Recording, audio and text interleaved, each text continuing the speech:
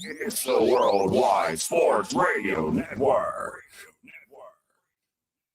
Many Maverick fans ejected during Monday's game. NHL 4 Nations preview. Got a lot to get into with that. An NBA All-Star preview as well, and much, much more on a new show of Job in the Mouth. Bets are going to give him a significant. They're going to have a ton of money to spend. Why not put it in one of the top 3 offensive players in the league?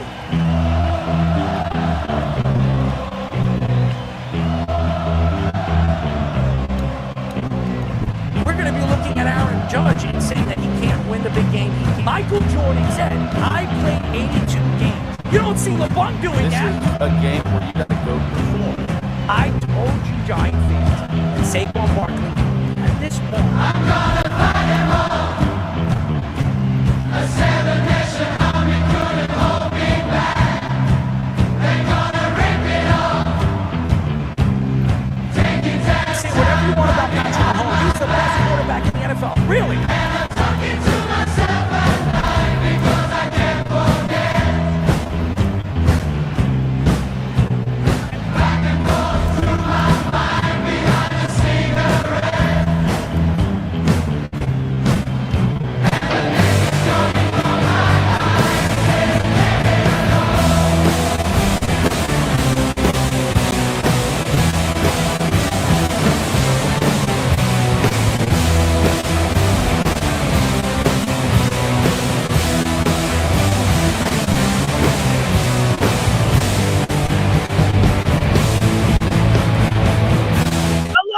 Hello for a new show of Jabba in the Mouth. I'm your host, Daryl Marks.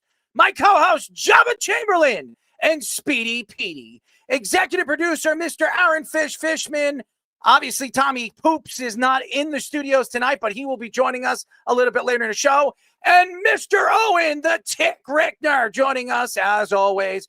Go to our website at www.worldwidesportsradio.com.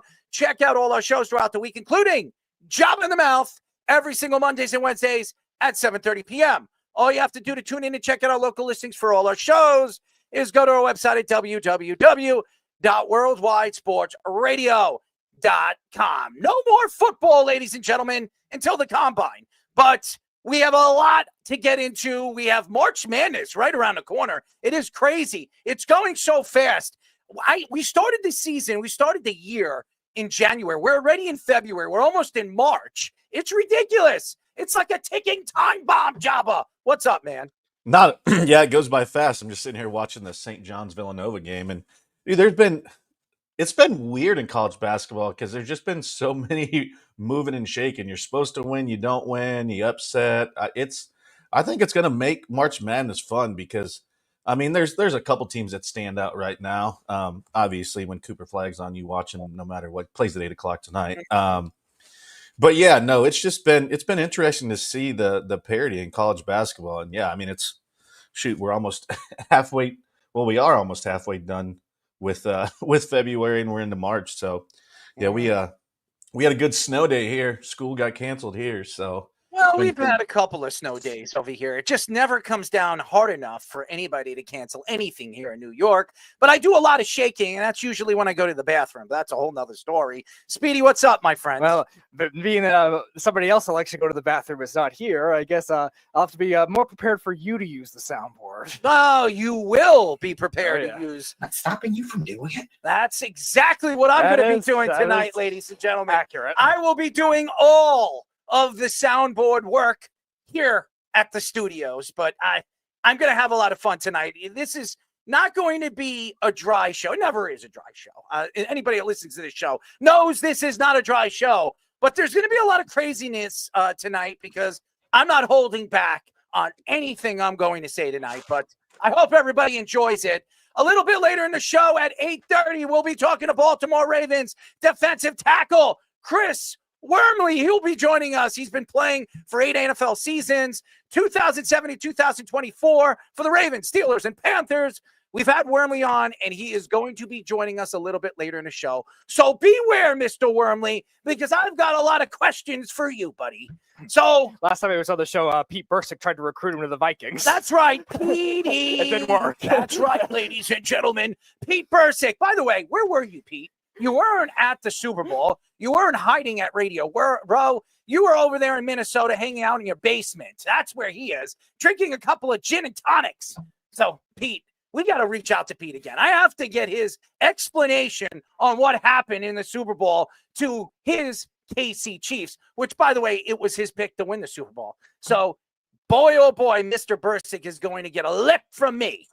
The Mavericks fan protests continue on Monday night in their loss against the Kings, as multiple fans were removed from the game during the second half. Reports say that these fans violated the NBA fan code of conduct and holding a Fire Nico sign in stands. A couple of other fans were ejected from the game for wearing shirts and clown faces with derogatory remarks referencing GM Nico Harrison. The Mavericks also announced that center Daniel Gafford will be out multiple weeks with a right knee strain. Dallas just lost Anthony Davis to a groin injury, not surprised, and have been without PJ Washington, who is still recovering from an ankle injury. ESPN's Tim McMahon reports that Mark Cuban has offered refunds to the fans that have canceled their season ticket plans followed after the Luka Doncic trade. Nico Harrison says he believes the frustration will go away when we start winning. Okay. What kind of joke is that? What is he hiding behind? I'm going to tell you what he's hiding behind. He's hiding by ownership. This team is an absolute, I don't even know what you call it anymore. I just don't know if this organization actually knows that they're in the NBA. Maybe they're in the G League, because that's what they're building over there in Dallas. How do you trade away one of the best players in the league, one of the top 3 best players in the league, for Anthony Davis, who can't stay healthy, and a bag of bones? I've been saying this over and over again. And Luka didn't even really play that much in game number 1 for the LA Lakers. But best believe, ladies and gentlemen, when he understands the offense and he understands how to play the pick and roll with LeBron James, you're going to see him play an enormous amount of time. I'm talking about maybe 42 to 43 minutes. Luka Doncic plays a significant amount of minutes throughout this season. You watch him with Dallas and Jason Kidd. He was averaging between 39 and 43 with Jason Kidd as the head coach over there. And honestly, what is going on with the Maverick fans is pretty consistent. We all know what's going to happen as the season progressively moves forward. This team is going to fall flat on their face. Are you going to trust that Kyrie Irving's going to keep it together? The answer would be no. He is not going to keep it together, because Kyrie Irving probably thinks that his brain is flat just as much as he thinks the earth is flat. This is an organization that is run by a bunch of people that are billionaires. They don't care about the organization. They care about building a casino around the organization. And Mark Cuban coming out and telling him he's going to refund all these fans.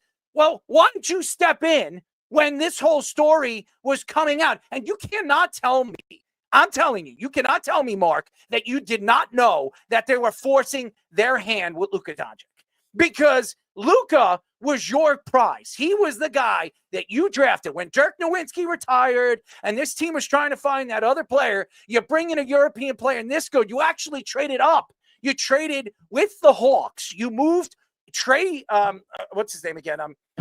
Trae Young. Trae Young. Trae Young goes over there to Atlanta, and Luka Doncic goes to the Dallas Mavericks. It was like a flip-flop. And what happened is you made the right decision. You went after the better player. He has been the best offensive option in the playoffs. He's one of the best offensive options right now in the NBA. You sit here today and you hear the Fire Nico chants, and you see that right now Nico Harrison has his head pinned to a wall. And if he was in Ireland, he'd probably be pinned to a dartboard. Right now, this organization is trying to figure out how they're going to fix this. Without Anthony Davis playing, it puts him in a really bad position. Why? Because being that Anthony Davis can't stay healthy, you're trying to make amends to what you did. If Anthony Davis was playing well, you wouldn't be arguing. Fans wouldn't be complaining as much as they are right now. Why? Because if you look at Luka Doncic and what he has done over the years, this is the first year in 3 years he hasn't been healthy. And now he's over there in LA. He's playing in a game that he only played 26 minutes in game number 1.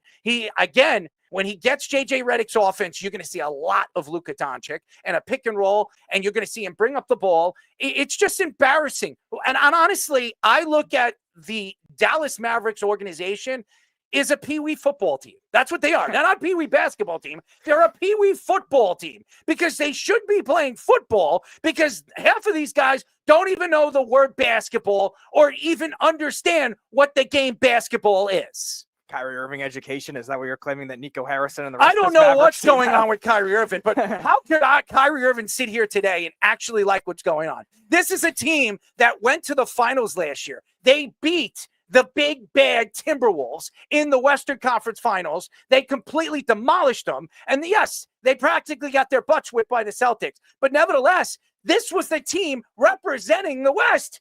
What are they representing this year? What are they representing? They're representing the rodeo clown circus. The Brooklyn Nets were the Barclays circus, and now the Dallas Mavericks are the rodeo clown Why don't circus. they ban these teams together? I think they're better off banning these teams together. Yeah, pretty much at this point. Because again, you also look at Kyrie Irving. He also was saying, the fans will be ready for it. They're not gonna be welcome back on the bandwagon or something like that. Speedy, did you hear where Ben Simmons wants to go if he gets let go? The Mavericks. That's right. Oh my God. Oh my God, that would be it. That would be the icing. That's one of the 3 teams he said he wants to go play for. Oh my God. How weird would that would be the icing on the cake to the college. That might even be worse than the Nets if that actually ends up happening. That's what was said. Even the Nets, when they traded their stars 2 years ago, got actually a good amount of draft picks back. The Mavericks got 1 first-round pick back. Injury-prone Anthony Davis. They're not concerned about Nico Harrison's condition. And an older Markieff Morris. And now you're going to bring in Ben Simmons. Let's go to Ben Simmons' conditioning now. The guy that plays less than 10 games a year a lot of the time, fleeced the Nets and the Sixers of that awful contract for a long time and barely played, could not shoot to save his life. That's the guy that you're going to trust to bring in over Luka Doncic, who's been healthy for the most part until this year.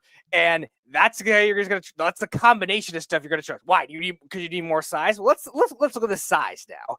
PJ Washington hasn't played in a couple of weeks. Gafford just got hurt, unfortunately. Anthony Davis cannot stay healthy, and Ben Simmons cannot stay healthy. That's this amazing size that you decide to bring in, Nico Harrison. You're getting everything that you deserve right now from these fans. Outside of the derogatory stuff, I'm not going to go as far as that. He did come out and say that he has a plan. What is his plan? You trade away the best player the team has had since Dirk Nowitzki, and you have a plan? What is the plan? I don't see any plan. I see this organization, for some reason, had a problem with Luka Doncic. I don't know. Some people were saying that Kyrie Irving. That's what I thought initially. And now that's like, that doesn't seem less of the problem right now. I mean, it's not even a clown. It's just a circus. I know. It's the real clown. This is the Jets. This is the Nets. This is everything that we've seen here in New York. It's an embarrassment. Honestly, I think it's getting worse than the Nets right now. The Nets, I don't think, was this bad within a whole 3-week span that we're seeing right now. You look at what's going on Twitter right now. You hear some of the Dallas fans actually sticking up for this trade. And you sit here and you think, well, look at the lineup. You have Anthony Davis. You have Gafford. You have PJ Washington. You have Kyrie Irving. This is a pretty good starting 5. What are you, nuts? What? You had one of the best prolific offensive players in the NBA on your roster who is in not even the prime of his career. He's a baby. He's 25 years old. It's like Juan Soto getting let go and traded from the Nationals. Remember that happening? Everybody was sitting there saying because he didn't take the $400 million contract. This is ridiculous. This is a joke. This is an embarrassment to an organization that was on top of the world last year in the Western Conference. Yep. And he doesn't. They were going to trade him because they don't want to give him a contract that's $345 million, which is $15 million more per year, I believe, total than what Jaylen Brown Jason Tatum just got paid in the offseason to be the highest paid player in the NBA. And Luka Doncic is a much better player than Jason Tatum is. And that's the guy you don't want to play. Meanwhile, Mark Cuban and whatever other ownership group has given bad contracts in the past. A lot of ex-Knicks that we know very well. A bad contract to Harrison Barnes. Like this Chandler Parsons was one of the worst ones in the NBA for a while, and even he is sticking up for Luka Doncic now in a lot of his shows that he's been on, and does not understand the thought process of Nico Harrison and any of these organizations. I know Mark Cuban doesn't have as much of a say now, but he still is going to have some influence, and I guess didn't step in enough because it's getting to the level of rock bottom that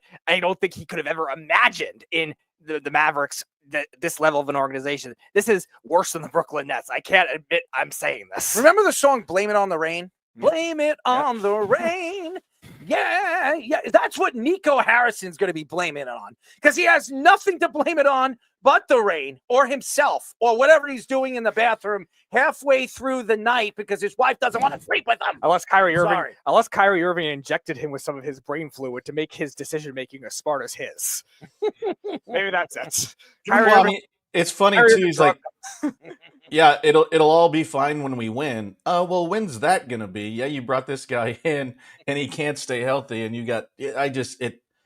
it still blows my mind how like he feels like this can make sense. And it was so funny watching a couple of my buddies that live in Dallas. They're like, "Hey, anybody want to give up their floor tickets? I'll take your license away," and blah blah blah. Like, it just I have no idea. And like watching the guys that get thrown out, and I get there's some aspect, but if it just says, like, as Speedy said, the derogatory stuff, yes, understand that. But if it just says fire Nico, like, you can't get kicked out for that. You're not saying anything.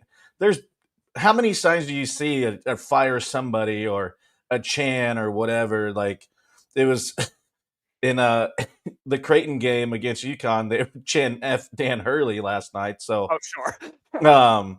He had a bunch of requests. He wanted a longer tunnel, just all kinds of stuff. But I think it's obviously one of the dumbest trades ever. And he had to have known that there was going to be some type of backlash. Like, he's not that stupid, right? Like, he can't be that dumb. Yeah, I mean, true, so we think. But, yeah, it really, to me, like, knowing what you did, there's repercussions to all of it. There has to be a fall guy that's just the way it is. Sometimes it's deserving, sometimes it's not. I mean, there just has to be a fall guy in some way, shape, or form.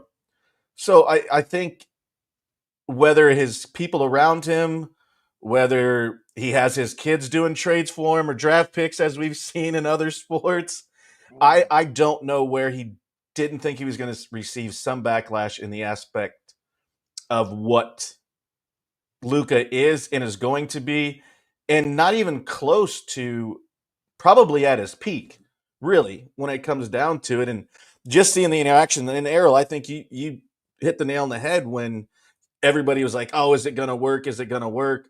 And you see all these little tidbits of like LeBron and Luka, like LeBron's giving Luka pick the game ball, just little certain things where could it be a ploy? Could it be like, hey, let's make sure that it is literally like this looks the part. We could hate each other, but let's play the part right.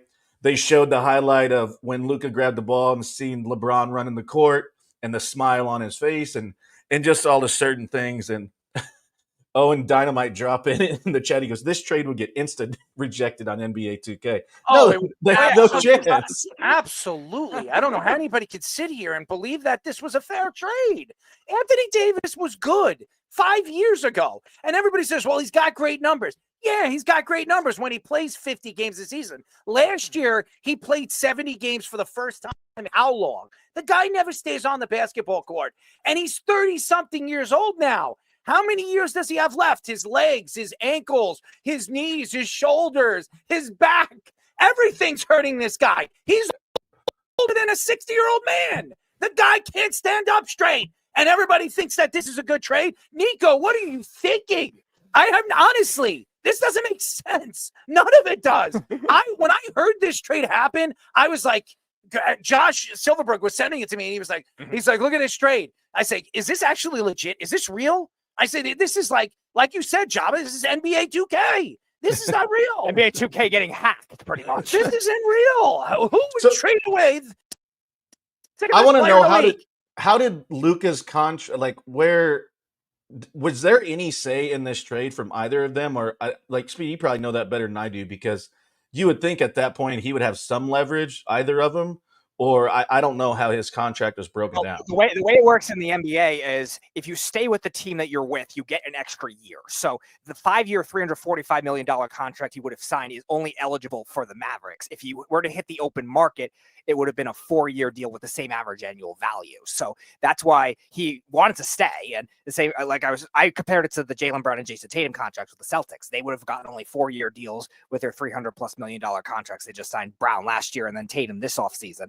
And Luka Doncic would have surpassed that because he has more accolades throughout his career, and he would have only gotten that extra year from the Mavericks. So he obviously wanted to stay. And all the comments that we've heard from all these other ex-Mavericks, all these teammates that he wants to stay. He never any ill will to the organization. So him saying he got blindsided and Jason Kidd saying he got blindsided by Nico Harrison doing what he did is 100% believable at this point. But think about how much money that cost him too, going to California.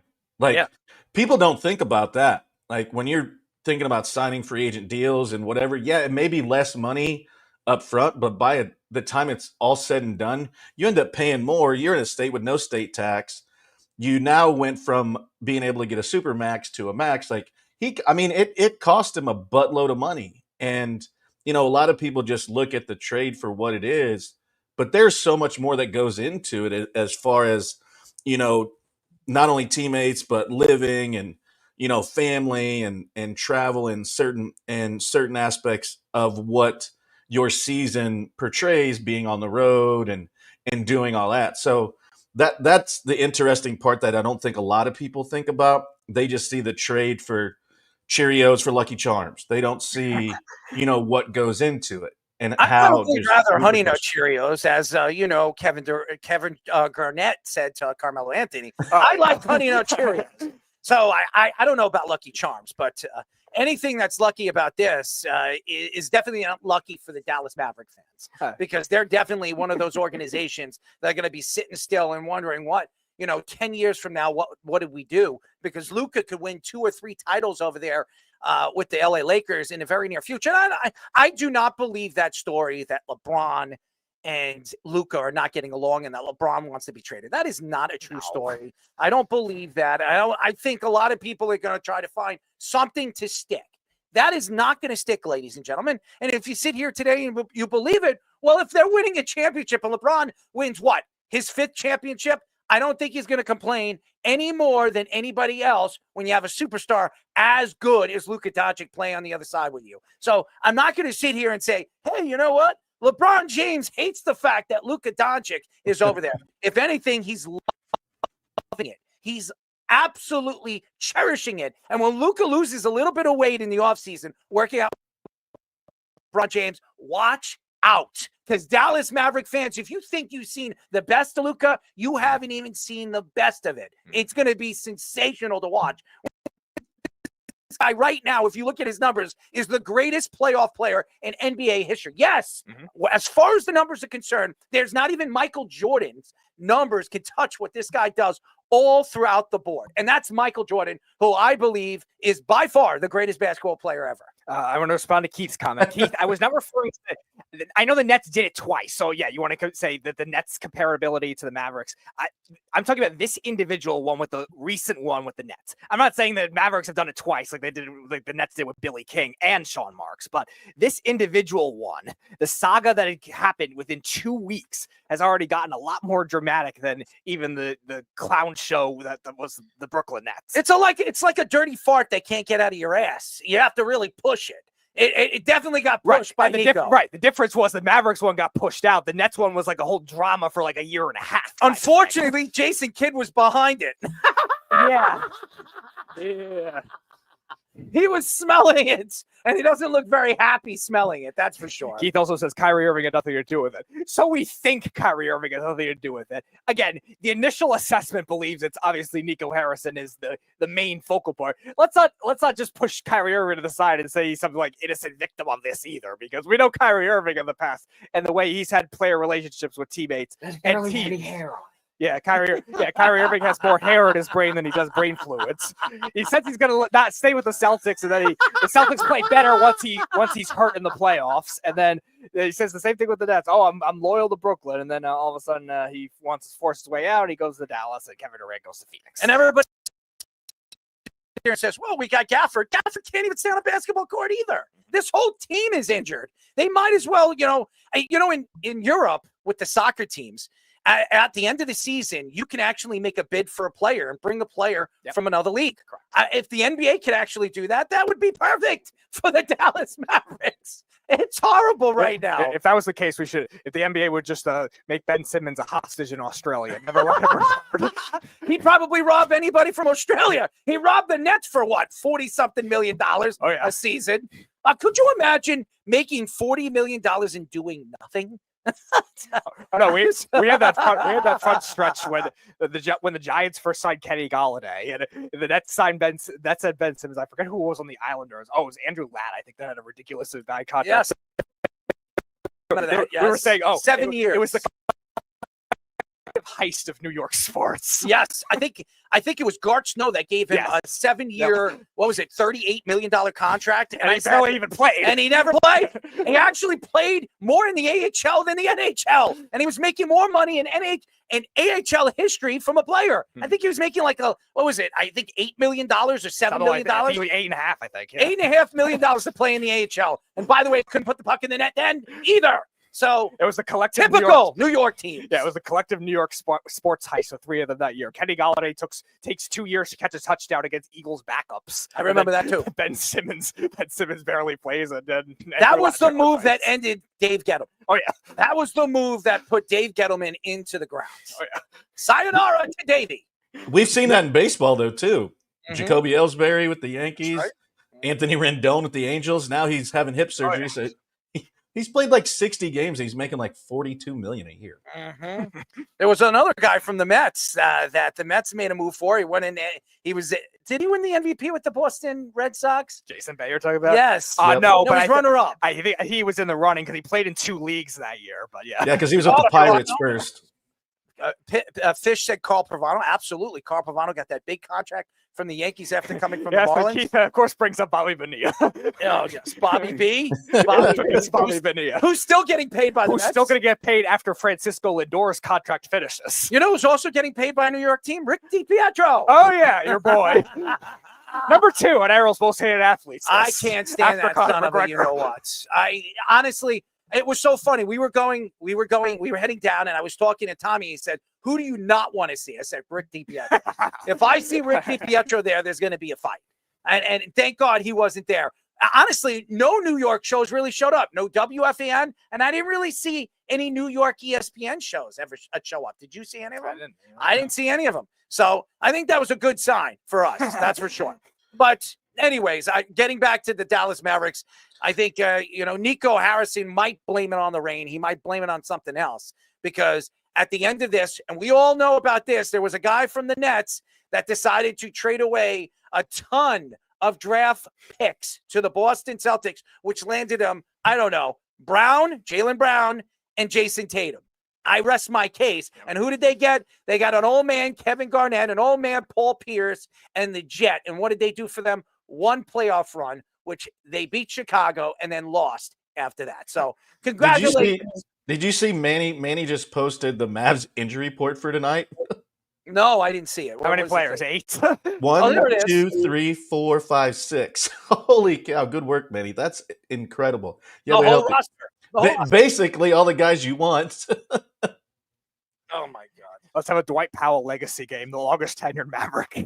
Yeah, well, the Mavericks don't look like they're in a good position. And by the way, they're probably better off right now just calling it quits for the rest of the season and trying to get one of those top 2 picks, which they're not, because it looks like Washington is the foregone conclusion number 1 pick, unless something crazy happens where this lottery just completely tricks everybody and the Spurs jump from all the way from 15 to 1. We've seen that before. And we've also seen the Mavericks manipulate the draft 2 years ago when they tanked purposely to make sure the Knicks didn't get an extra first round pick. I remember that too. Yes. That was the Porzingis move. So thank you to the Mavericks. So the Knicks didn't, I think, only got 1 first-round pick out of the 3 they were supposed to get. Typical. That's why it's the screw you to the Dallas Mavericks. I love it. And the next thing, Danny Ainge. I want to see Danny Ainge get screwed. I can't stand that. End of the Ainge empire. I can't stand him. Every time I look at his face, it makes me sick. He hates New York teams, and he hates the Knicks. Well, Danny, where's your team? Where's Utah doing? What's Utah doing right now? The Knicks are right there on the top of the Eastern Conference, and the Utah Jazz are sucking the cheese out of, what's his name again? Razor Ramon's toothpick. Anyways, yeah. Does anybody remember Razor Ramon from the WWF? I do. Yes. There you go, Jabba. Flicking that nice toothpick. I love wrestling. I did love wrestling. Not anymore. Starting today, the NHL will debut their 4 Nations Face-Off tournament, which replaces the All-Star Game and will feature Sweden, Finland, Canada, and the United States. No Russia? What the hell's going on here? Gary Bettman said he wants more NHL representation in an international tournament and will be reinstating the NHL players being allowed to play in the Olympics and the World Cup of Hockey. Canada and the United States are tied for the betting favorites to win the tournament, with Sweden 3rd and Finland 4th. Alexander Barkov, oh, this is going to be fun. Mikael Granlund and Sebastian Aho are the captains of Team Finland. Matthias Ekholm, William Nylander, and Erik Karlsson and Victor Hedman are the captains of Team Sweden. Matthew Tkachuk, Charlie McAvoy, and Austin Matthews are the captains of Team USA. Carol Makar, Sidney Crosby, and Connor McDavid are the captains for Team Canada. Each team will play each other once and earn 3 points for a regulation win, 2 points for an overtime win, and 1 point for an overtime loss, and nothing for a regulation loss. Well, ladies and gentlemen, this is something. I don't know how much it is going to be worth after, but I think the NHL is trying to shake things up. They watch right now what's going on in the NBA. They don't know what's going to happen in slam dunk contest. They don't know what's going to happen in the three-point contest. They don't even know who's going to play or actually even show up to the game or just hang out with their wives and their kids on the sidelines. So that's something they watch. You watch baseball right now. The home run derby is the only thing anybody gives a crap about. And then you see what happens to these home run hitters after the home run derby. They can't hit a home run for a significant amount of time. So it hurts a lot of different teams. So baseball's trying to figure out how they can shake things up and make it more interesting. The thing is right now, hockey is the one sport that I think by creating some kind of international competition, it's going to open up the floodgates. It's going to make things stand out. Who doesn't like watching the Olympics? Who doesn't want to see Canada face the United States in a championship game for all the marbles? Who wouldn't want to see Russia in this tournament? Russia has a tremendous amount of talent in the United States. Arguably the best goaltending. Maybe that's why the NHL decided not to put Russia in this tournament, because if they were, they'd have the 3 best goalies in the world on their team. Take your pick. I mean, I look at the list of players that are going to be playing in this. It's going to be fun to watch. I want to see guys like Matthew Tkachuk and Austin Matthews play. I'd love to see where these teams match up before the Olympics. The Olympics are what, 2 years away? Mm-hmm. And we're going to get a chance to see actually. it. Yeah. Okay. Next year, we're going to actually get a chance to see what talent the United States is going to bring to the forefront. What kind of talent that some of these Canadian young players, I mean, this is Sidney Crosby's last run or hurrah. If next year is the final, next year is the Olympics, that might be his final Olympic appearance as probably the captain of Team Canada. But Canada's got a tremendous amount of talent. You look at Connor McDavid and Kyle Makar. I've watched him play for Colorado for many, many years. He's one of the more talented speed demon defensemen we've watched. I honestly think this is going to be really, really fun. And bravo to Gary Bettman trying to, kind of switch it up, open up people's eyes to what hockey really is. And to me, hockey is so mistreated by, the professional sports. Why? They don't make as much as the NBA players. They don't make anywhere close to what the NFL and baseball players make. But it's definitely the most fun when you go to a live game and watch these guys try to kill themselves. Trust me, I know. So you look at the talented players that you're going to get a chance to see in this tournament.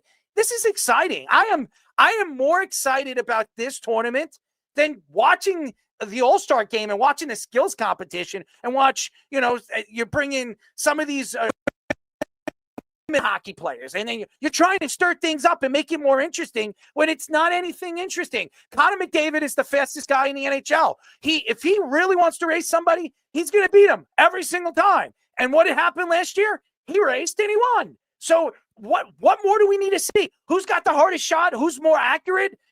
It's usually the same players. I want to see something interesting. I want to see these guys. These guys are going to actually play. You know why? Because they support their nation. Mm-hmm. They don't want to lose against. You think Team USA wants to lose against Canada? Do you think Finland wants to lose against Sweden or Canada or United States? They don't. They want to compete. They want to beat each other's heads in. They want to take Speedy Petey and shove it up your you know what.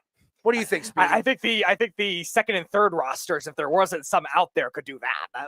That won't be too hard. I don't think there's an NHL player that's smaller than me that would have any issue doing that. And Wes and I actually were talking about this earlier too, because we were talking about like all the different All-Star formats that I think the NHL has definitely been the most innovative with over the last few years. But now you're dealing with another international level of intrigue, which definitely brings that rivalry back, especially like you said, the domestic ones, US and Canada in the North America and in the Scandinavian end with Sweden and Finland. Like that's going to want these players to have to play more. The lack of effort in all-star games is something that we questioned with the NBA a few weeks ago. And we've questioned in other sports in the past as well, where there's not as an incentive to play. And I think now you're seeing that kind of thing in a tournament style. It's very much like the Olympics. It's 3 games. It's a small sample size. So you're really giving it your all within that 3-game stretch. It's an 8-day tournament. So it's not like you're getting all this long rest and stuff like that either. And they're going to give the intensity all the time. And you mentioned like the fighting too. I think there's going to be an element of it too that maybe you don't see in the How long is this tournament? Is it going to take today until the 20th? Till the 20th, yep.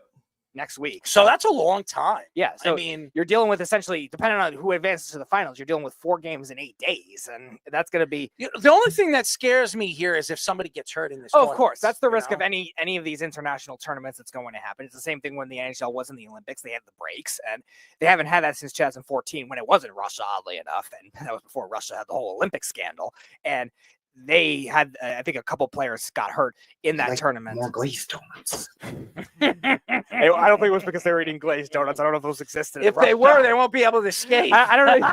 That's true. And I also don't know if they were the culinary choice of Russia. You know what's so funny? I actually went to Dunkin' Donuts today. I wanted to buy a dozen donuts because I haven't had a lot of sugar. So I know Fish doesn't want to hear this. So I bought 6 donuts and I ate 3 of them. I wanted to see if I can actually conquer it and eat 6 donuts, but my mind was telling me I could. My body was telling me if I do this, I'm probably going to be on the bowl for the rest of the night. So I didn't do that. I don't drink coffee either, so I stay the hell away from that. So yeah, going back to the All-Star format, though, I think the creative and innovation, I think, is very key from Gary Bettman from what you're seeing. I think we were talking about it like he's been like the fastest growing commissioner from what he was in the past to where these other commissioners. No question. It's been the best. Started to devolve in their sports. Gary Bettman, I think, has definitely made the sport a lot more inclusive, a lot more innovative, and to the international audience. And I think other sports could definitely take this in when this type of format, when you look at, we talk about it all the time all summer with how European the NBA is getting, how international the NBA is getting. Maybe this is an idea for them if it continues to grow at their pace in the future in baseball. The NBA is never going to copy. I don't think they're going to. I don't think there's Adam Silver's going to go and hang out with LeBron. They're going to drink some, tequila shots, and he's going to say, LeBron, how do we make this better? He's going to say, you know what? I'm going to have my son jump off a backboard and try to jam a ball. That's going to draw people. That's how it's going to go. That's what he's going to do. Oh, but by the time LeBron is our hypothetical commissioner, like we predicted in 5 years, his other son will be in it. So it'll be the Bryce on Brodie dunk contest competition when nobody else will want to join, and whatever friends that they'll come up with, because we all know if Brodie James and Bryce James are going to get some kind of leverage, they're going to leverage themselves like their father did, and recruit everybody that they wanted to the NBA and their teams. Hopefully it's irrelevant, but you never know with the LeBron James family. That's for sure.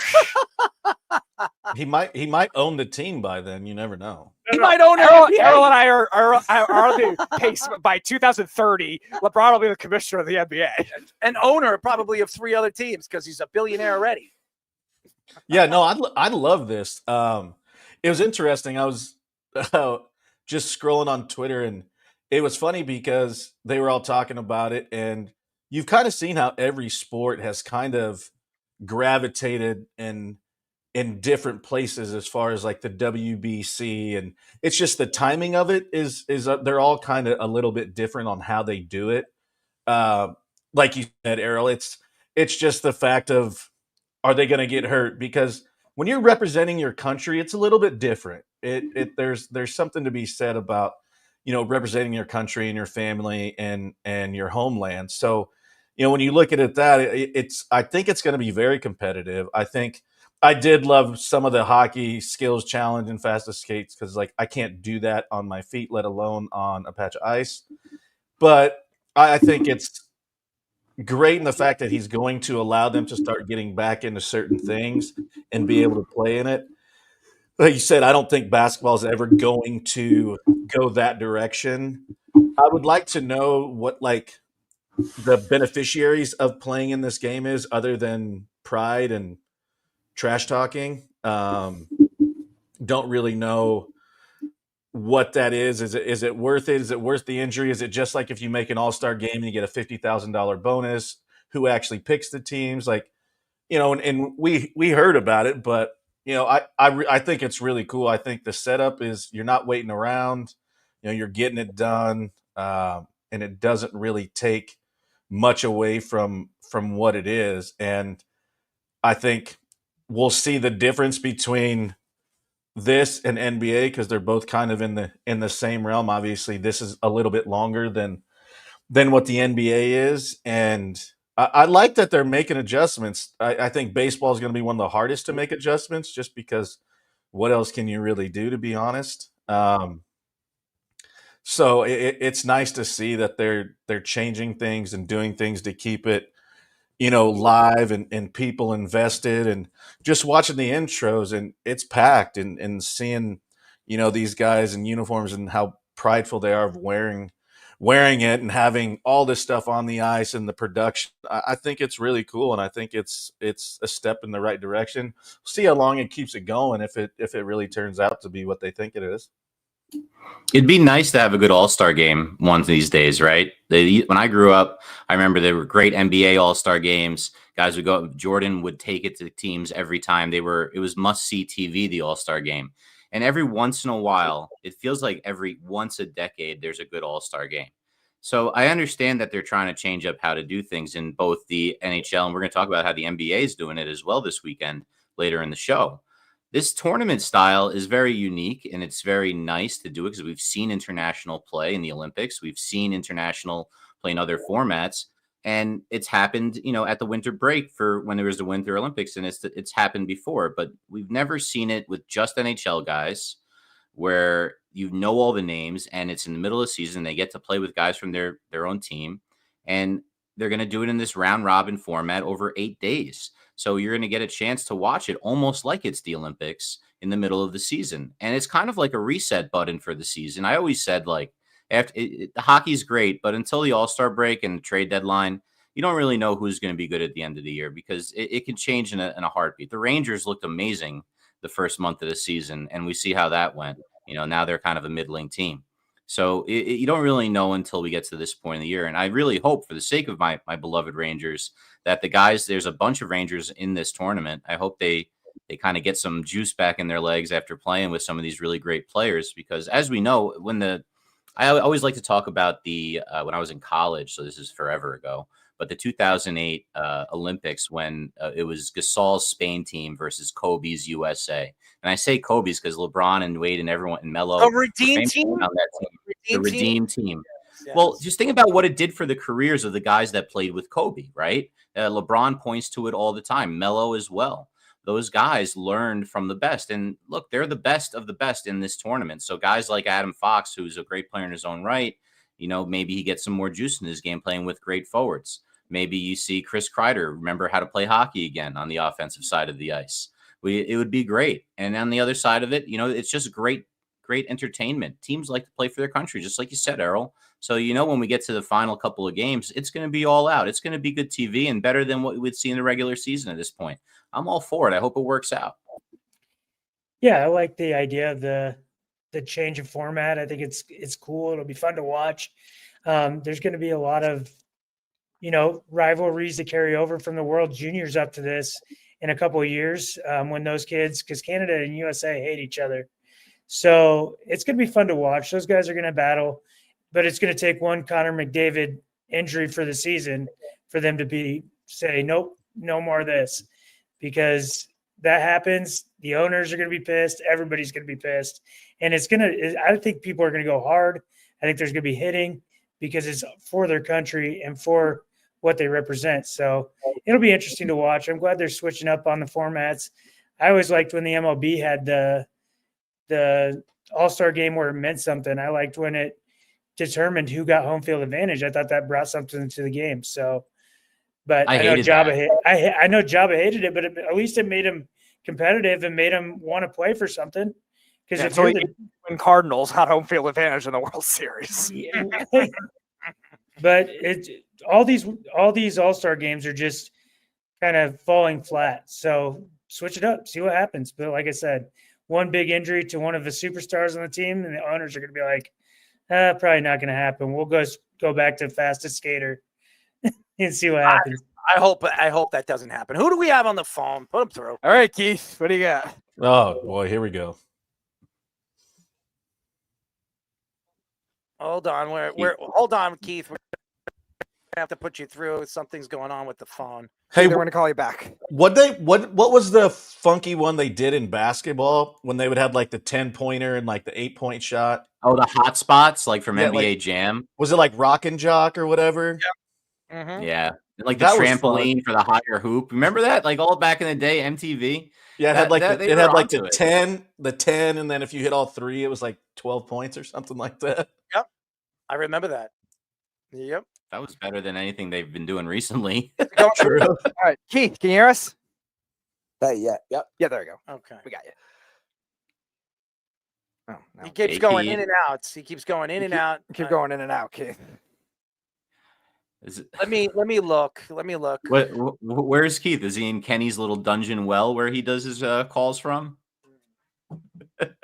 Java, while we're trying to figure out the technical difficulties, why do you think this was going on with the MLB trying to like that whole trying to bring more interest to the All-Star game by really kind of ruining the whole point of having the best record?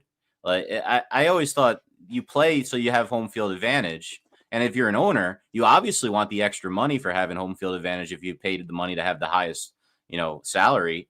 I know, Owen, you said you liked it, that they had that back in the day, but I just thought that was like a mockery, to be honest with you. I could see both ways where they wanted guys to be in it because it's like, well, if we're not playing in it, we're not putting the best team forward, and it's like we're not playing for anything. But then it's like, okay, what's the point of having the best record if it doesn't mean anything if we get to the World Series?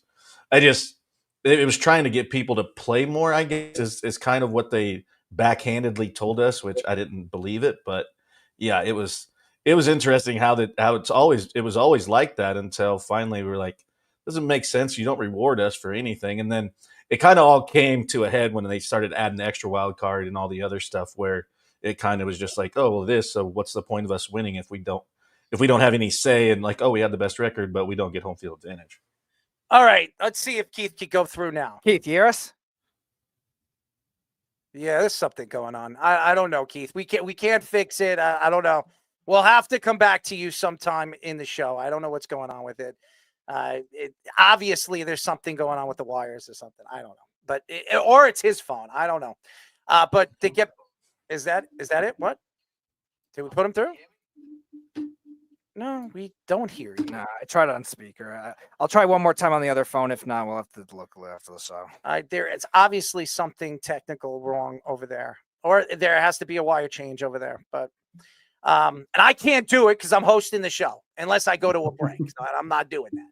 So unfortunately, Keith, you're going to have to sit and wait, and maybe when we go to a break, I'll change the wire. But to get back to the NHL, I think sitting here today and wondering what the NHL is doing here, I think the NHL is trying to bring more fans and younger fans to come and watch hockey. Hockey right now is an up-and-coming sport, and you're going to say, well, it's been up-and-coming since the 80s, but it's starting to explode. Players, and there's money. Their new CBAs is bringing more money. I think the highest paid NHL player is Connor McDavid, who's making about, if I'm not mistaken, between $13 and $14 million. That's what you want. Saquon Barkley money. Yep, that's what you want to see, the best player make that kind of money. So, unfortunately, hockey players haven't been respected over the years, and now they're getting the opportunity to do so. So that's great for the NHL, and it's a great story for the NHL if this tournament really takes off and it helps grow their product even more internationally. And again, all these players love to play for their country. That's the number one thing you want to see, is these guys go out there and play their butts off. And that's what I want to see. I don't want to watch an NBA All-Star game if these guys are going to do alley-oops and do these stupid dunks and shoot half-court three-pointers and think that it's okay. Why are fans going to the game and spending $300 a ticket to watch you guys play, backyard basketball with your buddies? I don't want to see that. I want to see a game where you're going to compete against each other and you're going to knock somebody on the ass, on your ass. When I watched guys like Isaiah Thomas and Michael Jordan play in the All-Star game when they were playing, these guys hated each other. When they went out there and they had to play on the same team, they had to play on the Eastern Conference team.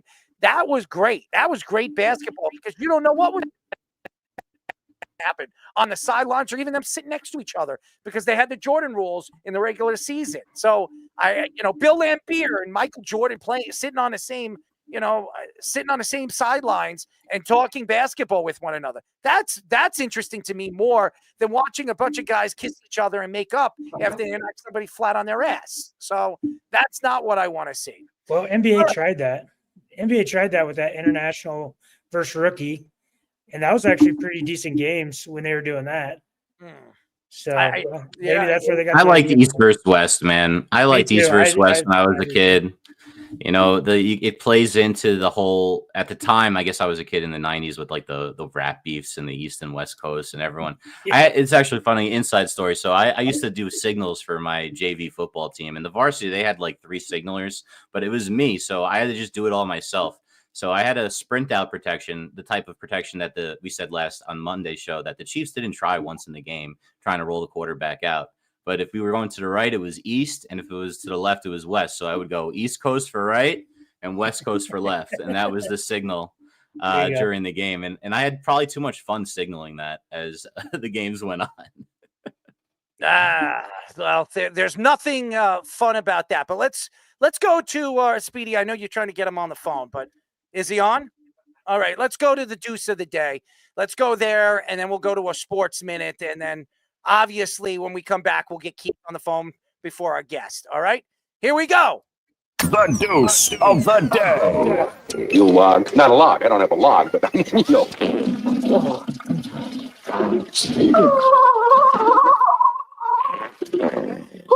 All right, my deuce of the day goes to the New York Jets, as they confirmed to ask Aaron Rodgers not to go back on the Pat McAfee show if he wants to play for the Jets next year. And Aaron Rodgers gave him a very big no. So Aaron Rodgers told him that I could do whatever I want in the offseason. I could do whatever I want during the regular season. I'm my own man, and the Jets didn't like that. And the story's coming out after he said that. And Aaron Glenn, because this is Aaron Glenn. Aaron Glenn does not want his players to go out and talk to the media without his permission. And Aaron Rodgers, throughout the season this year, went on the Pat McAfee show and threw players and coaches under the bus during the season, including Robert Saleh, who had nothing to say during 4 games into the season when he went on the Pat McAfee show. And Aaron Rodgers says he said it in layman's terms that his coach didn't know what he was doing. So I honestly believe that the New York Jets gave him an ultimatum, and he said, go F yourself. So My deuce of the day goes to the New York Jets. Actually, my deuce of the day goes to Aaron Rodgers because Aaron Rodgers tried to force his way out and he got his wish. So my deuce of the day is to Aaron Rodgers. Thank you to Aaron Rodgers for giving us one lazy, boring season of an NFL season for the New York Jets, a 5-12 season for the New York Jets. So thank you to Aaron Rodgers. So that's my deuce of the day. It could go to the Jets. It could go to Aaron Rodgers. It could go to both of them. They're both a bunch of idiots. The organization as a whole, the Jets as an organization has been a complete debacle. And Aaron Rodgers going to the Jets. And by the way, we've seen 2 Green Bay Packer quarterbacks go to the New York Jets and absolutely fall flat on their face. So maybe, ladies and gentlemen, we'll see Aaron Rodgers go to Minnesota next year and do what Brett Favre did, take them to an NFC title game. So would that be called a double deuce of the day then? If you can give it to both, that's a double deuce? Well, that'll be a double deuce, all right. That'll be a double throw up for me because if I see something like that, it's just typical New York Jets, ladies and gentlemen. It's a 2 flush deuce. Yes. When we come back, we will have our very special guest. We will be talking to Chris Wormley and maybe Keith when we come back here on the Jabba and the Mouth Show. This is the Jabba and the Mouth Sports Minute. All right, everybody. Welcome. This is Aaron Fishman filling in for Tommy Scoops tonight. And I have a few stories for you before we get into some scores. First story. ESPN reports this evening that Giants former first-round pick Kadarius Toney was arrested in Georgia on 2 counts. First one, aggravating assault with strangulation and obstructing and or harassing a 911 call. TMZ reports that the former Kansas City Chiefs wide receiver was accused of putting his hand around a woman's throat during a dispute at a Georgia residence on January 14th and squeezing with enough force to cause her to be unable to breathe. Toney was active for only 3 games this season, didn't receive a single catch, had 1 target before being waived in December after muffing a punt and getting a taunting penalty in a Browns loss to the Pittsburgh Steelers. The former Dave Gettleman draft bust will have bigger things than his fledgling football career to worry about going forwards. Add championship running back, as David Gettleman used to say, Saquon Barkley to the Swiftie support system. Today, in an interview on the Howard Stern show, Saquon defended the acclaimed pop singer, saying, "I remember that they showed her on the Jumbotron and she got booed. I don't get it. I don't get why she was getting hate there." He then continued to explain the league is trying to build the game with new groups of fans, and that Swift is a big part of that, leading to his confusion over the hating. Although many Eagles fans and NFL fans rejoiced at the air finally coming out of the Chiefs balloon, the Offensive Player of the Year was not one of them. And finally, staying with the theme of my self-loathing Giants fandom, Newsday's Tom Rock reports that the NFL may be canceling Hard Knocks offseason after only 1 year due to a lack of interest around the league. If you remember, this program featured the New York Giants this past offseason and had highlights such as the most awkward phone calls ever televised, with Saquon Barkley allowing him to test the market, and famously Giants owner John Mara explaining he would have a tough time sleeping if Saquon went to the Eagles. Well, I guess John Mara effing hates sleep, as he is running it back with the same staff in 2025, while the rest of the league is showing with its shunning of Hard Knocks offseason that they don't want to look like the fools the Giants did this past year.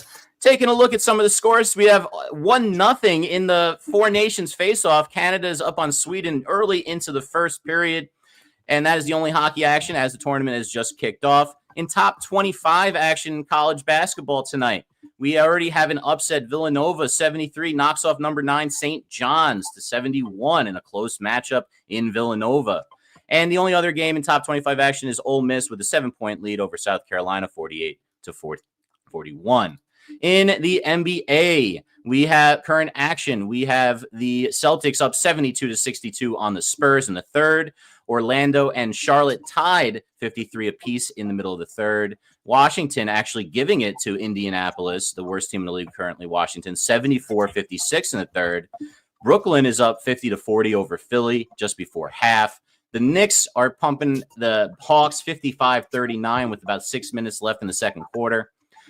Similar pumping going on with the Cavs taking it to the Raptors, 59-37 with 4 minutes left in the second, 21-18 Pistons over Bulls in the first, 25-17 Bucks over the T-Wolves in the first, and we have 31-17 Kings over the Pelicans, 23-12 Heat over the Thunder in the first, and that wraps up the current action right now. Guys, we are streaming live on TikTok, Twitter, and YouTube on our Jabba in the Mouth handle and on Instagram under our Worldwide Sports Radio Network handle. You can also find us now on video on Apple Podcasts and Spotify. Like, subscribe to all our shorts and videos throughout the week. Now back to Errol, Jabba, and Speedy for our guest on Jabba and the Mouth. Any questions? This is the Jabba and the Mouth Show.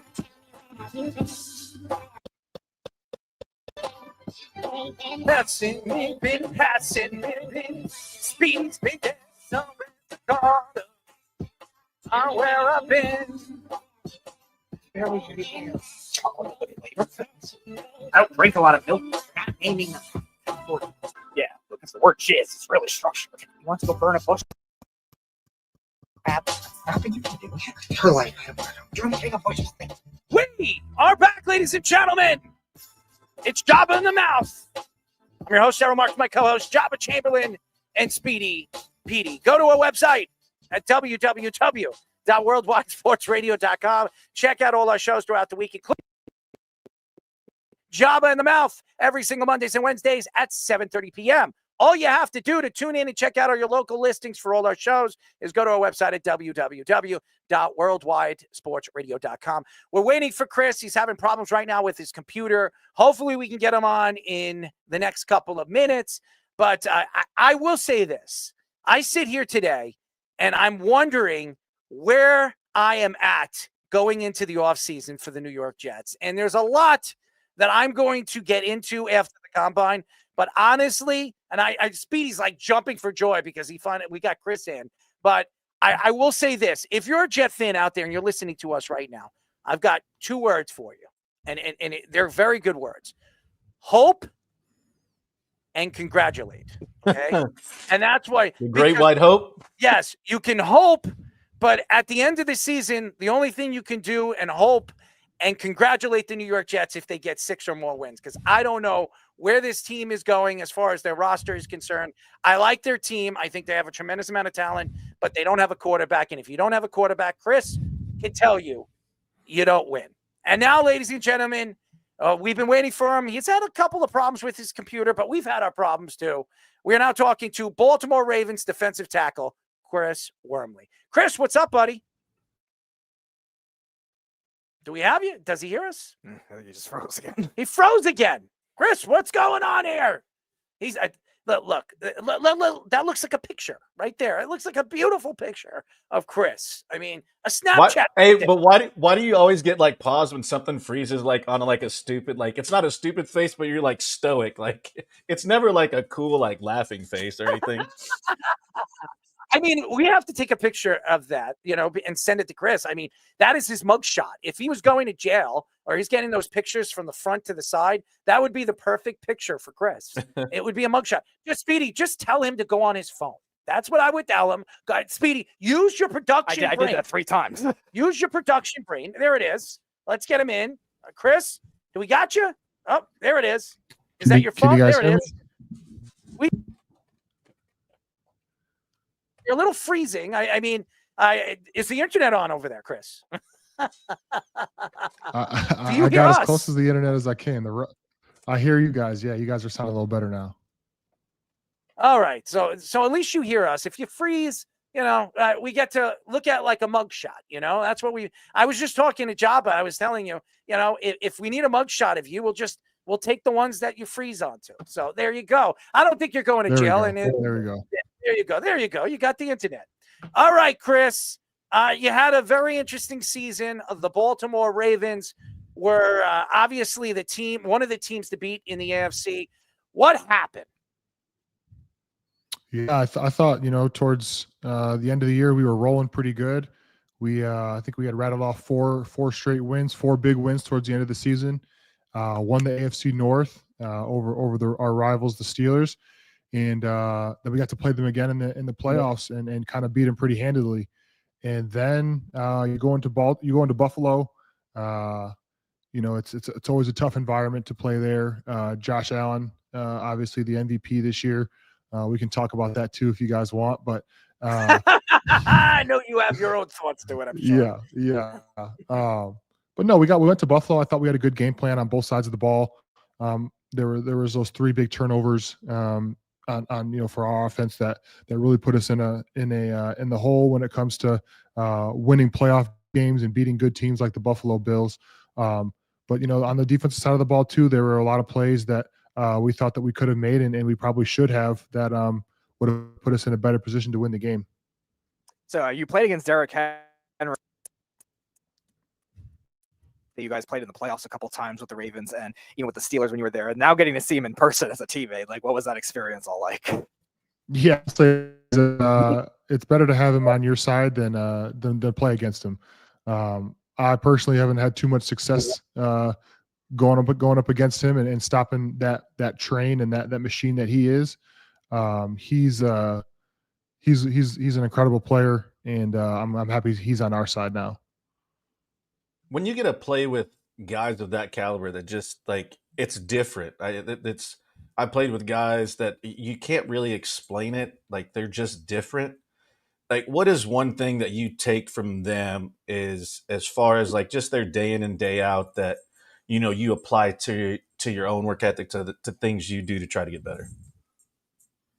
Yeah, obviously they have God-given ability, God-given talent, all that, but a guy like Derrick Henry puts in that work. He's usually one of the first ones in, last ones out type of mentality. He takes care of his body throughout the season, and he's a pro's pro when it comes to how you handle yourself on and off the field. And you can only respect a player like that and respect somebody who isn't just going to rest on his, like I said, his God-given ability. He is a player that you are amazed at when you see him, when you play against him. And when you're on the sidelines watching him as a teammate, you're like, this guy is unbelievable. It's fantastic to watch. We are talking to Baltimore Ravens defensive tackle Chris Wormley. He's been on our show. Busy guy. I mean, he's played for the Ravens, the Steelers, the Panthers. Last time we had him on a show, he was playing for the Panthers, and now he's playing for the great Baltimore Ravens. You brought up the Lamar Jackson and Josh Allen situation, and I have to get into it because a lot of people are questioning. Lamar Jackson has won 2 MVPs, and going into the offseason, going into the postseason, everybody was questioning who is going to win the MVP. Lamar Jackson had the better numbers, but Josh Allen, obviously in the AFC East, was dominant. He played so well with a team that lost so many players in the offseason, and he's never won. And maybe some people are saying that the NFL was probably giving him like a lollipop because of all the things that have happened to him over the past year. Well, obviously you have your own thoughts. You played with Lamar and you understand Lamar's concept of what it takes to be a superstar quarterback and an MVP quarterback. What were your thoughts when you heard Josh Allen as the MVP at the honors? I think he froze again. I wonder if he's there. Are you there? Oh, Chris, you hear us? Yeah, I can hear you guys now. Sorry, fellas. That's okay, man. Obviously everybody has internet problems. Not everything is always perfect, but did you hear my question? What were your thoughts to Lamar Jackson falling short for his 3rd MVP?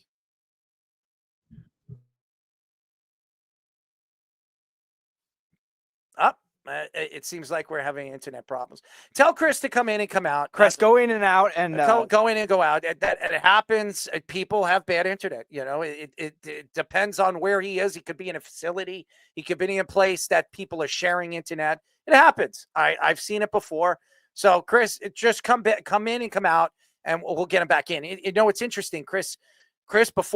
Before he got into the conversation with us, he mentioned the whole Lamar Jackson and Josh Allen thing. And I'd like to hear his take on it because a lot of people are questioning what the NFL did. And I do believe they felt bad for Josh Allen because I've compared Josh Allen's numbers to Aaron Rodgers. Now, I know Fish brought up statistics and the PFLs and all the different statistics that he gave us on Monday, but again, Josh Allen did what he needed to do to help his team move forward and actually beat the Baltimore Ravens.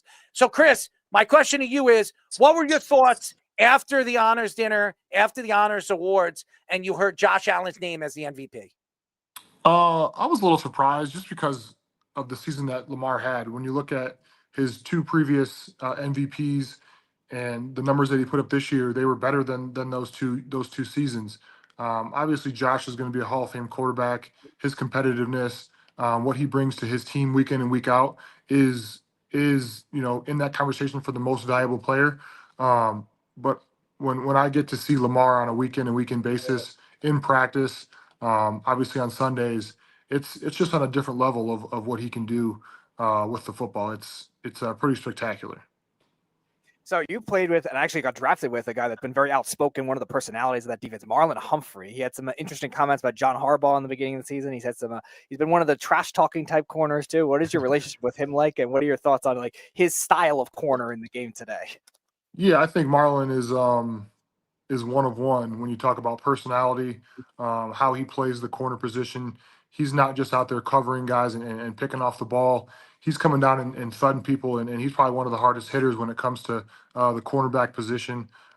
He's a great teammate, a great person, and I'm glad he's on our side because he's one of the best out there, and he has the respect for the game too. Like I talk about, like with Derrick Henry, how he takes care of his body, respects the game, and puts his all into it. It's fun to watch.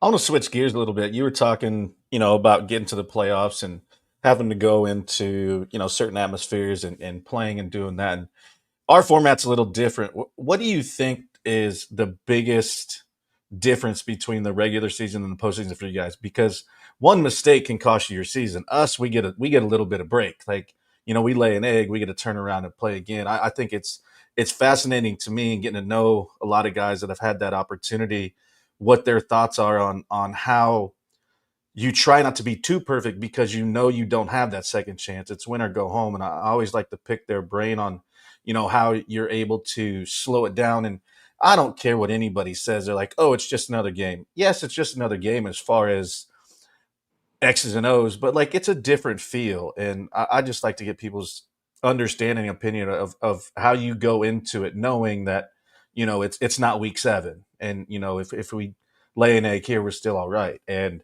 it's for me trying to pick a brain and understanding your mentality going into it, understanding atmosphere, leverage of the game, and who you're playing. I think it's very interesting for me, and I think a lot of people don't understand our mindsets going into like a postseason game.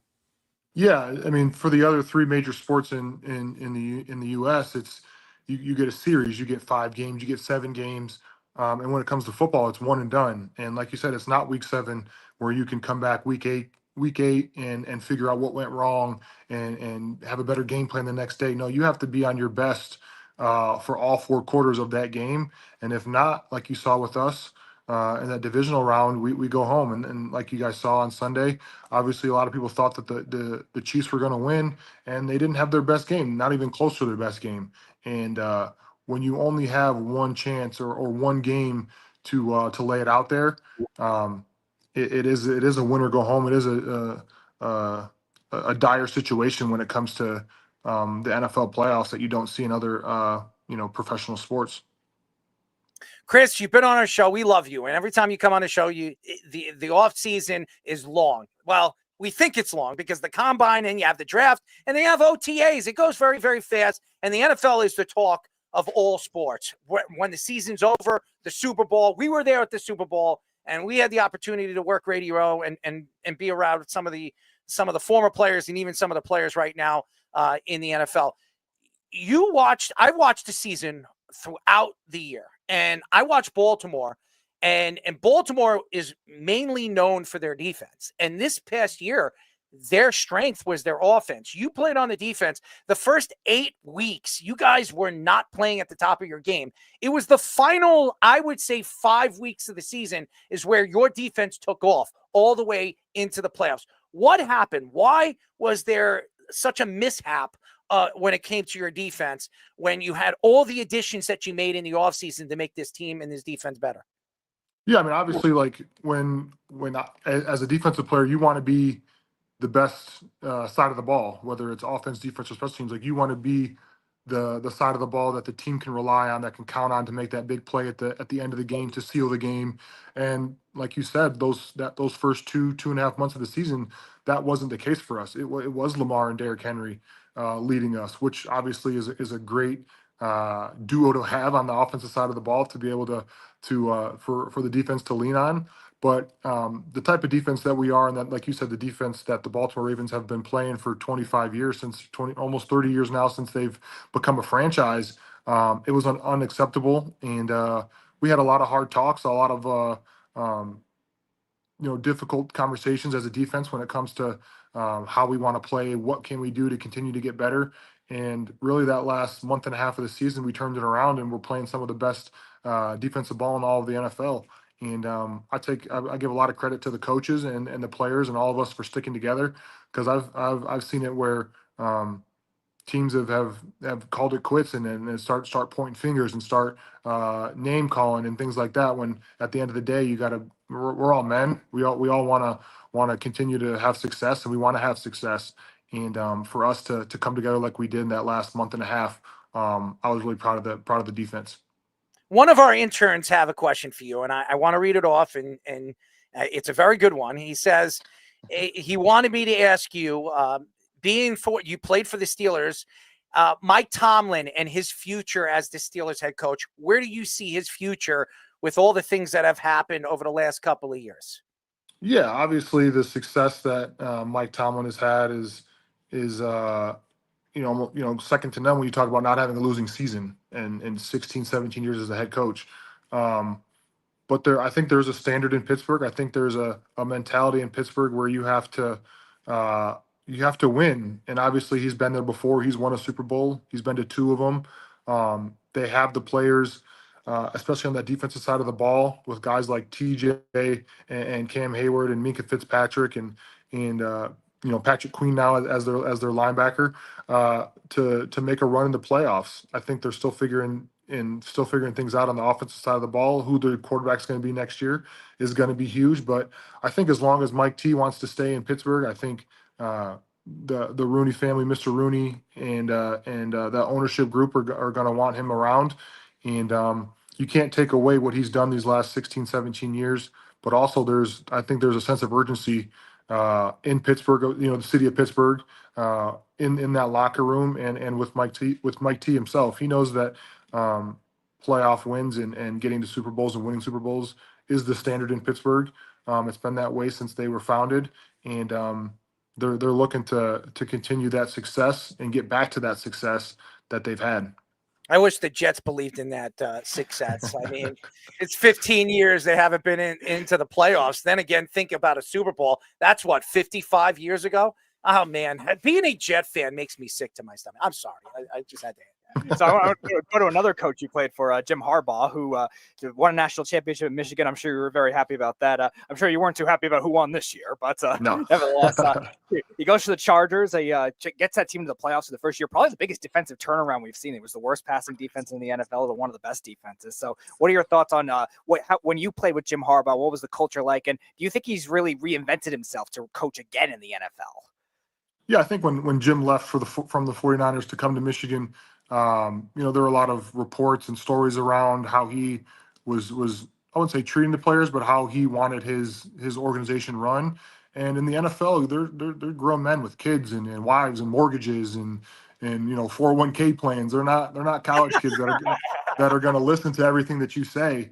And I think when he got back to Michigan, he kind of had that a little more control than he did in the NFL, and he liked that. And we respected it because, that turnaround that we saw him have at San Diego and then going to Stanford and then going to the 49ers, we were looking for that as we were 5-7 the year before at Michigan. and he turned that around, and we went 10-3 the last 2 years.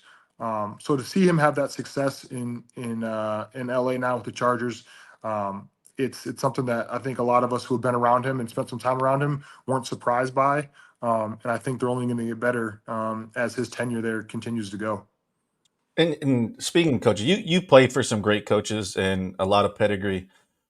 As successful as they are, you being in a situation, what separated them as being different, and what was similar about them as well that made them so successful? Because they all have a common denominator of being good, but there's something that makes them special. And it's always interesting. I had a lot of catchers as managers, and they could tell the similarities, but you could also tell the difference.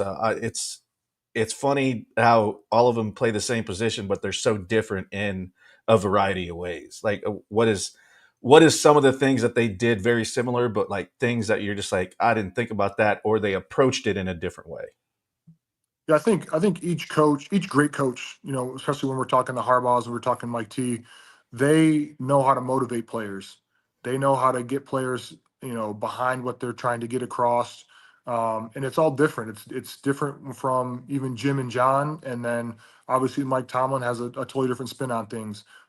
So I would say motivating their players and getting them to buy into what they're trying to, essentially what they're trying to sell, is what makes, I think, a great coach. And obviously there's a lot of other things when you talk about leadership and obviously the X's and O's of football and how that game should be played. But I would say just how you motivate a player and getting them to buy in. And there's a million ways to do that, but I would say that common denominator is what I've seen from some of the great coaches I've been around. We are talking to Baltimore Ravens defensive tackle Chris Wormley. He's a friend of the show. We love him, and he's been such a great personality every time he comes on the show. There are two guys that really stand out to me on your defense.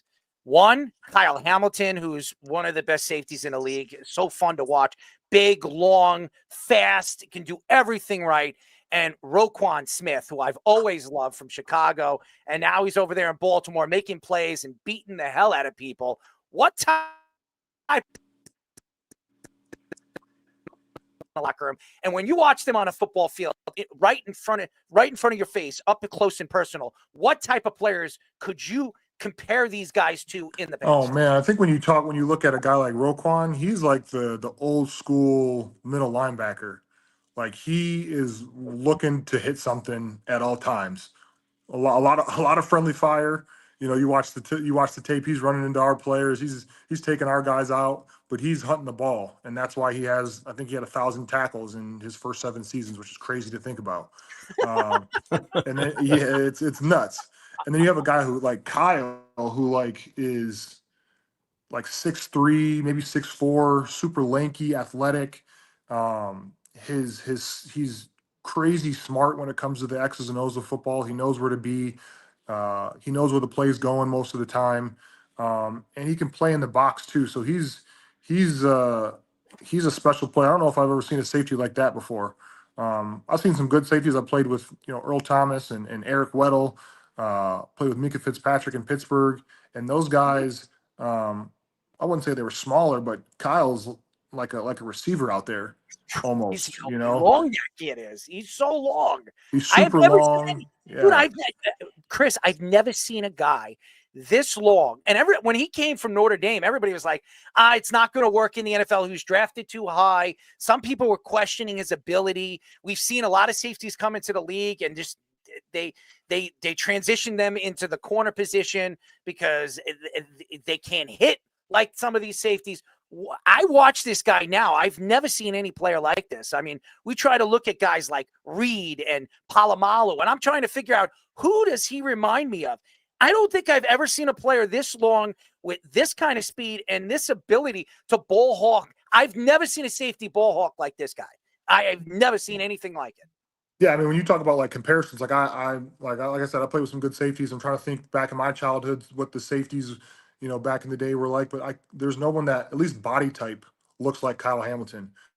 And when you talk about hard hitting, like he will lay the wood on anybody. Him, Roquan, and Marlon Humphrey, and then we got another guy, Ardarius Washington, who came in about halfway through the season. He's a little short and stocky safety, but he hits harder than anybody. He's taken some guys out. So that Baltimore secondary and linebacker group, they can hit. And obviously you got the defensive line up front who are some monsters as well. So it was a fun year to be a part of in Baltimore, especially that last, like you said, last month and a half of the season. But they got some players over there that I think are going to be some gold jacket guys in the next 15, 20 years. So, as your thoughts as a player, as there's rumors of the 18th game swirling around, a lot of these players saying that they don't get enough of the benefits, which we definitely agree with. All these players should be getting more injury insurance and stuff like that. We were doing interviews last week on Radio Row with Jonathan Casillas, who used to play in the NFL, he was the only one so far that's advocated for the 18th game. What are your thoughts? Of course he is. I'm just hoping I'm out of the NFL by that 18th game. They're 17 games in a season is a grind. Obviously, if and when it's going to come to that 18th game, we'd obviously like to see some more guaranteed money. We'd like to see some more money, obviously, with more of that revenue sharing that we get with the owners.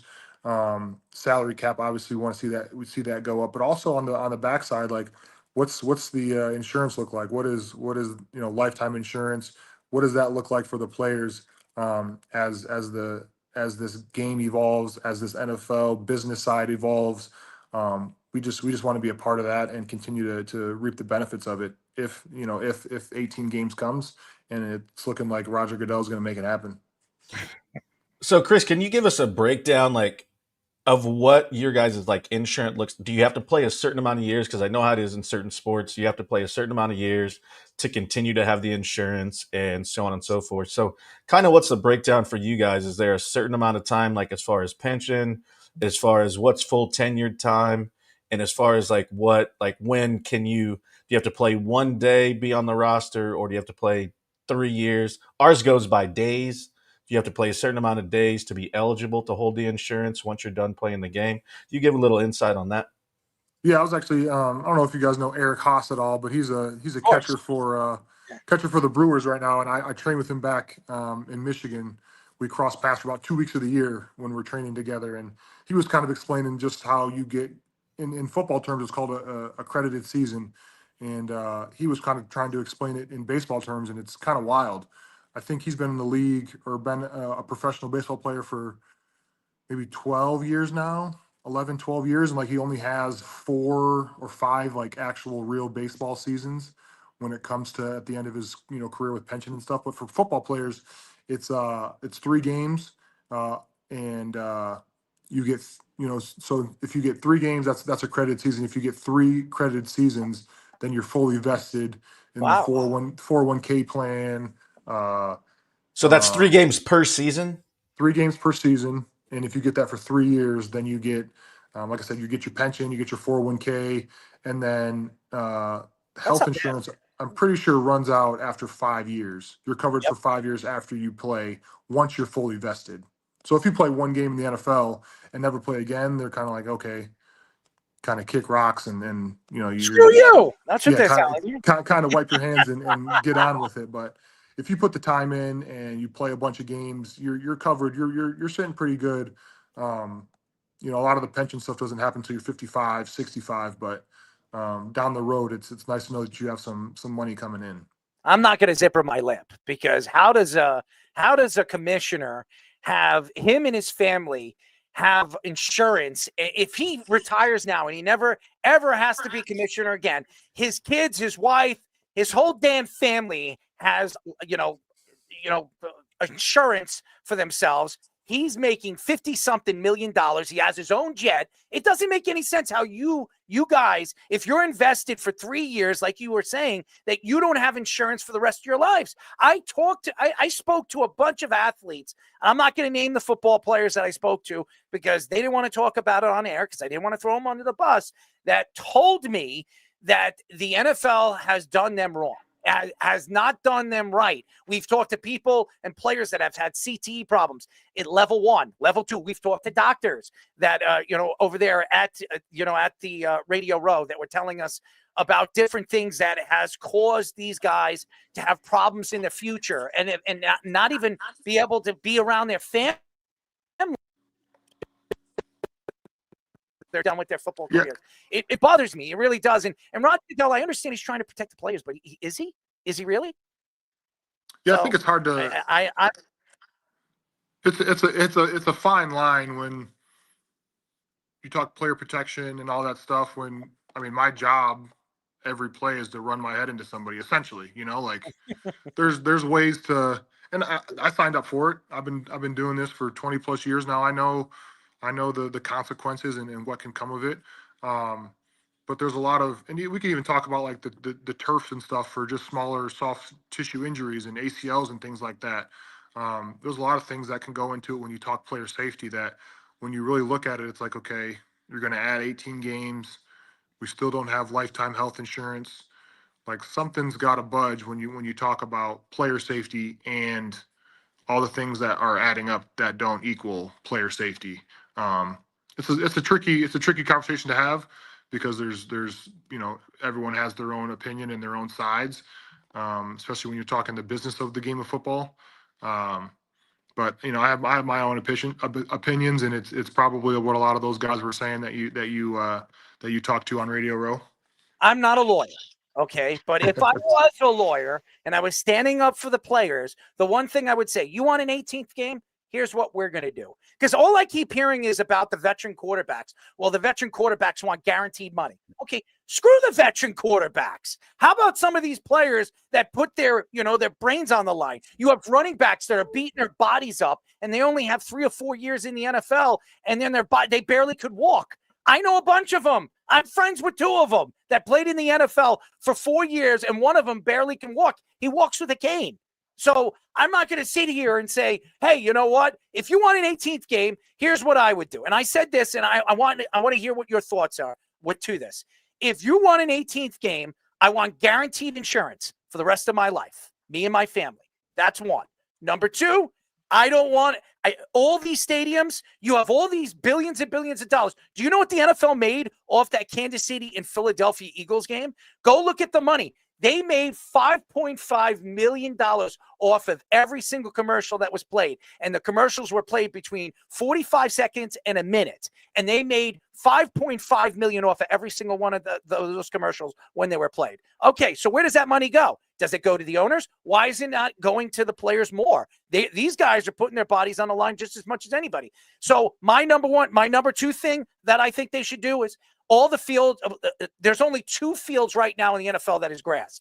They should make every single one of those fields, those football fields, grass, not turf. Because like you just said, Chris, the big problem right now is Achilles injuries, knee injuries, quad injuries, ankle injuries. What is the cause of it? Well, I talked to a bunch of doctors. You know what the doctors told me? Have you ever run on turf? I said, yeah, I ran on turf. When you stop with cleats on turf, what happens? It doesn't move. When you stop on grass, it moves. The reason why the problem is why people are getting these Achilles tears and these ACLs and MCLs and PCL tears is because when they stop on turf, the turf doesn't move. So what does your body do? It kind of like it just stays into place and your cleats get stuck in the turf. I think that the number one thing I think they should do is if the NFL wants an 18th game, life insurance for life. I mean, as far as health insurance. And the other thing is obviously changing the turf into grass all over the league. Your thoughts to it? Yeah, I agree. No. Oh, there you go. We're here? Okay. Yeah, no, I would agree. If you want to up the games to 18, take away a preseason game, which now preseason games are really for rookies and guys trying to make the team. And when you look at the health insurance, that's what we need. Like that's what we need to push for. We should have pushed for that last CBA back in 2020, and we didn't when they upped it to 17 games. I think there's going to come a time where there might be a lockout like we saw, I think, in 2011, where the insurance and maybe even grass. I think if we can get the insurance and we can get the lifetime health insurance, I think that is a major win, because it doesn't just affect the top 5 guys who are going to be making more money, the most money anyways, when you're looking at the salary cap continuing to increase. We want the lifetime insurance, and I think that can happen, especially if it goes to 18 games. We got to push for that hard as players. But if that happens, does everybody in the past get lifetime insurance, or only the players in the league? That's my question, because there are a lot of players struggling right now. There are a lot of players that can't pay their insurance. I remember, I'm not going to mention a name. Somebody told me at Radio Row he pays $3,500 for insurance every single month for him and his children. How do you live like that? I mean, how do you survive like that? I know they've made millions and millions of dollars, but millions and millions of dollars goes quick in this world. You know this. Yeah, $3,500 seems outrageous for insurance. We don't, as as a current player, I don't have to pay that. But if that was coming out of my pocket, I'd be pretty pissed. So yeah, there's going to come a time. I don't pay anywhere near that. Yeah. That sounds outrageous. So there's going to come a time where I think us as players are going to have to stand up and come together and put our foot down when it comes to that, because it's not like obviously we're going to want more money and a lot of other things when it comes to the new CBA, but I think if we could stand on one thing, it's got to be the lifetime insurance. Is your CBA 10 years? Yeah, 10 years. Yep. 10 years. I think the guy that I interviewed, he had 5 kids. He had 5 kids, and he had his wife and himself, and he pays $3,500 every single month for their insurance, which is that's crazy. $800 a person. Yeah, it's crazy. It's absolutely crazy. I don't know, man. Is that plus dental or everything, or is that just like regular? I think he said it was everything. So $500 a person. Yeah. So he said it was like $3,500 a month for full insurance for his 5 kids and his wife, which he pays for. And I'm not going to name the player that I was talking to. Again, we didn't speak about this on air because obviously some people protecting themselves because they're playing in the league still. So and that was somebody at Fish. That was one of the guys that I wanted to get on the show, but he was so busy. He was walking around, jumping from one place to another. But he is actually he's a young guy.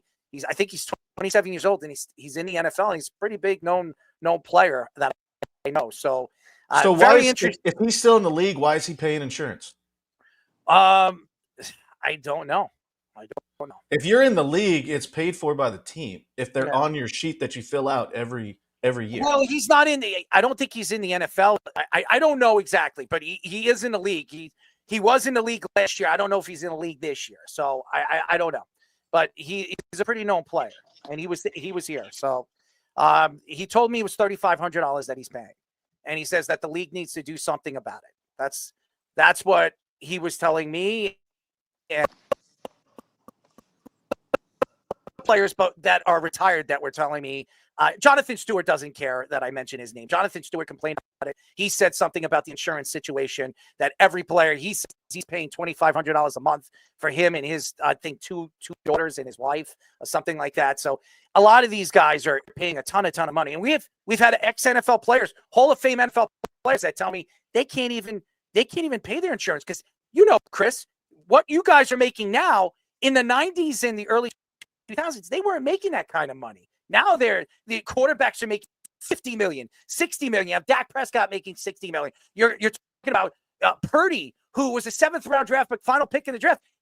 He's probably going to get between 60 and 65 million. So you're not making that kind of money. I mean, only the quarterbacks, the top offensive tackles, the top corners, the big, they say the 4 positions that everybody look for. Those are the only guys making that money. I just think it's wrong. If you play a certain amount of time in the NFL, you should have a lifetime insurance. I just don't understand it. I really don't get it. Yeah, I mean, we can keep going on and on about it, but like I said, when the new CBA comes around in 2030, I think there's going to be some real discussions about what we really want. And when I look back at the 2020 CBA, there was a lot of uncertainty just because it was COVID. Like I think a lot of players wanted to get the CBA done, wanted to keep getting paid. We didn't know if the season was going to happen. So there was a lot of uncertainties. And when 2030 rolls around, I hope we can stick together a little more than we did and make some real change, especially on that healthcare side. Well, we really appreciate the time. And listen, man, what's next for you? I mean, obviously, are you going to be back with Baltimore? Are you a free agent this offseason? Yeah, I'm a free agent. Would love to be back in Baltimore. It was a hell of a lot of fun being back there and getting back with some of the guys that I got drafted with, like Marlon and Pat Ricard, and just being with some old teammates, obviously Lamar and just being a part of that situation and being part of that team is great. So I'd love to be back there, but only time will tell. And until then, I'll be at home and taking care of the two girls that I have with my wife and working out. So appreciate you guys having me, though. You look good, man. You look good. I watched you when you were on the football field. You look great, and I watched you with the Panthers, and I only wish the best for you. Maybe you could the Jets or the Giants, and we get a chance. You play alongside Dexter Lawrence. I mean, these guys love Dexter. It's sexy. Dexy is one of the best defensive linemen in the league, if not the best. I mean, your thoughts? Where would you rather go? Would you go to the Giants or the Jets? And don't worry, you're not going to hurt my feelings. That's a tough question. Answer whoever pays the bills. That's it. That's the real answer.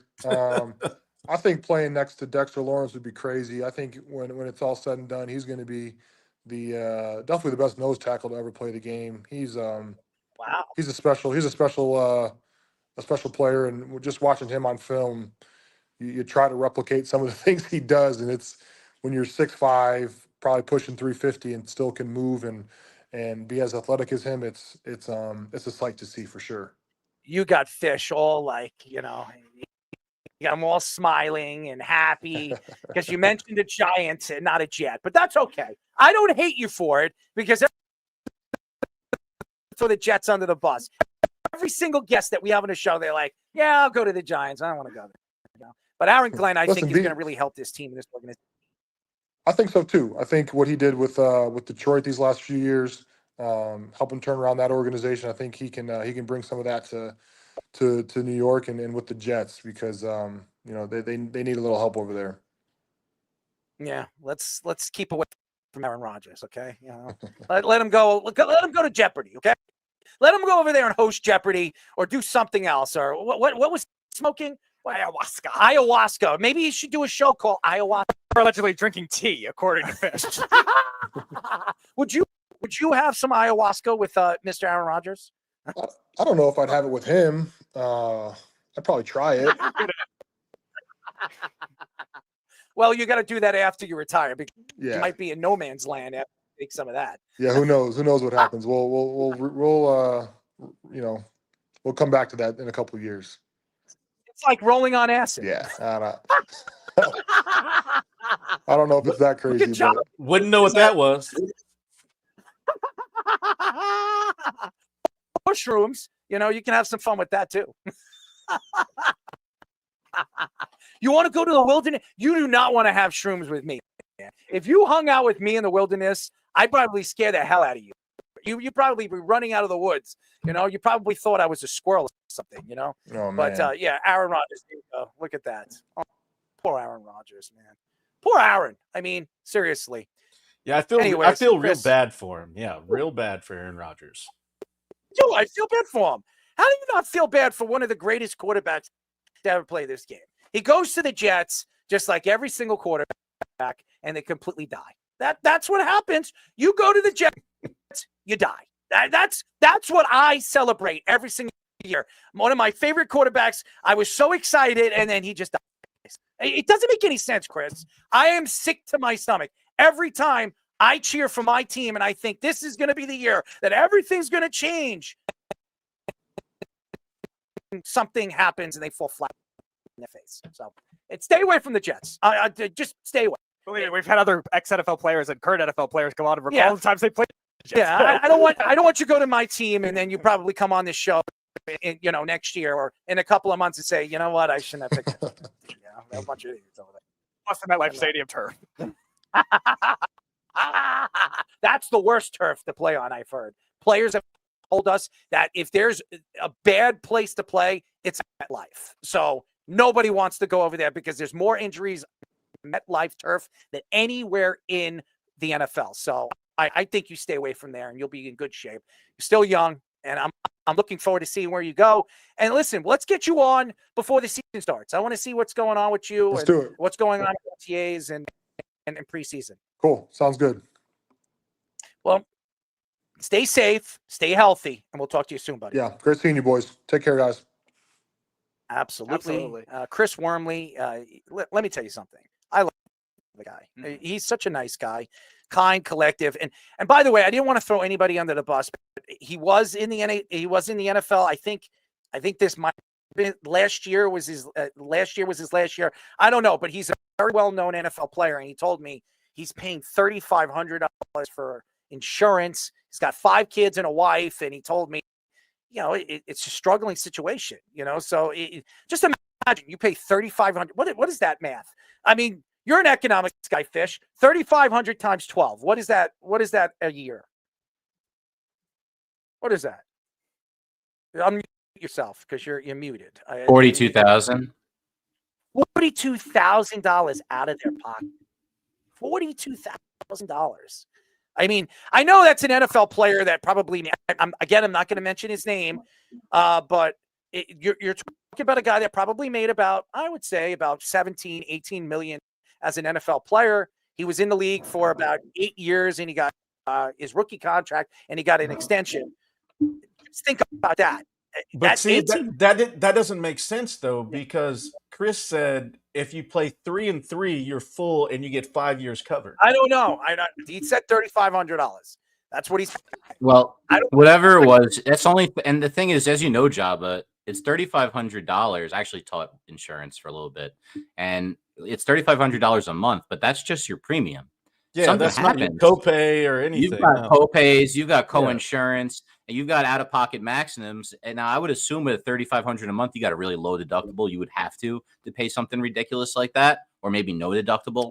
But it is expensive, man. That's crazy. That's like that's a massive house mortgage right there. Again, I'm not going to mention his name because he didn't want to talk about it on air, and he actually didn't sit down with us because he was jumping from one place to another, and he was time. But we've interviewed him for Speedy, and I'm not going to mention his name online because he didn't really want me to speak about it. But he told me he has 5 kids and a wife, and he covers them $3,500 a month. So I don't think he was lying to me. So, and he was I think he was in the NFL last year, or maybe the year before that. But he's a known player. He played in the NFL a significant. I think it was 8 years he was in the NFL, and I think he's trying to get back into it, as far as what I heard. But whatever. It's shameful what the NFL is doing to these players. And Speedy, we've had so many guys on here complain about, they have back injuries, knee injuries, and they can't cover it. They're having surgery after surgery after surgery. Just think about it. We had, what's his name again? The corner played for Atlanta. The sneaker guy.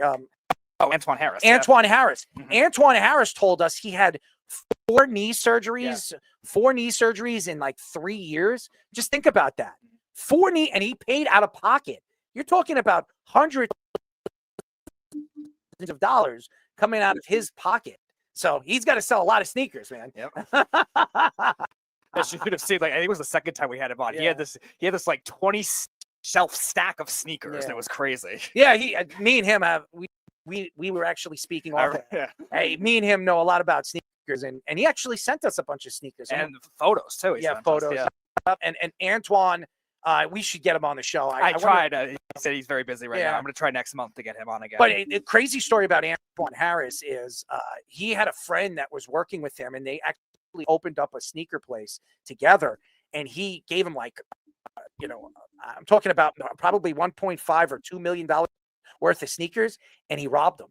And was one of his close friends, and it's crazy. And I was like, did he steal all your sneakers? He's like, no, but he stole about over $1 million worth of sneakers. Could you imagine that? Losing $1 million of sneakers? You only have 2 feet, man. No, but dude, he collects sneakers, and he collects like by the bunches. You got to see his sneaker collection. What do you think the most expensive sneaker is? The most expensive sneaker I've seen? Well, I have a pair of sneakers that you guys are probably, I'm going to show it. It's right now. I've never worn them. If you would check out online, they're worth, some people are selling them for $5,000. And I actually have a pair that has never been worn. Let me see if I can. Yep, I see them. I'm going to show you guys. These are probably worth about $5,000. If I were to sell them right now, I can get about $5,000 for them. Ready? I think you guys will like them. They're actually pretty cool. So I'm not even kidding. Like, go back to I think it was 2022, the interview. The second time we ever had him on, it was the first time we had him on video. It was like, remember, I don't know if you've seen The Big Lebowski, the scene with all those bowling shoes. Yeah. Yeah, it was something like that, like story high just of sneakers, like he was showing us. All right. You see these? Christian Dior. All right. These are the Christian Dior. I've heard of him. Christian Dior, right over here. Nike, right over here. Christian, I'm trying to flip it over. Jordan 1 highs, right? Yep. Christian Dior. StockX, they're going for $25,000. 25, dude. These I've wore them once. I actually have them. Yeah, these things are very expensive. Very, very expensive. Beautiful sneakers if you see them in person. They're really just not something I ever got into. I really am amazed by it though. It is pretty cool. I grew up in Brooklyn and there were a couple of sneaker shops that just had it like the sneakers all the way up to a high ceiling. And you just walk in and look at them, man. And that's definitely one of the ones you would stare at for a while for sure. Yeah. That somebody actually, one of my friends came over. He's like, "How much you want for those?" I'm not selling. I'm not getting rid of.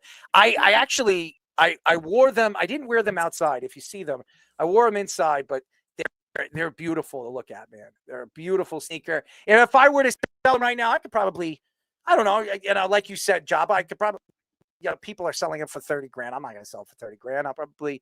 I could probably make about 10, 12 grand off of it, if I want to sell it. Authentic ones too, guys. They're not replica. They're not fake. I bought them about 7 years ago, and I've kept them. I bought them for like $300-$400. What are those Marty McFly Back to the Future ones selling for now? Yeah. By the way, I did have a pair of them, and it's funny. They made them I think they were like 5 years ago. They made them, and actually press a button inside, and it actually locks your feet into the shoe. It's actually really, really cool. I had a pair of them, and I was moving, and I lost them. I don't know how I lost. What? Yeah, I lost them. Yeah, I lost them. Maybe they went back in time. Yeah, I was going to say Hovercraft Back to the Future 2 technology. I lost them. Everybody says, how do you lose them? And I look how many sneakers I have. I mean, you can lose them. I have tubs. I have like 8 or 9 tubs of sneakers when I'm traveling. And people even my landlord, he comes down here and he's looking, he's like, what? Where are you from? You play like what kind of why do you have so many sneakers? I was like, I collect them. He's like, but I take care of them. I keep them for years, and their sneakers hold their value. So do hats. I've got 500 hats, and they're all different from different times. Dude, this hat right here it's like 10 years old. You see how clean it is? If I were to sell this hat right now, if you go online right now and you want this kind of fabric for a hat, this hat's $150. You to buy this hat, it's $150. So you collect them. If you hold them for a long time, you take care of them, they're worth a lot of money. So I'm not lying about it. And again, if you're a collector and you don't go crazy, I see a lot of people, they just do ridiculous stuff. But Fat Joe, go look at his sneaker collection. That makes you sick to your stomach. But they collect them by the doubles because they're, in 10 years from now, you're going to get the amount of money. The NBA will debut a new All-Star game format this weekend with teams being led by NBA on TNT analyst Shaquille O'Neal, Candace Parker, Kenny Smith, and Charles Barkley. Chuck's team will face off Kenny's team in the first round. Parker's team will face off Shaq's team in the first round. All games will be first to 40 points, and the two winners will face off in the semifinals. The voting process for the starters remained the same, with 50% of the vote coming from the fans, 25% from the NBA players, and 25% from the NBA media members. Adam Silver said that several players, such as Steph Curry, Kevin Durant, came to him and told him that the All-Star format needed serious changes. The All-Star game format has changed 4 times since 2017, when they got rid of doing Eastern Conference and Western Conference matchups. Well, I again, look at the situation for what it is. The NBA is doing the exact same thing as the NHL are doing. They're trying to find ways where it's going to drive more people in. I just don't think watching these games, and Candace Shaq and Kenny Smith and even Charles Barkley on the sidelines as a coach is going to draw me in. I honestly think it's just ridiculous. What I want to see is, I want to see, like, for instance, if you look at the Knicks, if you look at guys like Karl Anthony Towns and Jalen Brunson, I'd like to see them, you put them with Jason Tatum and Jaylen Brown, and make like a ultimate Eastern Conference team, and make like 2 ultimate Eastern Conference team, 2 ultimate Western Conference team, and let them face off against one another. That's what I would like to see. But again, these play hard like these NHL players, because they're playing for their, they're playing for their international teams. I want to see more of these skills competitions. That's what I want to see. And like you said, Jabba, with the slam dunk contest, if you're not going to get the NBA players to come in and slam dunk, go after those top end street ballers, because what they can do is they'll drive the NBA players to want to go and compete against them. Why? Because those street ballers are going to embarrass these self-proclaimed NBA dunkers, like this kid McClung. That's how you put it.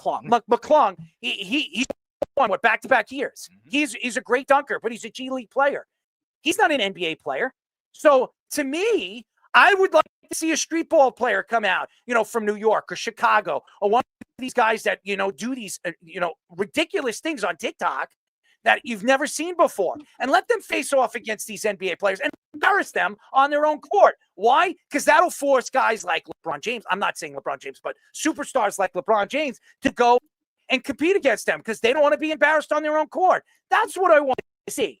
I don't want to see this garbage of these basketball games. The NBA season is already unwatchable. It really is. It's unwatchable until the last 2 or 3 weeks of the season. And even in the playoffs, do you really want to watch the first round? You actually know what is probably going to happen in the first round. The best time to watch the NBA in the playoffs is the divisional, and then the semifinals, and then the Eastern and Western Conference finals. That's the only time you're going to want to watch an NBA game. The NBA has made the game a bitch sport. I'm being honest. It's become a bitch sport. When Michael Jordan played, Isaiah Thomas played, Dennis Rodman played, Scottie Pippen played, Bill Laimbeer played. You have Robert Parrish and Larry Bird and Magic Johnson, and all these players I mentioned, they hated each other. I mean, honest to God, Magic Johnson and Larry Bird respected Michael Jordan because of his greatness, but they couldn't stand Michael Jordan on the basketball court. They wanted to pulverize him. And what you're watching right now is this guy is this guy's brother-in-law. This guy is that guy's, son's, godfather. I mean, it's not fun to watch anymore. These guys, Isaiah Thomas, you can tell me all you want. You hate Isaiah Thomas. You hated those Detroit Pistons teams. You know what I loved about him? Everybody hated them. They went out, they were the bad boys of basketball. They went out there and beat the hell out of you. I don't see that anymore. You don't watch that anymore. And that's the problem with the NBA. Everybody loves each other. That's the problem. And I just want to see the NBA more competitive. That's what I want to see. And how do you do that? Well, the NBA and Adam Silver got to stop with this love fest for players. This is like LeBron James is like Adam Silver's butt buddy. That's what it is. They've become butt buddies. They play with each other. One holds one nut and the other one holds the other. It's not fun anymore. I don't watch the NBA in the regular season anymore. Yes, I'm a Knicks fan. Everybody's going to say, well, I thought you were a big basketball fan. Yeah, I'm a big basketball fan. But who wants to watch this garbage? Who? You want to watch it? Speedy, you want to watch it? Fitch, you want to watch it? I want to watch more. Java, wherever you regular went, you season. disappeared on the face of the earth. Would you want to watch it? Nobody wants to watch the way the NBA is really brought to the forefront. And by the way, it is internationally growing. It is. Why? Because of Dirk Nowitzki, Luka Doncic. Yeah, you got the Greek freak. Yeah, it's great. It's fantastic. But the problem is nobody, I repeat, nobody is going to sit there at an NBA game in a regular season and not watch your superstar play, because guess what? The coaches aren't letting Joel Embiid play back-to-back games because he don't want to play. And then you have LeBron James playing, 60 games in a season, 57 games in a season because he wants to be ready for the playoffs. Is that good for the fan that's spending $300 to go and watch him in LA? Nobody's going to want to see that. And that's the problem. You don't see an NHL player saying, you know what, I want to get ready for the playoffs. No, they're going to play every single game with the broken finger, broken toe, or their knee, draining their knee out from period to period. Or Alex Ovechkin's dental plan. That's true. I mean, it's not like that anymore. No. It's definitely horrible. Definitely not like that compared to the NHL, and it never will be. So anyone that's having that argument. Even the MLB. I mean, even the MLB players. You know this, Jabba. Aaron Judge, he played 140 games this year? 162? That's miraculous. And Aaron Judge is what? He's 30 years old now. I mean, a 30-year-old player playing center field out of position, and he was the MVP of the league, the American League. Mm-hmm. But he's not going to sit out, I gotta get ready for the playoffs. I don't want to hurt myself. That's ridiculous. That it only happens in the NBA. Why does it happen in the NBA? Because you got LeBron James bitching and moaning about it. And you got, these young superstars saying, I gotta get my second contract. I want to make $256 million. I gotta wait for that money before I even put myself at risk. It's pathetic. Kevin Durant, you've ruined the game. LeBron James, you've ruined the game. These superstar players that are in the game right now crying about, hey, the All-Star game needs to be more competitive. How about being not a bitch, go on the basketball court and play the game? You're making millions and millions of dollars. You're getting all these sneaker deals, and you make it be known that these players, these young kids that want to go and play your sport and want to consistently move forward in their careers in high school and college to go play in the NBA instead of go and play professional baseball because it's giving you guaranteed money, or going to play football because you want to be the next Patrick Mahomes. Yeah, and also the players, I think, are more driving to their own decisions more than you see in other sports too. Like if baseball, they're trying to rest a pitcher or something like that for innings limits or stuff like that, injury prevention. It's more on the organization. It's more on the manager that's doing it, or the analytics department. In basketball, I don't know if it's the coaches as much saying, we're going to go load manage these players as much as it is the players like Joel Embiid saying, I'm not going to go play back-to-back games anymore. And that's to get to the point where you're going to get these fans driven away. And the players are going to get driven away by the stuff that the fans are going to want. These better all-star game setups, these more creative all-star game setups they could have in the future. Maybe something innovative like you were saying with the street ball. Maybe that's an option that they could try to get more, flair to the game in this social media era. It's definitely a possibility. And the players are not going to be by that because, one, they want to stay up with their own image, but they don't want to play at the same time. So they're kind of hypocritical of themselves too. And hopefully it changes away from this LeBron era type players getting fizzled out a little more. Maybe these younger superstars that are a little more humble, like aka Luka Doncic, which Nico Harrison decided to trade away for whatever reason. Hopefully those types of era, maybe the 2017 draft on, are not going to be like that as much. I don't think they really have been. A lot of the drama that we've talked about in the last 3 years have come from the Kyrie Irvings, the LeBron James, now Jimmy Butler recently. It's more of that older group. So hopefully it gets phased out at this point, but until then, it's going to be very difficult when the NBA the playoffs because 10 teams make it. That's the other big problem. I said they should reduce it to 6. Go to a baseball season. No, they're going to add more instead, and it's going to make the regular season very much less watchable.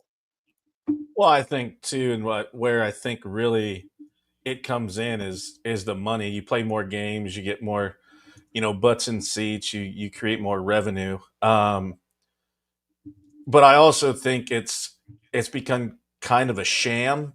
In where it's not really, All-Star Game should be kind of a dog and pony show to an extent, right? But it's also, if you're not going to do it, and I agree with you, bring some of these street ball guys and be like, if you guys don't want to do it, I can make a name for myself with what social media and other things are today, where now it's like, oh, he just went out and won an NBA dunk contest against whoever the hell does it, because we don't know who's going to do it. I mean, that kid Jordan Kilcannon's got his own shoe deal now from just being a dunker, you know? And you've seen what McClung has done. And, you know, he's got dunks named after him. And there's no NBA guy doing what he's doing. Mind you, he's Canadian, so we'll give him that break, I guess, a little bit. But you bring guys like that, does that step on? Because we all have egos when you get to that point, and you got this dude coming to step on my court or trying to step in my batter's box or on the field or whatever the case may be. You beg me. But I had to do that. But I think that's something where it plays a factor if you're not going to have, you know, these guys playing in the game or I'm not saying taking it serious, but it's like you said, it's, hey, let me pay $300 a ticket to go watch you and buddy in your full basketball court in your backyard throw alley-oops and, you know, just mess around. So I don't know what they're thinking. I do think this next generation, once you get past these guys, I think it's very cyclical. Mind you, would we see Joker and Luka doing crazy dunks? Probably not. But you never know. They could surprise you. They're weird bodies on a basketball court trying to dunk the ball. I mean, they're if there's anybody that has a weird, you know, presentation of body, it's Luka Doncic and Nikola Jokic. The best is when Joker sprints out, like when Russ gives him the ball, gets out of the way, and Joker just sprints, and he's like, "Oh, I'm dead" when he's done. Like I think that's why they're relatable, though. But Jeff called Nikola Jokic the best dad bod in sports history. That's what I want to see. I want to see like sure. have like a competition. Who has the craziest dad bod? I mean, that would be funny. That would be cool for the NBA. You have Nikola Jokic wearing no shirt or like a what do they call it? A belly shirt. And then you have Luka Doncic. I mean, and then you have LeBron James wearing a belly shirt where there's not one bit of fat on his body. And he looks like a freaking Terminator. I mean, every time I look at LeBron James, I watch his workouts. It's absolutely ridiculous. I got to give him a lot of credit. He's 40 years old and he still looks like a machine. It's disgusting the way LeBron James looks. It's not human. I don't think he is human. Even his sons, you look at his sons, you look at Bryce, he's going to be, I think he's going to be a sensational player, especially when he goes into college. Where did he decide he go? I think he just made an out. I think he announced where he was going, if I'm not mistaken. But Bryce, if you look at his body, he's nowhere close to what his father looks like. I mean, LeBron James Jr. Arizona. Yeah, Arizona. It was Arizona. That's right.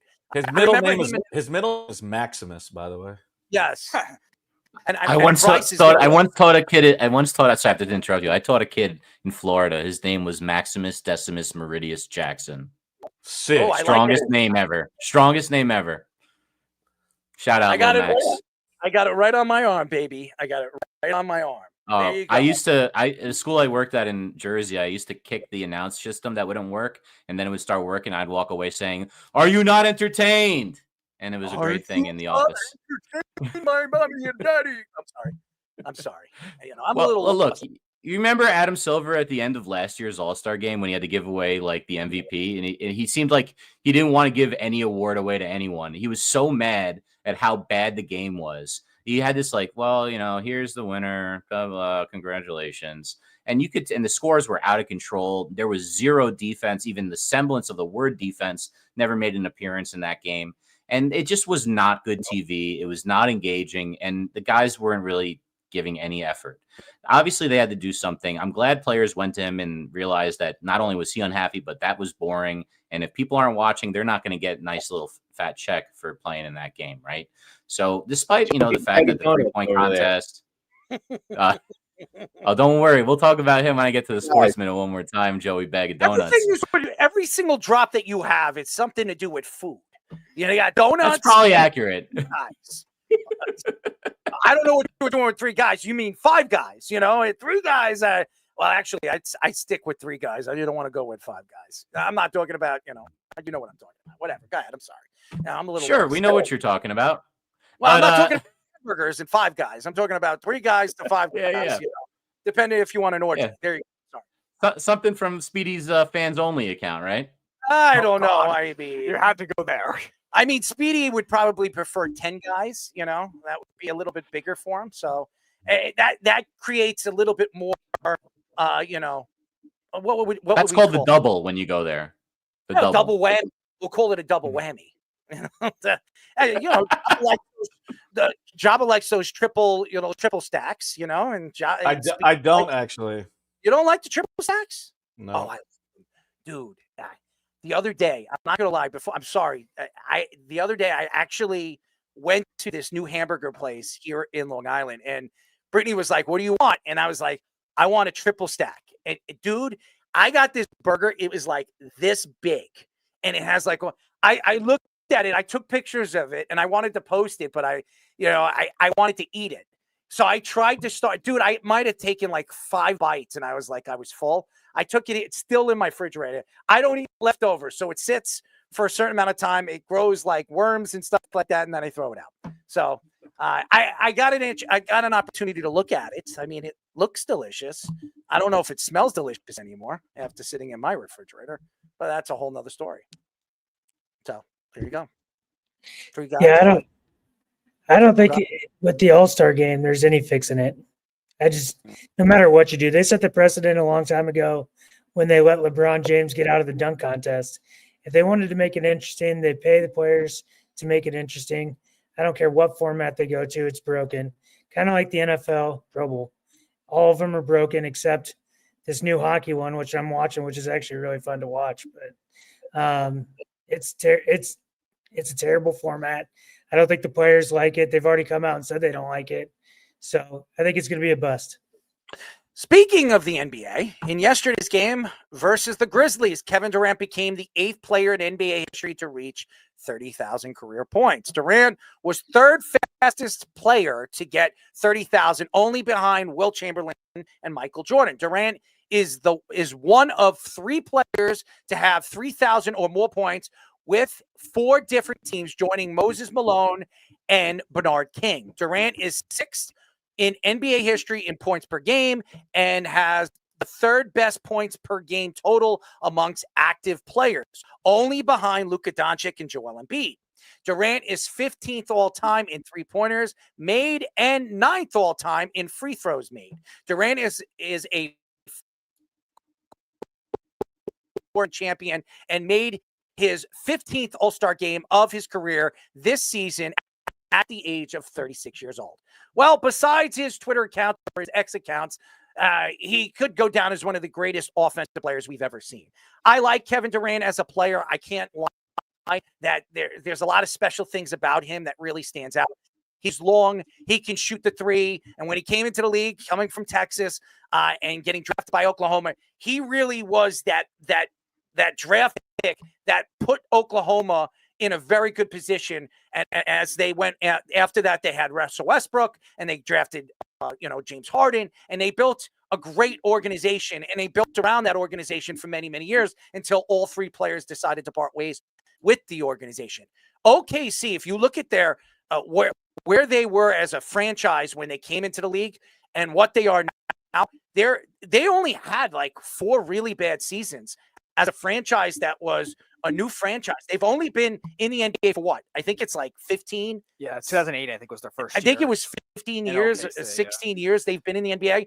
They've only, at the 15, 16 years they've been in the NBA, they've had maybe 4 bad seasons.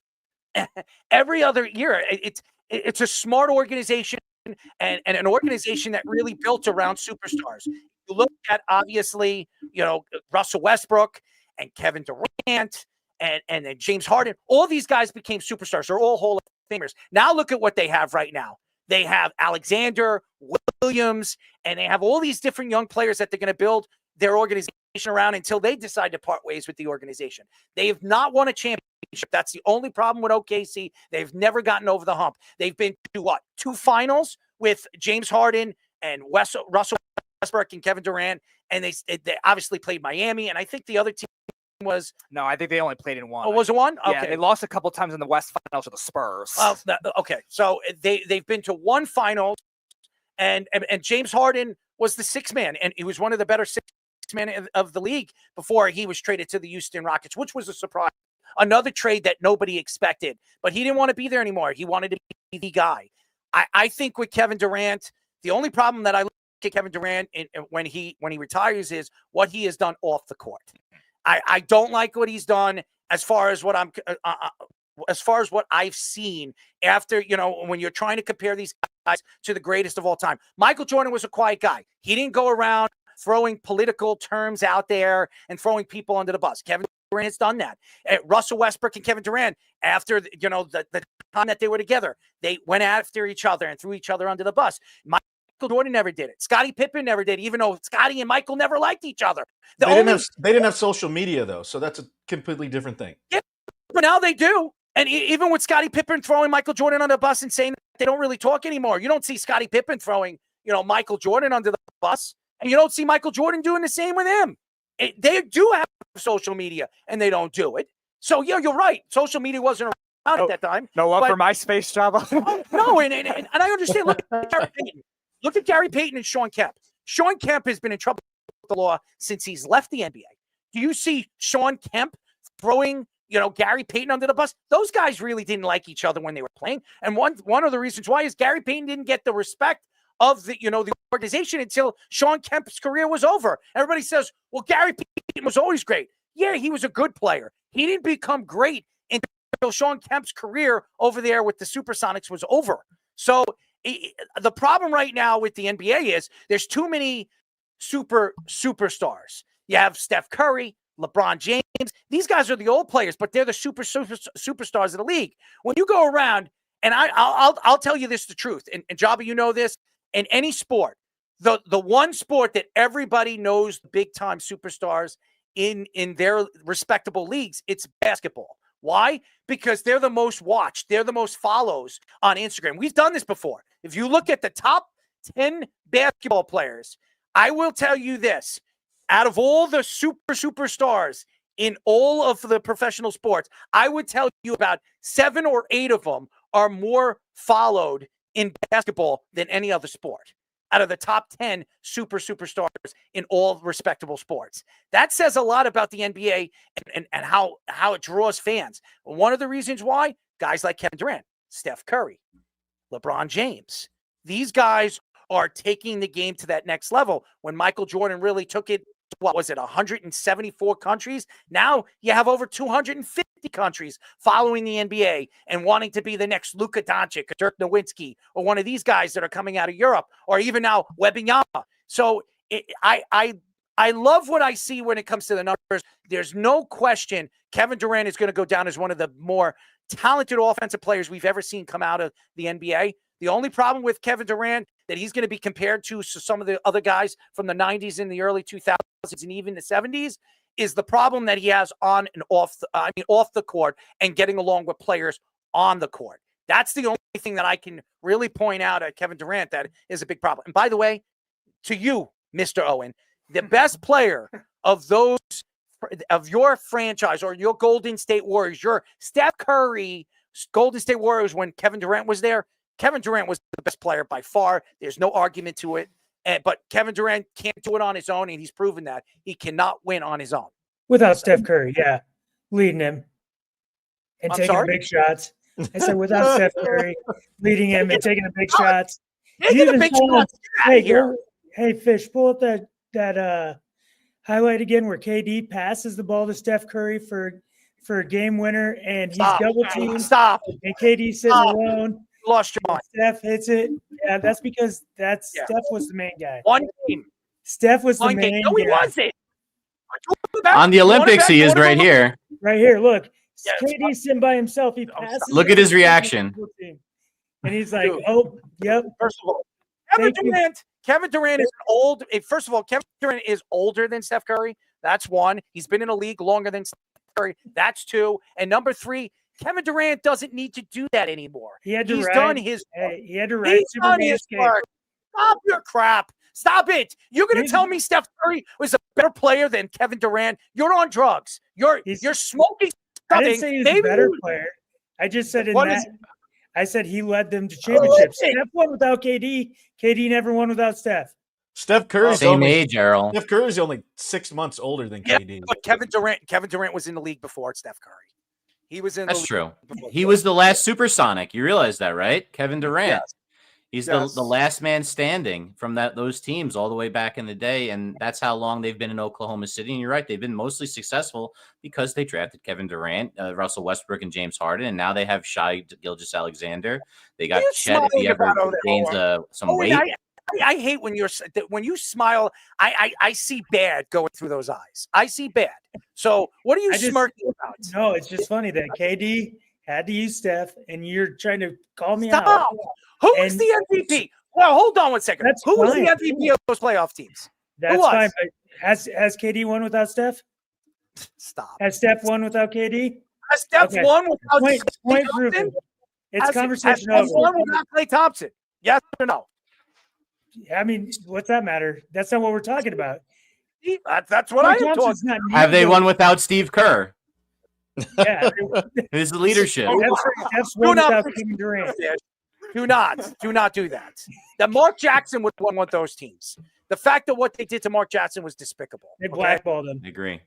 They did. They absolutely blackballed him because they didn't like his personality and what he does on and off the court. And by the way, he does some stupid things, Mark Jackson. I will say that. But Mark Jackson is one of the more respectable coaches or even personalities I have ever met on and off the basketball court. He's such a nice guy.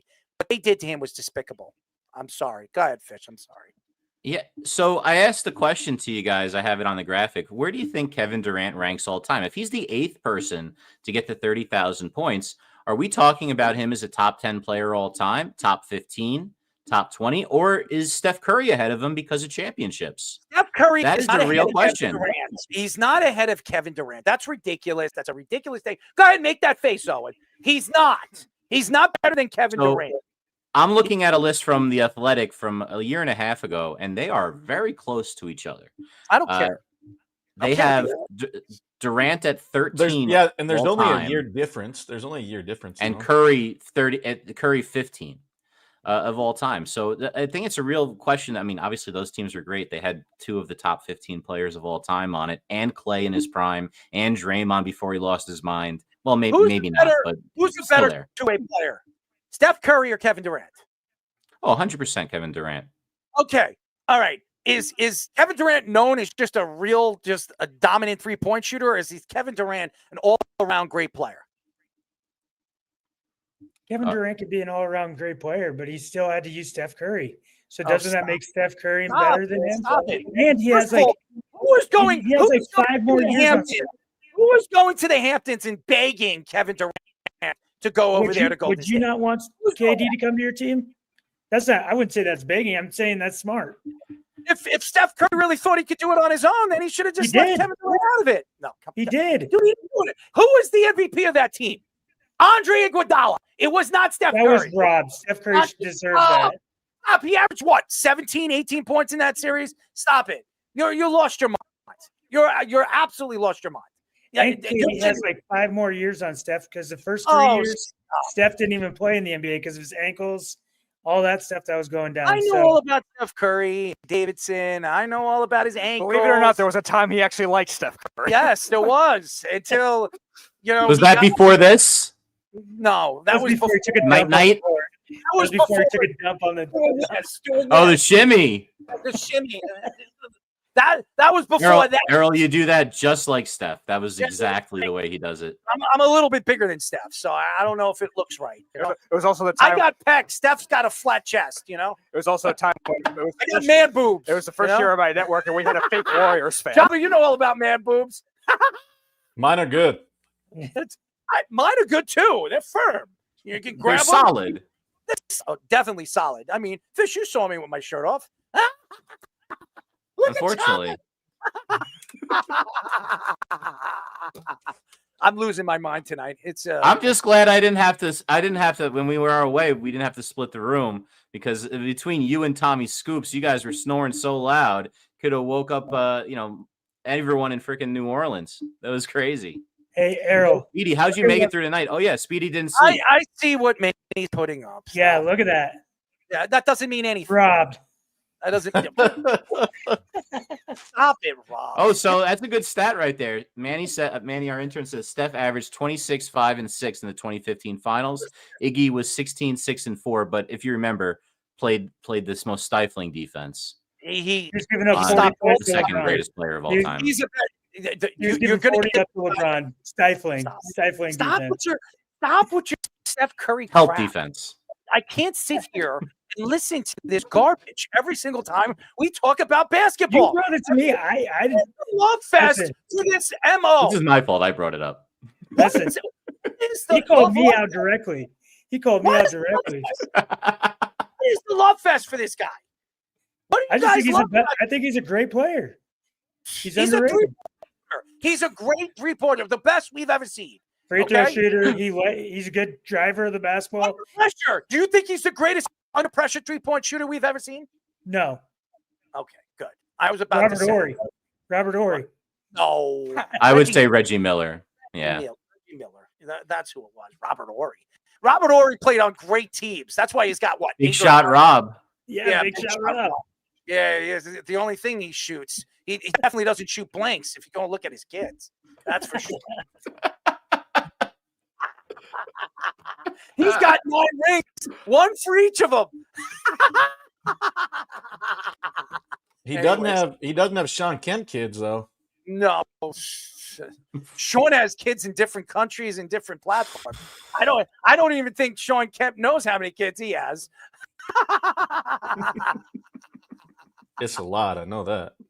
Oh, so Manny also has the LeBron on Iggy stats. LeBron averaged 36, 13, and 8 on Iggy in that. But Iggy gets the MVP for his stifling defense on LeBron.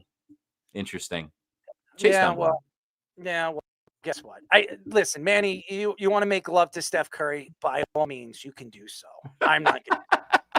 I am not going to get on my hands and knees and give Steph Curry, oh, we love you. I will love you. I will sign my autograph, sign my jersey. I'd be like, dude, take that golf club and shove it where the sun doesn't shine. Okay? That's all. Are you willing to say Kevin Durant's top 10 all time, though? No, he's not. And either is. So where would you put him? Top 20. Top 20. Top 20. I put Steph Curry, what did I put Steph Curry, Speedy? Was it top 25, top 20? I think you said 20. 20. I think I put him at 20. So I put Kevin Durant. Obviously, Kobe's better than both of those guys. Yeah. I would put Kevin Durant. I would put Kobe at 15 or 16. That's where I put Kobe. I think he's at 16 for Kobe. Yeah, I remember that. So I would say Kevin Durant 17, around there. That's where I don't think he's better than Kobe. Dude, it's hard to you think they're that close? You think Kobe and Durant are that close? Yes, I do. Listen, championship. They're probably close. They're very close. I'm going to tell you why. Obviously, Kobe won a significant amount of championships, but Kobe didn't do it himself, and nobody does it himself. But when I look at Kobe is a replica of Michael Jordan. I don't know who we can compare Kevin Durant to. You know what I mean? Kevin Durant is a unique individual. I don't know if we'll ever see. Now, I say Cooper Flagg is the closest thing that I've seen to Kevin Durant. I said it when he was in 8th grade. I said, this guy reminds me of a young Kevin Durant. We'll see what he does in the NBA. Kevin Durant, when he came to the NBA, he wasn't the greatest three-point shooter. In Texas, he was good. He wasn't great. He became a great three-point shooter when he came to the NBA. I got to see Cooper Flagg do the same thing. What are you laughing about over there? What are you giggling? I think Reno Johnny's wanted to join the beef of you saying that he's that high. Well, you can put Reno Johnny on. Go ahead. You know, of all your opinions, Kobe Bryant is not number 16 all time. He is. No, he's not. He's a surefire top 10. He's not. He's not. He is. Like, he's a replica. No, so you're telling me. I don't even need to argue for it. Like, he is a you might be the only person in. No, I'm not. Actually, I'm not. Actually, I'm not. Yeah, that's a terrible take. He's a top 10. That's not a terrible take. No, he's not.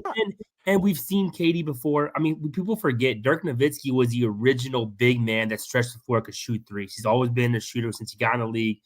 People forget about Dirk because he was an international player, but Dirk, literally, KD does what Dirk did. No, he doesn't. Yeah, absolutely. Shoots. No, he doesn't. He No, stretches the floor as a 4. He That's does exactly what not. he does. They're He's different more players. defensively than Dirk was, I would say, Stop it. but Really, pretty Johnny, good I point. love you, man. Johnny, you're a basketball guy, and I'm a basketball guy too. You can't honestly tell me when you sit here and you're trying to compare Dirk Nowitzki to Kevin Durant, they're two different players. They are. They're two different players. I think when you take a player defensively, I'm talking about when you take a player on offense, the ability to stretch the floor as a big man. Yeah, it's Dirk Nowitzki. And first off, Dirk Nowitzki is better than Kevin Durant, in my opinion, anyway, because Dirk Nowitzki did win a title by himself. He won. No, he did not. Absolutely. The best player on that team was Barrera. It was Barrera was the best player on that roster in that run.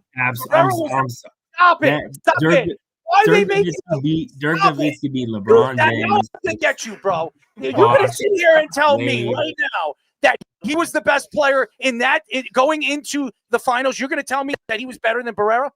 You're going to tell me? You're not going to sit there and tell me. Stop it. Go back.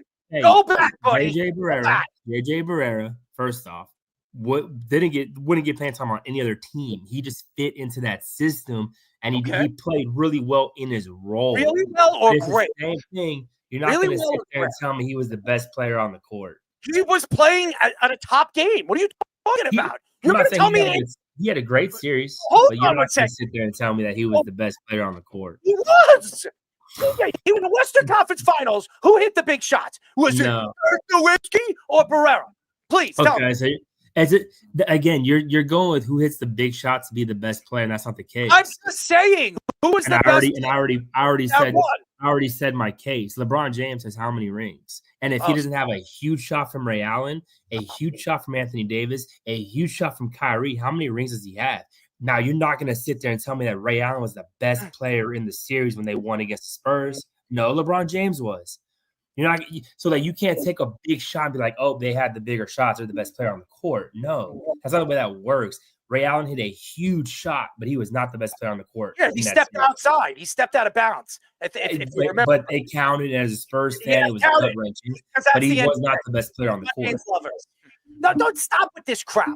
You're going to go back. And we could go back to that Miami series when the obviously the Dallas Mavericks went to the finals and they won and they beat. That was the first year where LeBron James, Dwayne Wade, and Chris Bosh banded together and they went on this glorious run. Okay, and I remember it. And you're going to go out and tell me that Dirk Nowitzki throughout the playoffs was the best player on the Dallas Mavericks? That's just a ridiculous statement.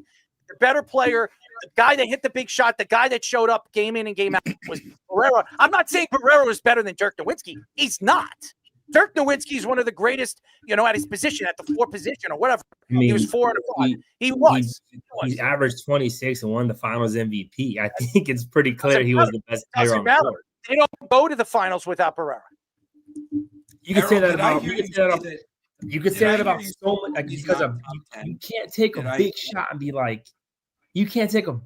be like, oh my God, they were the best player in the series. No, that's not good. Robert Horry, talking about Robert Horry in 2005, Robert Horry was probably the reason the Spurs beat the Pistons in that game 6 or whatever. Robert Horry was not the best player in that series. I'm gonna get Johnny's pissed, man. Johnny's heated right now. I'm pissed. It's because Wes wants in too. Good. I want to confirm I heard Errol's take correctly. Kobe is not top 10, but he's top 20, and KD is top 10. No. KD is 17 on my list. Right behind Kobe. But you called Kobe at 16. And I have Kobe at 16, yes. There's right behind JJ Barea. Okay, listen. Listen, I'm going to explain why. I look at guys that change and revolutionize the game at their position at the time of their decade they were at the top of their game. I look at Olajuwon. Olajuwon is a top 10 player. Will Chamberlain is a top 10 player. I look at Kareem Abdul-Jabbar. He was a top 10 player. Michael Jordan, obviously, was a top. LeBron James is a top 10 player. Okay, that's just some. Tim Duncan is a top 10 player. Shaquille O'Neal, who was better than Kobe on the team, is a top 10 player. Okay, that's just some. Okay, that's coming off the head. I look at guys that transition the game at their position. Kobe Bryant is a replicated player of Michael Jordan.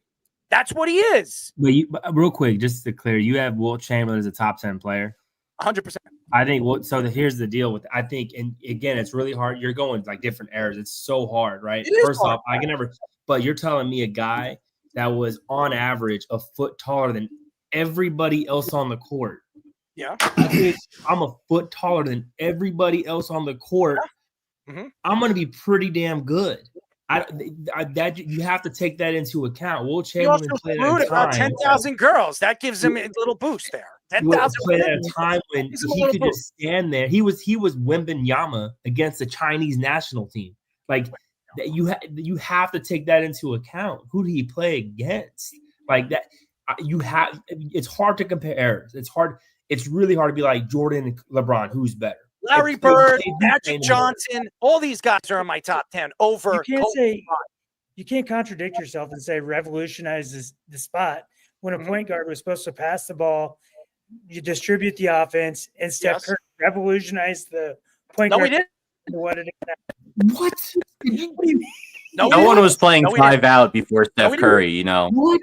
Steph Curry changed the level of basketball at every level. He ruined the game. He ruined the game. He revolutionized the game. Errol thinks it was in a bad way. Okay. He ruined the game. Johnny, you're going to tell me shooting 35 3-pointers in a game, 40 pointers in a game. But what I'm saying is that he did revolutionize it in the terms that point guards now have to shoot the basketball. If you're going to be a point guard in the NBA, you have to shoot. And it used to be, remember, not that long ago, Rajon Rondo won a championship being a pass-first point guard. Now, in today's NBA, Rajon Rondo probably doesn't do very well because you have to score the basketball. As a point guard, you have to do both. You have to pass, but you have to be able to shoot the basketball. Steph Curry really did that. He was the one that revolutionized that. Even like when you look at Tony Parker at the end of his career, Tony Parker had to start shooting the basketball. I'm going to come back at it. You ready to hear this? For the record, I agree with about 99% of what Johnny's saying, but that's fine. I could care less. But I have to say this. I struggle to put KD in a top 20. Oh, I can't wait to hear this one. Well, so you can look at skill set, you can look at statistics, you can look at all of those things, but the NBA has this very unique intangible thing that no other sport has, where one player can elevate a team and march them through the playoffs, and KD does not have that ability. He may have all of the ability to score points and do all of the things, but everywhere he's been that's not Golden State, he has failed to elevate the team around him, and everybody they've brought in to play with him has also had a struggle to just have some form of team chemistry. That intangible is a very big deal. Kobe had it. KD did not. I would call KD top 25, but outside of Golden State, he cannot elevate a team. He was the MVP on a team that did not need him. So you're telling me when OKC got robbed against Golden State, when Draymond Green was stepping on people's you-know-what, and by the way, that series was absolutely won by OKC. They win the NBA championship if it wasn't for that bullcrap, okay? And I think you're going to tell me right now that he can't make a team win. That's I understand. You see the background of what he did, banding together with Kyrie Irving and James Harden. I never thought that was going to work. But that OKC team, but Phoenix is another round of proof of concept. I never thought that would work either. I would argue that Draymond Green has a bigger ability to bring a team together and elevate their performance. Look at how Golden State plays without them. I'm just saying that intangible is a very big deal in basketball. We watched LeBron drag a bag of donuts to the finals. He's that good. KD does not have that ability. Wes, let me rebuttal you. But we got to get to the Let's Parlay segment. The rebuttal is Wilt Chamberlain, they say, didn't elevate anybody either, and he's always in everyone's top 10 because he did everything. And I'm not prepared to comment on him belong there. You know, I think it's really tough to rate these guys. I'm looking at lists from The Athletic from a year ago that has Kobe at 10, KD at 13, and Steph Curry at 15. Those are the guys we've been talking about primarily in this segment. I think it's a pretty good list. You can argue that the leadership role is a real thing that can strike against KD. You could say Steph never had to do it by himself, necessarily had all this talent around him and a great system. And you could say Kobe had Shaq.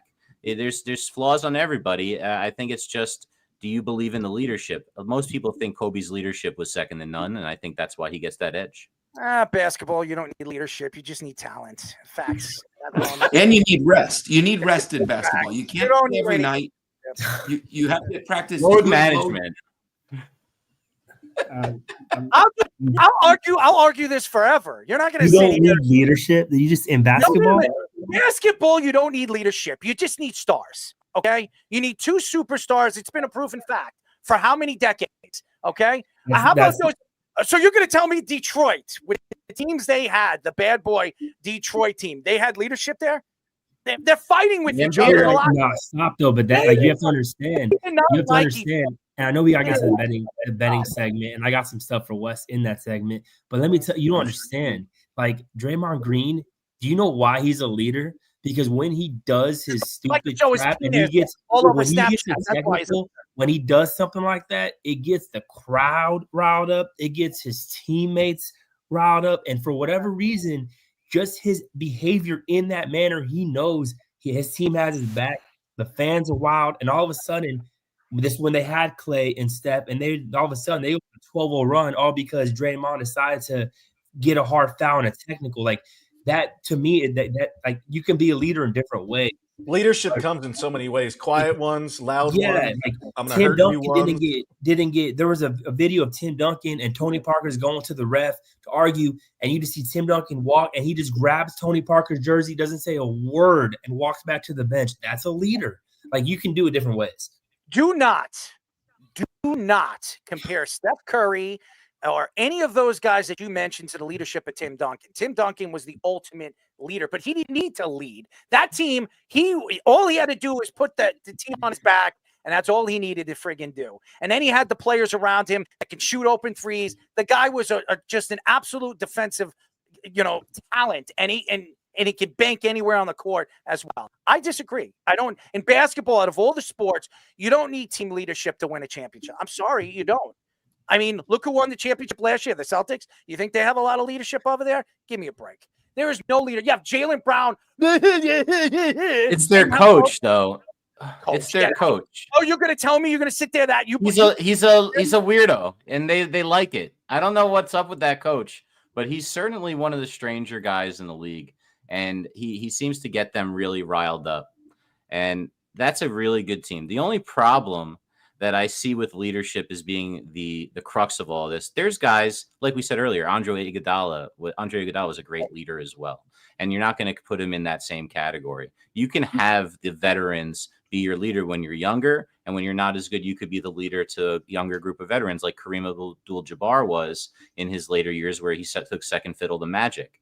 I think you have to understand, like, the greatness, it's having that full spectrum of a career where you can really kind of hit all facets of it, where you're being influenced and you're just so talented and athletic when you're younger. And then when you can use that wise ability to take care of, like little like traps that they're doing in the defense, you just know how to beat everything and you can help your younger guys. I think it's not just like a leadership thing. I think it's just being able to encompass all parts of the game throughout your career, like Kareem did. All right, let's go to Let's Parlay. I've lost it. So we'll do this one.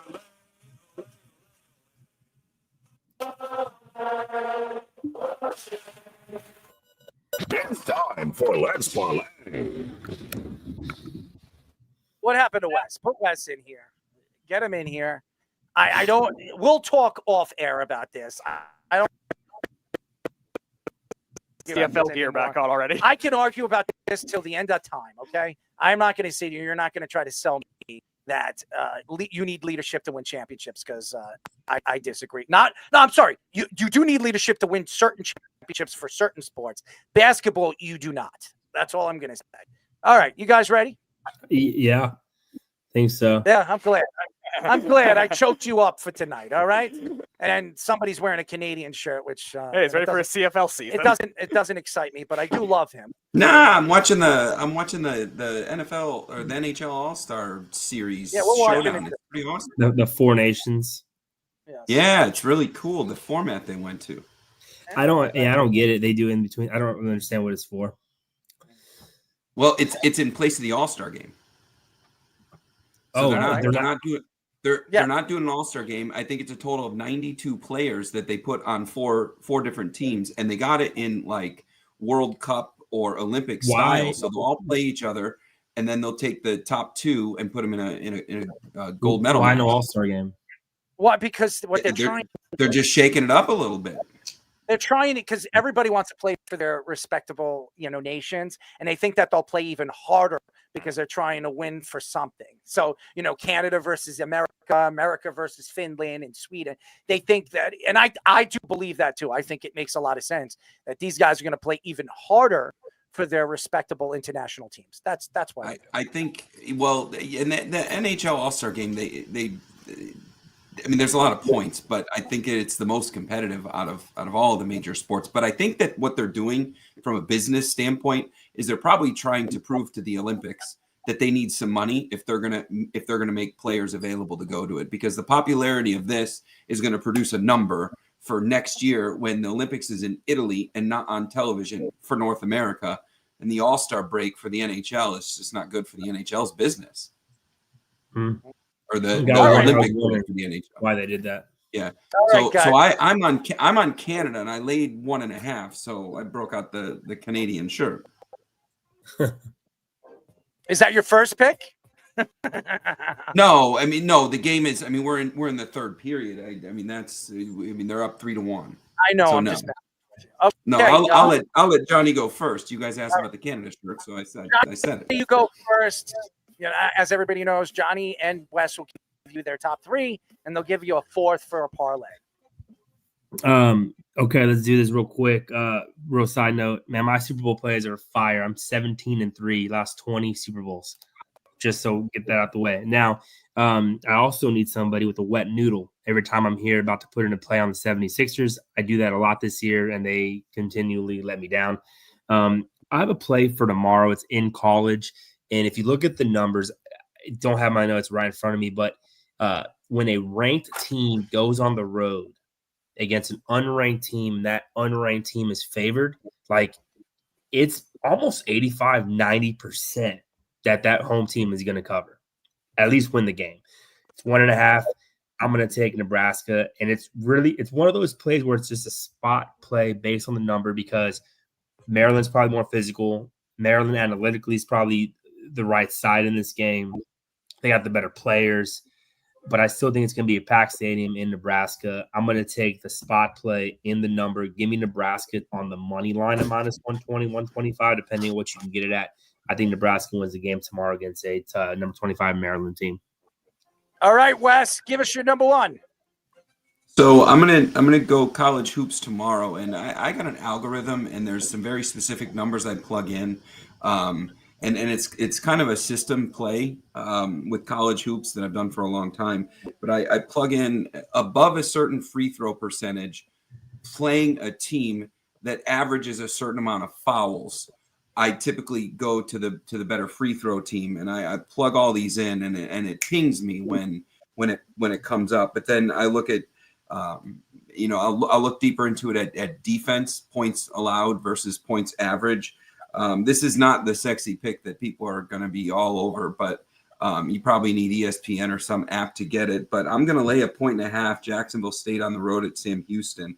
Sam Houston commits way too many fouls. They're going to find Jack State on the line way too much, and this is a 77% free throw shooting team, and Jacksonville State is really good at rebounding when they miss shots. So I'm going to lay 1.5. This feels like a gift, and there's not a lot of action on it, so you're not really seeing any line movement. So I'm laying 1.5, taking Jack State on the road. All right, Johnny, give us your number two. I love those small schools, and that's why I specialize in them because there's not a lot of movement. There's not a lot of action on those games. So you can kind of typically get the number that you want. And speaking of which, I'm going to go to South Dakota and take the South Dakota game versus Kansas City. This is a spot play in a way where South Dakota was on the road last couple games. I actually faded them last game against Oral Roberts, a 6-win Oral Roberts team. And they probably should have lost that game, but they win by a point. They're from the road. Now they go home, and you're going to face a Kansas City team that was at home last 2 games, and they're going to go on the road. It's only 1.5. I'm going to lay the 1.5. It's a really interesting matchup, guard play between Jamar Brown, Chase Forte, two of the best players that will be in this game. I'm going to take the slight edge to South Dakota on their home court after the 2 road games. All right, Mr. West, give us your number 2. So I'm gonna jump ahead to Saturday, and I'm gonna stay in college hoops. I don't know that we've ever seen Auburn-Bama number 1 against number 2 in a basketball game. Game day is going to be in Tuscaloosa. There is no spread quite yet. When the basketball, hockey, you don't get 2 days out. You kind of get tomorrow, and that's the end of it. But we're looking at an Auburn team that's had some scares in the last couple of weeks. They lost to Florida, and Florida, the way that Florida plays offense is very similar to the way that Bama does. Although I think this Bama team is a little bit tougher than they were last year. Last year, they were very Mark Sears dependent. If he didn't get started, nothing happened. But we're seeing Nelson with making some contributions, and this Bama team is just a little bit tougher on the defensive side, and they're a little bit more than just a perimeter team like they were last year. I am assuming at this point that Auburn is going to be a favorite. I don't know how many points, but I'm taking Bama money line on this game. You could catch some plus money. If for some reason Bama's the favorite and it's not the most favorable odds, well, there's nothing I can say. If I was looking at the number, I'd probably be taking the number or laying the number, but I think Bama's going to win this game by 3 or 4. All right, Johnny, give us your number 3. Similar theory to what Wes is going here, but and again, it's Saturday, so you got to really kind of wait. I'm assuming in this matchup, the home team is going to be slightly underdogs, but I think you're going to get about 4, maybe 5 points. I'm going to go to Arizona against Houston. This is an Arizona team that started the year. I remember my buddies in Arizona fans like, dude, they suck. They were 4-4, I think, at one point. Now they're 20-7. They really went on a roll. They've had some good wins, including wins at BYU, which is a really good underrated team. A win versus Texas Tech, and they're coming in off a rare a loss on the road to Kansas State. Now remember, Kansas State, they might mess around and make the Final Four. They're a good freaking team, and if they can reel off some more wins and sneak into the field, they're going to be a very scary team. So it's not technically a bad loss for Arizona. Maybe by the numbers it's bad. It's a great bounce back spot for them against Houston. Houston's a really good team, but you're looking at lane 4-5, and I think in this spot, Arizona's going to look to bounce back. They're at 17-7. I think they're a really good opportunity here to win the game outright, but you're going to have points in your back pocket to take. All right, Wes, give us your number 3. So I'm going to go to hockey, and it's tomorrow. And I don't understand why Finland is getting no respect. I realize there's only 4 teams and somebody's got to be on the bottom. I think that Team USA is going to finish on the bottom of this thing. And I am an American, and I would cheer for USA against anything. You just name the contest, and I will be waving the flag cheering for USA. But nonetheless, tomorrow we're looking at Finland against USA, and it's a plus 275 money line. I love this Finland roster and what I think they're going to be able to do from a back checking and a defensive standpoint. I am not in love with their goaltending, but I'm looking at this USA roster. I just don't know how they're going to gel. Canada has so much talent that they just need to get on the ice. But this Team USA, I like their goaltending. I think USA's got good goaltending, and that I think is the weakness of Finland. But I really like this game tomorrow. I'm going to take moneyline Finland. It's plus 275. And if anybody wanted to put some futures, I mean, we're talking a week out. Finland's plus 1,000 to win it all. I'm not saying it hits, but I mean that's the only real value if you wanted to bet on a long shot. But I'm taking Finland moneyline to upset USA. All right, Mr. Johnny, give us your final pick of the night. I'm gonna head to the NBA and take a buy low spot with the Houston Rockets, who have not played particularly well over the last few games. I mean, they beat the Raptors by 7 on their home court, only scoring 94 points. They lose to the Mavericks, who I think that in that game, I think AD, that was the game he got hurt. They lose to the Nets, scoring 97. And now they come in against the Warriors, who probably have picked up a little juice with the Jimmy Butler trade, and they're kind of riding on a little high. But now you're going to catch the Warriors, who, by the way, are down tonight in a back-to-back spot, having to head to Houston. I don't necessarily think it's not a long trip. They're in Dallas. It's not a long trip, but they're going to go now. They're going to stay in Texas and go to Houston. I just think Houston's in a spot where they haven't played particularly well, and you're going to basically get them to win. Money line, they're -1. I think it's just a good spot for Houston, who has not played well, and a time to kind of go against a team that's kind of catching their stride. They just got this big trade. I actually put a few shekels on the Warriors to win the title. I understand it's probably a big, long shot, but Jimmy Butler, I think I'm a big Jimmy Butler fan, but I think at the end of the day, Houston's going to be in a good spot to win this game at home. And their offense has, although they've struggled recently, they really had found some games where they're scoring 115, 120, 130 points. So I think Houston's in a good spot. You're buying low on Houston. You're selling high on the Warriors. Give me Houston money line. Wes, give us your final pick of the night. You know, out of all the games, I should have known that we'd find ourselves opposite on something.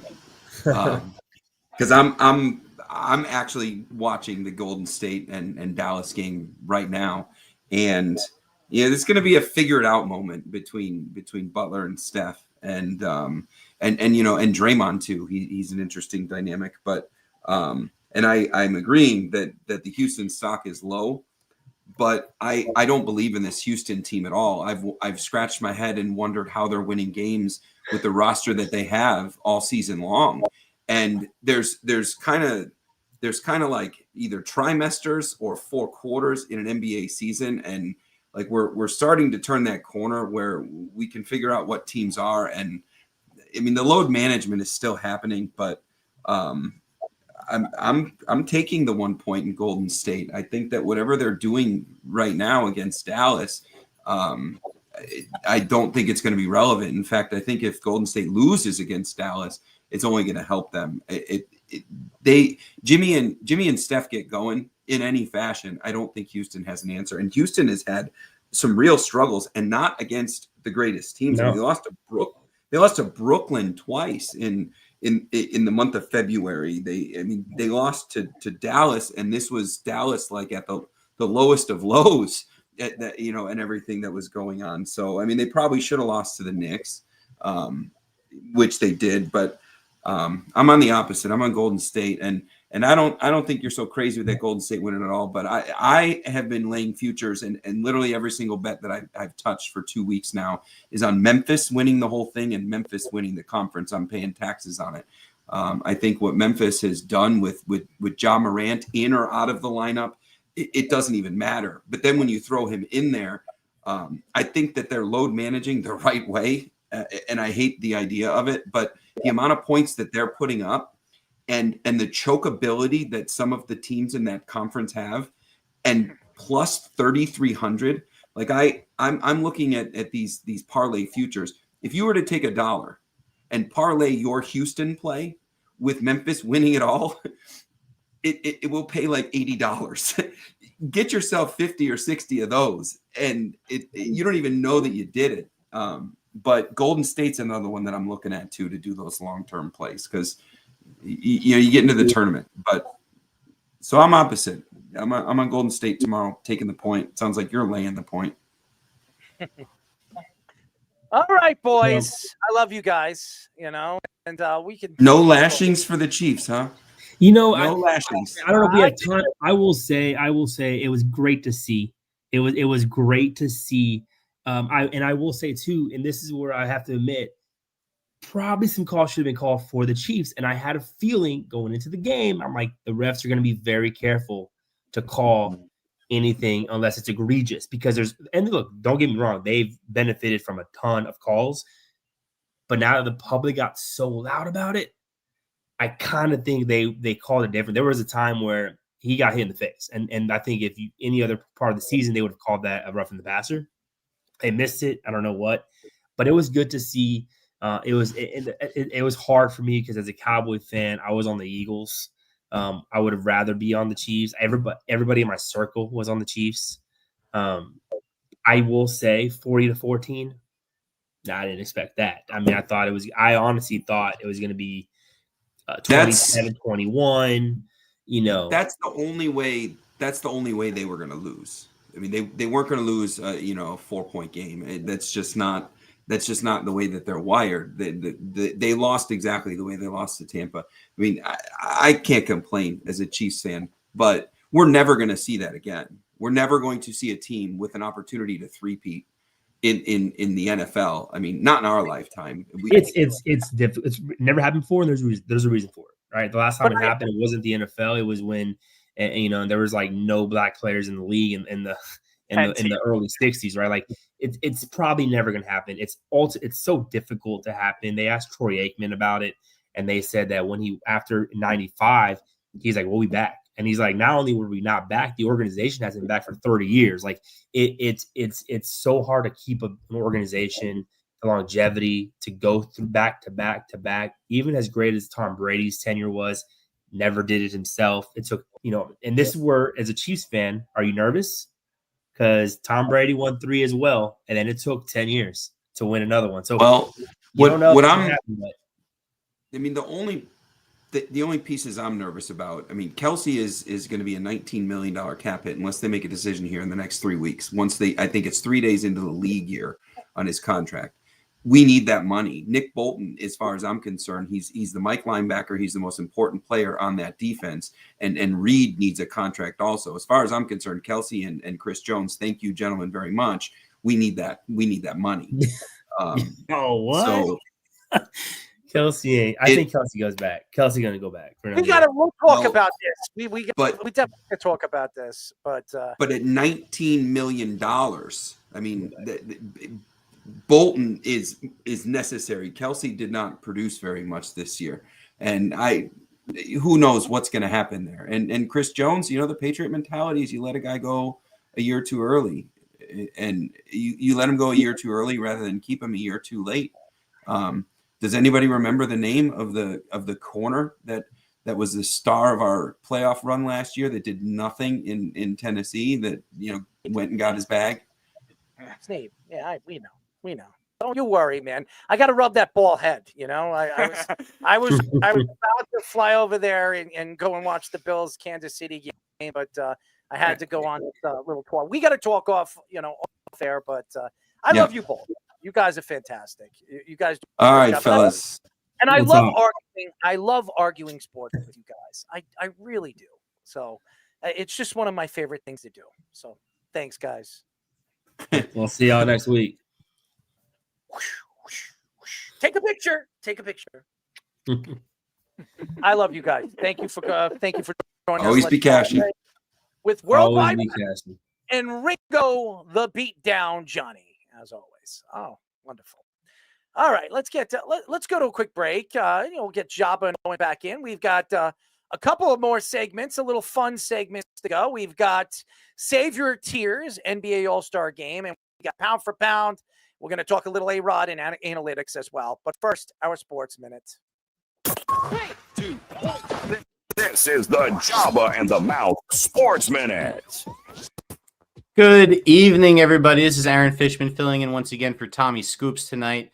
And we have some breaking news at this hour. Alex Bregman, the last big name free agent, has just signed a 3-year, $120 million deal with the Boston Red Sox, according to Chandler Rome and sources from The Athletic. He has opt-outs after each season of his contract. Another signing not so long ago, the San Diego Padres signed a 4-year, $55 million deal with Nick Pivetta. Pivetta, this is a really interesting contract. He has still to finish his physical. He has opt-outs after the second and third years, and he only gets paid a $3 million signing bonus and $1 million base salary this year to help the Padres keep their luxury tax down. Then he would make 19, 14, and 18 million after that if he doesn't opt out.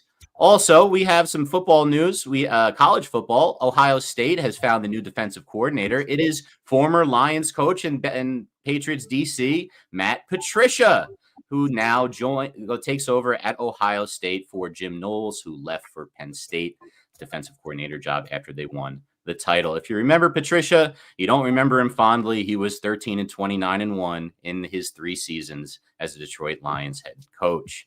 And finally, recapping our earlier big story of the day, another Giants story related. Newsday's Tom Rock reports that the NFL may be canceling Hard Knocks offseason after only 1 year due to a lack of interest around the league. If you remember, this program featured the New York Giants and had highlights such as the most awkward phone call of all time, where Saquon Barkley decided not to stick around listening to Joe Shane anymore, and he tests the market and does not give the Giants a chance to match it.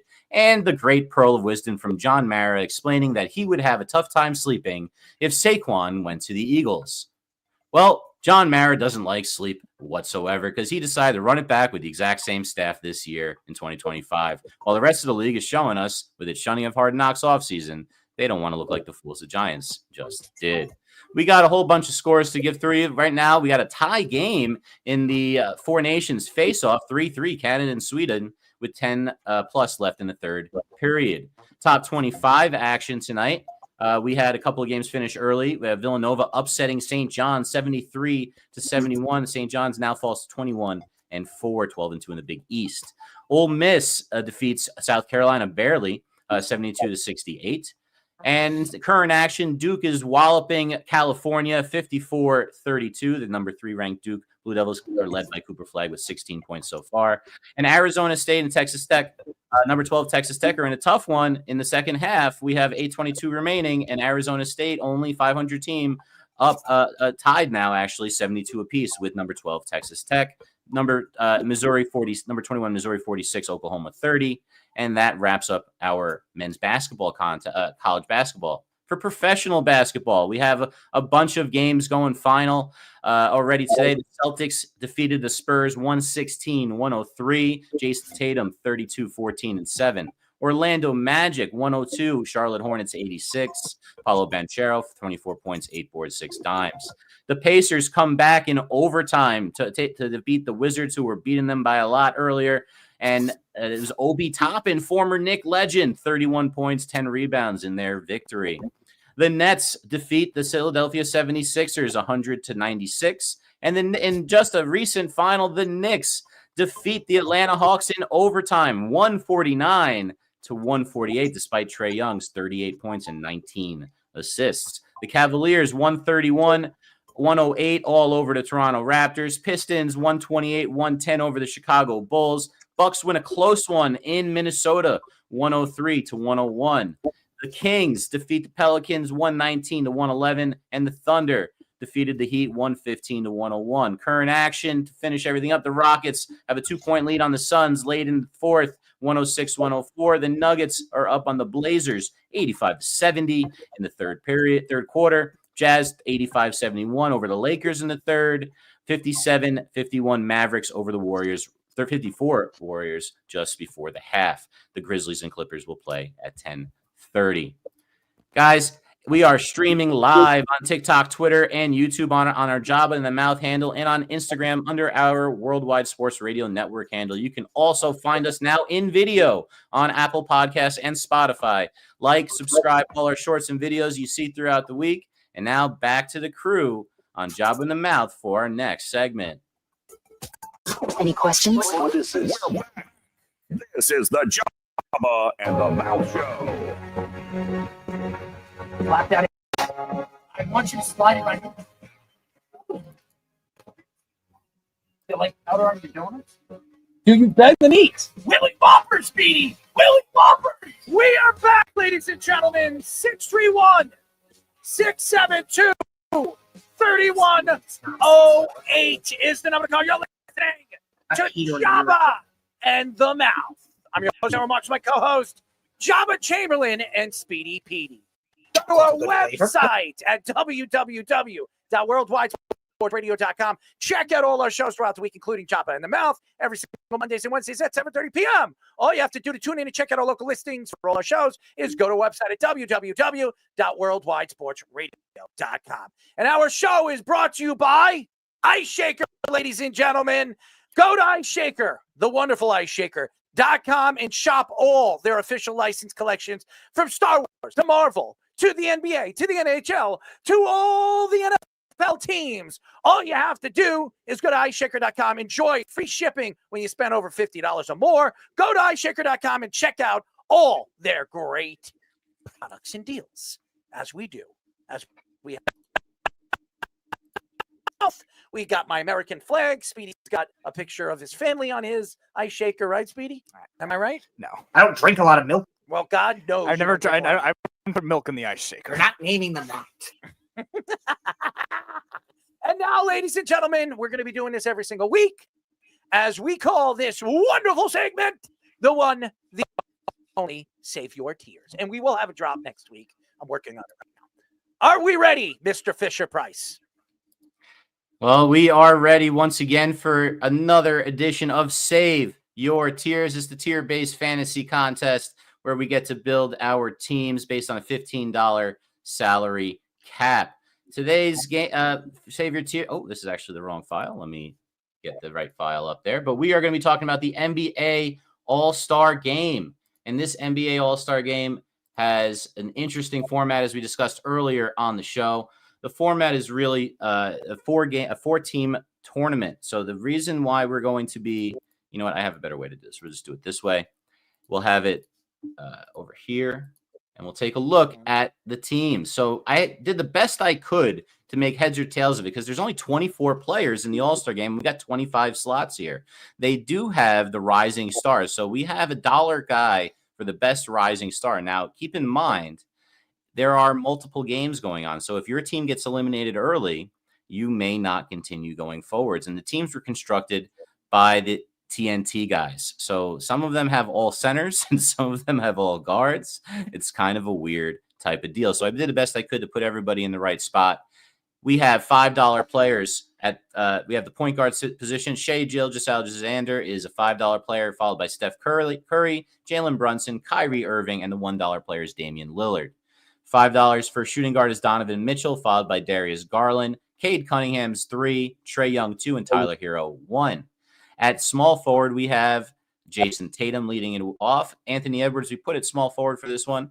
Jaylen Brown is $3. James Harden 2. And this $1 player is the best rising star who's not a big. Power forward, we have LeBron, because we all know LeBron's going to have the ball every single possession in this game if he's on the court. Karl Anthony Towns putting at power forward. As soon as Mitch gets back, he will be a power forward. Kevin Durant, number 3. Pascal Siakam, $2. And Jalen Williams, $1. And at center, Nikola Jokic, 5. Wemby at 4. Evan Mobley at 3. Alperen Sengun at 2. And Jaren Jackson Jr. rounds it out for $1. So we can make our teams. What do you guys think? And how about we start off? Who wants to start this one off? I did it last time, and we can do a different one now. What do you think? Go ahead, Owen. Let's go. Owen. All right, Owen. I'm going to put it back up for you to look at, and then we will put your team together. So again, you can only spend $15 total. All right, I'm going to go, since it's in San Francisco, Steph Curry. Give me Cade Cunningham. That's 4, 7. There we go. All right, so now I can do this. All right, so you said Curry and Cunningham? Yep. Okay. LeBron James. LeBron at power forward. We'll do the best rising star. Okay. That's what am I at there? 13. So you got $2 left. That would give you Sengun. I'll actually take Jaren Jackson Jr. He's been playing pretty good this year. I'll be $1. You're going to light $1 on fire. Interesting. All right. Jaren Jackson Jr. All right. And we got Owen's team right here to take a look at. Just make sure that it's right. We got Curry, Cade, Rising Star, LeBron, and Jaren Jackson lighting $1 on fire. 'Cause who needs it? Indeed. All right, Speedy. All right. Speedy, your turn. All right, so let's go. I'll go with Jalen Brunson as 3. I'll go with Cade Cunningham as well. I'll take Anthony Edwards. I'll take Karl Anthony Towns and Jaren Jackson. All right. So we have Speedy with the math, just so fast with that math. And we know it's right because it is Speedy Petey. And I did I'm it going with quickly. the Karl Anthony Towns all chemistry team with him, Brunson, and Edwards. Hey, the good vibes. The good vibes team. Speedy, we got your team up there. Again, Brunson, Cade, Anthony Edwards, Towns, and Jackson. I guess I'll go next. And my team, I'm going, let me put it back up. And for me, I'm going to take at point, I'm going to also go with Brunson because let's face it, I love my man Brunson over here.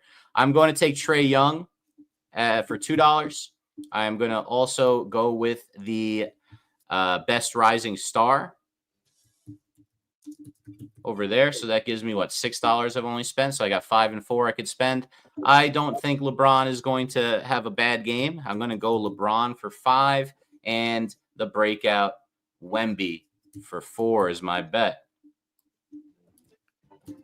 All right. And I'll just put mine up there to show you in a second. And here it is.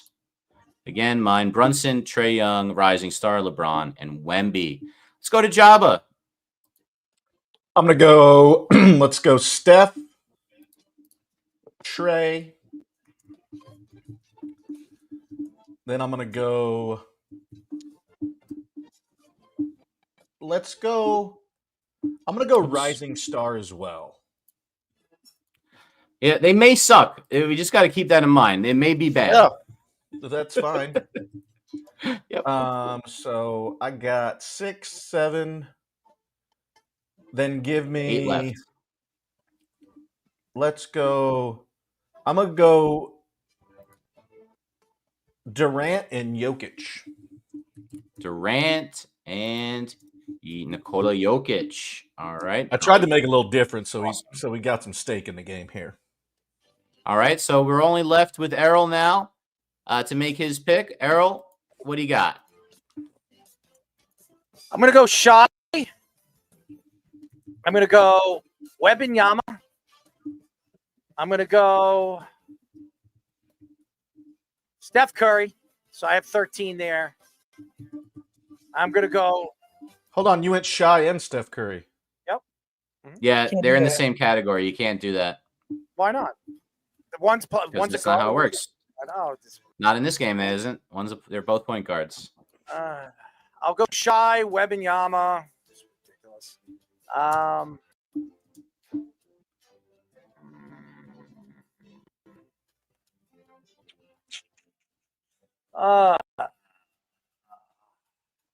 No. I'm looking. I'm kind of contemplating here. You've got $6 for 3 guys. Shy, Wembanyama. $6. I'm gonna go. I guess Cade. Right. How many do I have left? 3. $3 left for 2 guys. All right, so I'll go.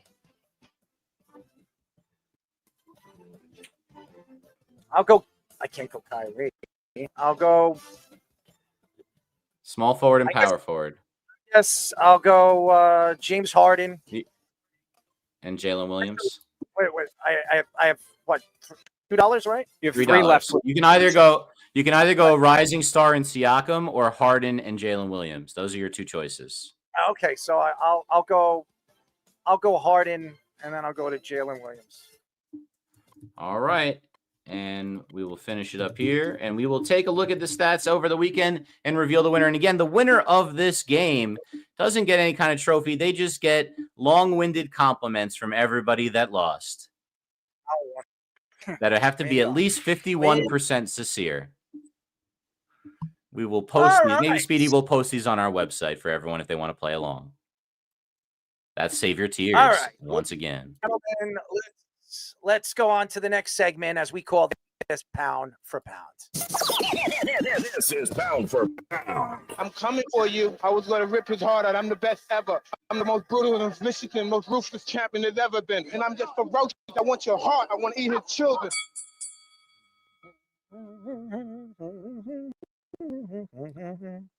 All right, let's go for it.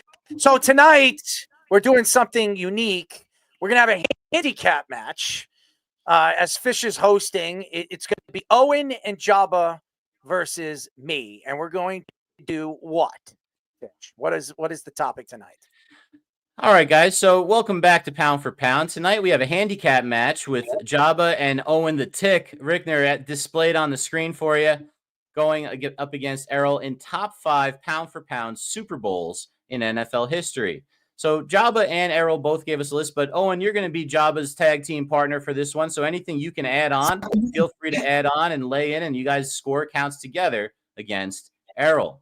So you both sent me a list before the show tonight, and we're going to go over who everyone thought were the top Super Bowls of all time.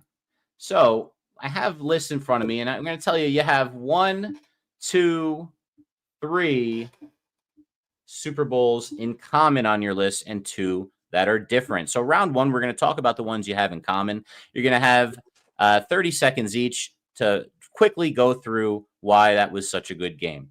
Well, and since then whoever makes the best points in that they have time. to go first every single time because they have a handicap. That's fair. I think that's fair.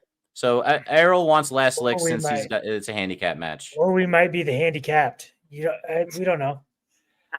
It is handy capable, Owen, and I believe in you. So what we're going to do is we're going to start off by talking about the ones you have in common. We're going to put the graphic up there for the clock. Speedy, do you want to run the buzzer? If you take a look all the way down at the very bottom, we have the wrong answer buzzer. Just click that when the time expires. So we have right here, the first Super Bowl to discuss is Super Bowl 3, where Joe Namath makes the famous guarantee. Jabba and Owen, you know what? Let's go 60 seconds on the clock. 60 seconds on the clock. You don't have to use all of it. Ready? Begin. Yeah, I thought this one was very interesting because it was still the AFL versus the NFL, and they thought the AFL was subpar to the NFL, and you have Broadway Joe, as he became to be known, 3 days before, guaranteed a victory, and they got out to a lead and never relinquished it. They actually, a funny fact is they didn't count that loss to their record since they were in the NFL, not the NFL. So they lost one game in the regular season, and they still finished the year 13-1. They didn't count the game as a loss, actually. So it's Joe Namath and how it kind of transitioned to everything. And it just Broadway Joe just kind of set the standard of what it was going to be and how the parity in the AFL and the NFL and obviously them merging together, how important that was. That's our minute. So Owen, you'll get to go on the next one in response to Errol. Okay. So Errol, 30 seconds. Super Bowl 3 was one of the most interesting Super Bowls of all time, and one of the main reasons why is Joe Namath the guarantee. Joe Namath had 206 passing yards in that game. The defense forced 3 sacks, 4 interceptions to force Morrell to be benched, and Johnny Unitas. Johnny Unitas is one of the greatest quarterbacks of all time. This his final Super Bowl, and by the way, the Baltimore Colts were so heavily favorites in this game it wasn't even close. Okay, the fact that the Jets were even in this game was pretty sensational, and there were stories coming out that Joe Namath actually came out and gave, sold his soul to the devil after the Jets won the Super Bowl, and that's probably why the Jets never won a Super Bowl again. So that's all right on that one. So sold his soul to the devil. Sold his soul to the devil. I'm just going to do these on the fly so I don't have to write everything down. I'm going to give that one to Errol. I really like to bring it up. Johnny Unitas was probably the greatest quarterback of all time at that point, and they were able to top beat them. three. I don't know if he's greatest. At that point in time in history, pretty hard to argue. So we got the next one. This is a personal favorite of mine and Speedy's. Super Bowl 42. The undefeated Patriots go down to the invincible Eli Manning and the New York Football Giants. Let's start off with what did you eat that you're burping over there? Owen, you want to give this one a shot? Was it you burping or was it Owen? Somebody burped. I just had my probiotic. Oh, I didn't even know you. Jabba was celebrating that Reno Johnny picked Nebraska as one of his bets. All right, Owen, what do you got? We'll put the clock up right now, 60 seconds. Tell me about why Super Bowl 42 is considered one of the greatest pound-for-pound Super Bowls of all time. Yeah, you kind of had the juggernaut and the Patriots going undefeated into that game. It was supposed to be an easy win for them as the Giants were coming from the wild card game, Eli Manning.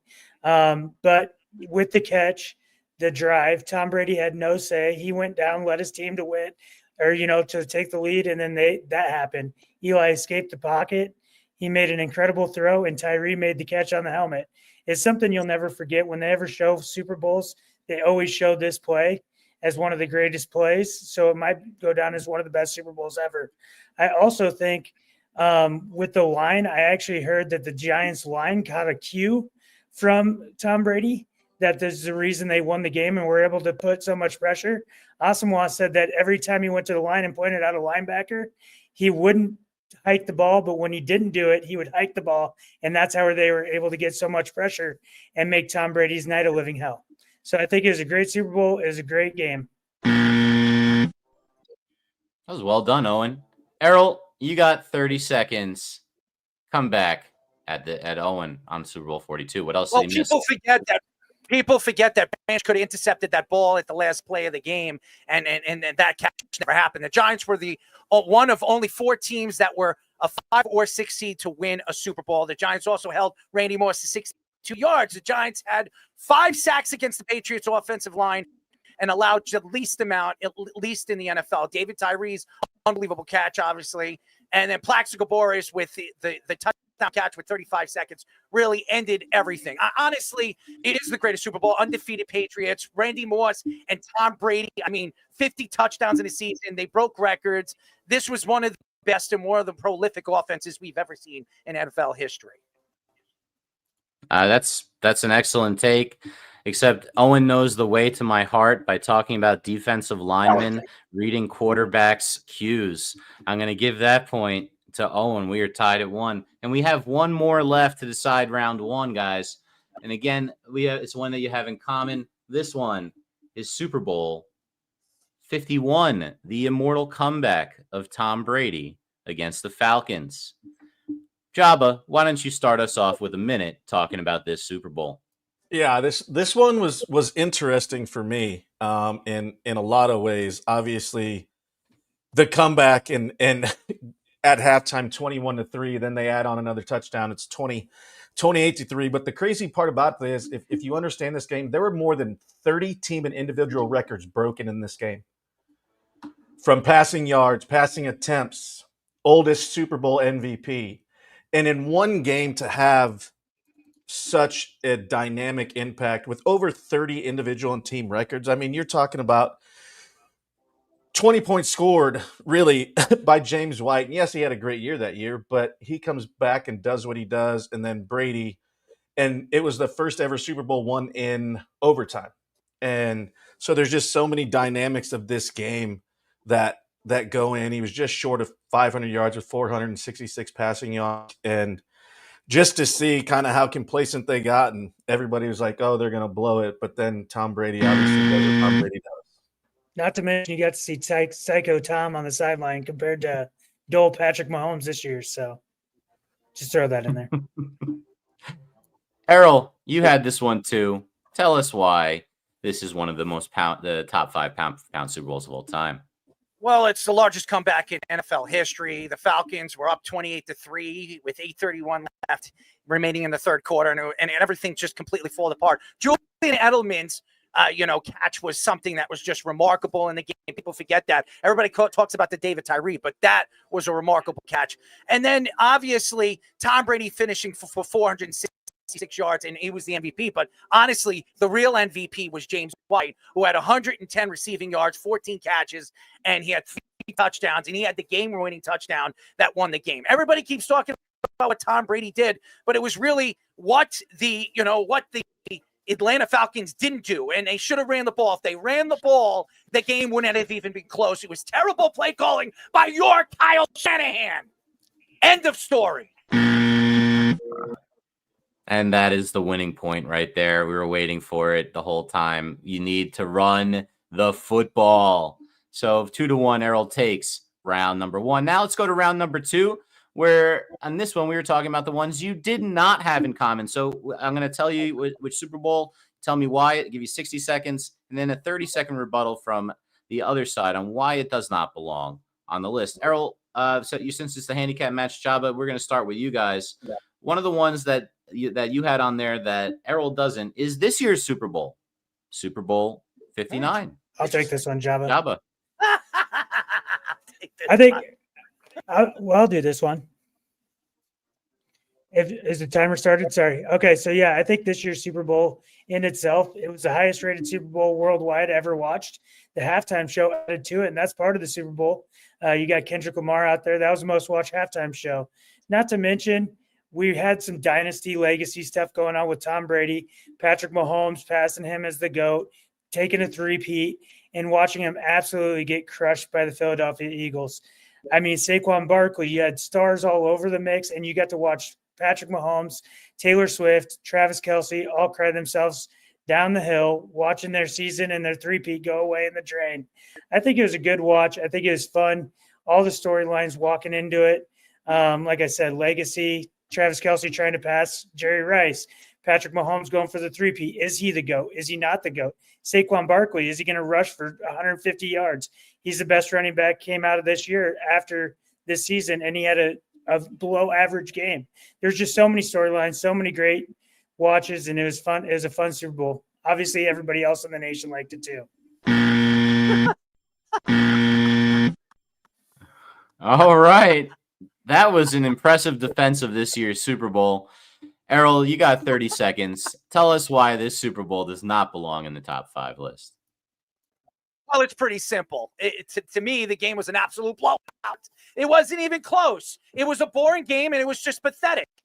Patrick Mahomes had one of his worst games. And you talk about Travis Kelce, the old man Kelce, all we kept thinking about is seeing Taylor Swift. We didn't have to see Taylor Swift. It was pathetic. It was a boring game. And really, the only thing great about the game was watching the Kansas City Chiefs get their butts whipped by just a better team. So honestly, there was really nothing much about the game. And Kendrick Lamar, yeah, best halftime show.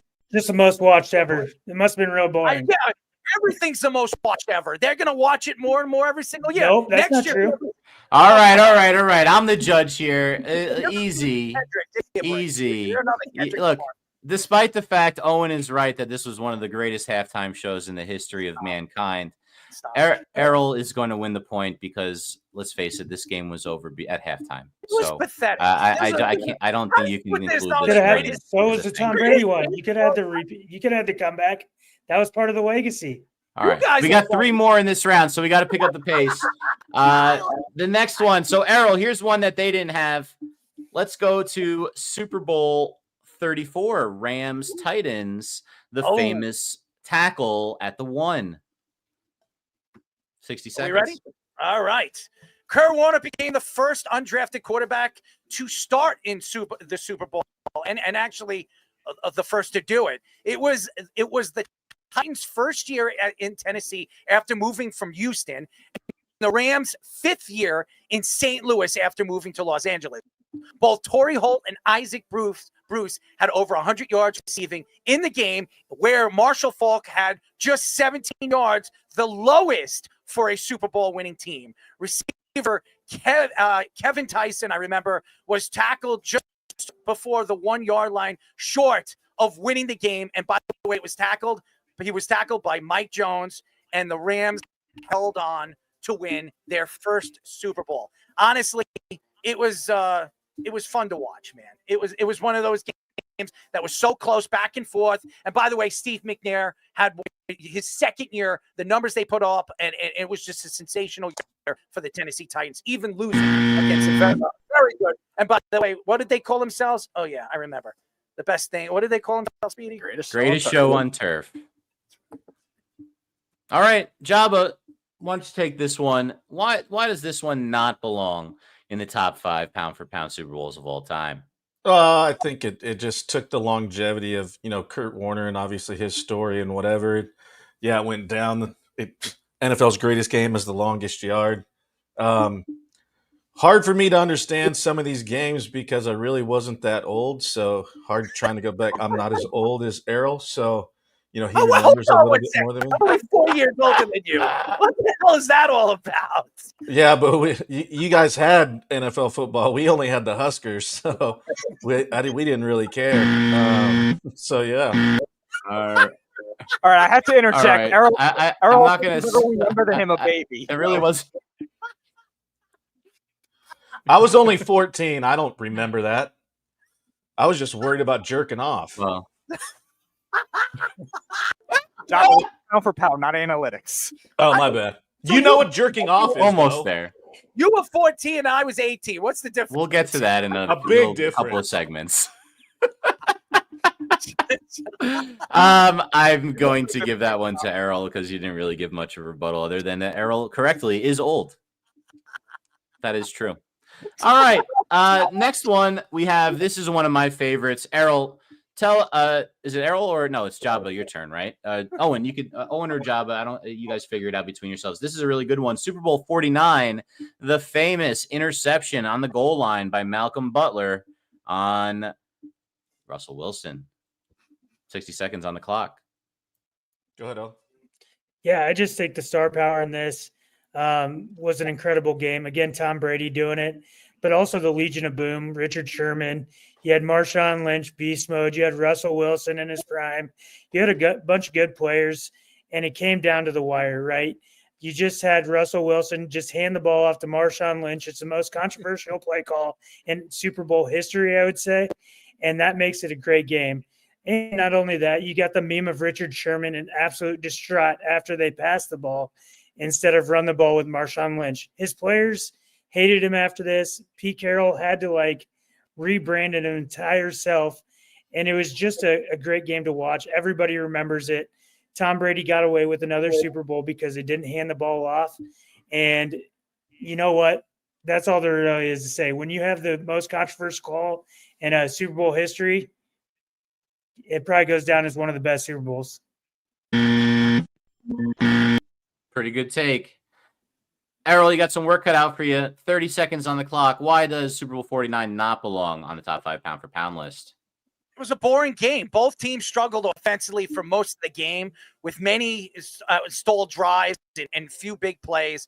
The game was primarily decided defensive stands with interceptions and sacks during the game. There was the controversial call, but the lack of offense, it was really I watched the game. I want to see back and forth. I want to see defense. I want to see offense. There was nothing there. The only thing that really stands out of the game was that interception of the game. And by the way, the MVP was Tom Brady. It should have been Malcolm. I don't think it was that great. I think Malcolm Butler should have been MVP as well, but Owen's going to win this point. This is definitely Jabba. Good call, including this one in your top 5. This is one of those, for me, Pete Carroll versus Bill Belichick. That's two defensive whizzes going at each other. You should expect that type of a game from the two of them. And that, if you like defensive football, it was a great Super Bowl with arguably the dumbest play call at the end of it in the history of football when you have Marshawn Lynch eating Skittles in the backfield for you. So 2-1, we got one more in this round. And this is Errol. And Errol, it's going to be tough. You guys are going to have a tough one because I think this is one of the greatest ones of all time myself. Super Bowl, the year after Super Bowl 42 was Super Bowl 43, the famous Cardinals, again, Kurt Warner, losing to the Steelers on the famous Santonio Holmes toe tap at the end of the game. Errol, tell us why Super Bowl 43 is a pound-for-pound top 5 Super Bowl. Well, it's pretty simple. He played for the Giants, and then he was traded, or he was let go to the Cardinals, and then he led his team. An 8-8 Cardinal team became a team with the least amount of regular season wins to take you to a Super Bowl. Kurt Warner made his second Super Bowl appearance. Both teams threw for 350 yards, and both teams rushed for 100 yards. Larry Fitzgerald had 127 yards, 2 touchdowns, and Santonio Holmes had that toe tap as the second-year player, had 131 yards and the game-winning touchdown. By the way, after that, he got a big contract from the New York Jets. James Harrison had the longest defensive play in Super Bowl history with a 100-yard fumble return for a touchdown. Honestly, it was a great game. It went back and forth. Mike Tomlin against one of the more known coaches in NFL history. I honestly, this was a fun game to watch. It was so fun. Defense, offense, everything was going back and forth in the game.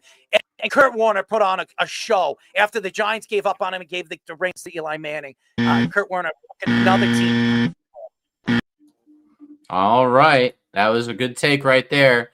Jabba, why don't you take this last one? 30 seconds on the clock. Why does Super Bowl 43 not belong on the top? Yeah, you know what? You're not going to get this one off me because this was my first ever NFL game. And to be a Super Bowl was pretty crazy to watch this game and all the things that were happening in this whole thing with everything that Larry Fitzgerald was doing because he was just coming in and then gets a big contract. I'm agreeing with this one because this one, you always remember your first game. And I was older, so I got to remember it. But sitting in the suite and all the real food, I realized that life isn't real, and you just get to eat filet mignons and watch the Super Bowl as your first ever game. So I got nothing to argue with this one because I can't.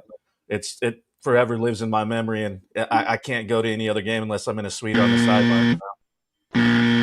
All right. Well, I guess that clinches the game for Errol. And we will just show you the list that you guys have in the order. We are running a little late tonight, so just show it to you guys for tonight. But it was an interesting list. You both had Super Bowl 42 as number 1 overall. And Canada pulls it out in OT, by the way. Wes is Canadian. All right, so I'm just going to fast forward this. So we got Super Bowl 42 for Errol, then Super Bowl 3 with Joe Namath, 51 with the comeback, 43, which we just talked about, and the tackle at the 1 yard line, number 5. Pretty close. You also had 42. 51, you had the comeback second. Then you had the interception, Malcolm Butler, number 3. I really like that call. Super Bowl 3, the guaranteed by Namath. And then we had this year's Super Bowl, which I think was a controversial choice by you. It might have cost you guys this game. I said you might give us points because you hate all the Patrick Mahomes stuff too. So, and screw the Chiefs. And guys, that has been another rendition of Pound for Pound.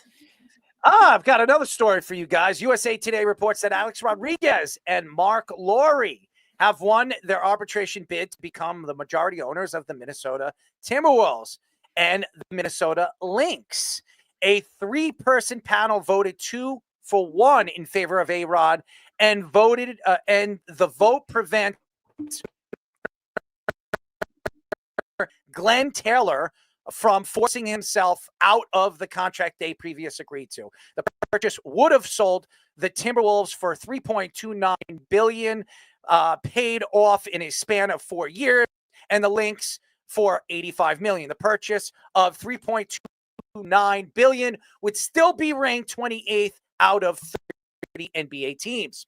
Previous owner Glenn Taylor accused the buyers of breaching the contract back in March when they had already paid about 40% of the money in the first 2 payments. Despite this ruling, Taylor can still petition a federal judge to vacate the arbitration award, and his financial prowess could give a better odds the case and can overturn, even though it's not likely. So it looks like A-Rod is going to own, moving forward, with Mark Laurie and the Minnesota Timberwolves and the Minnesota Lynx.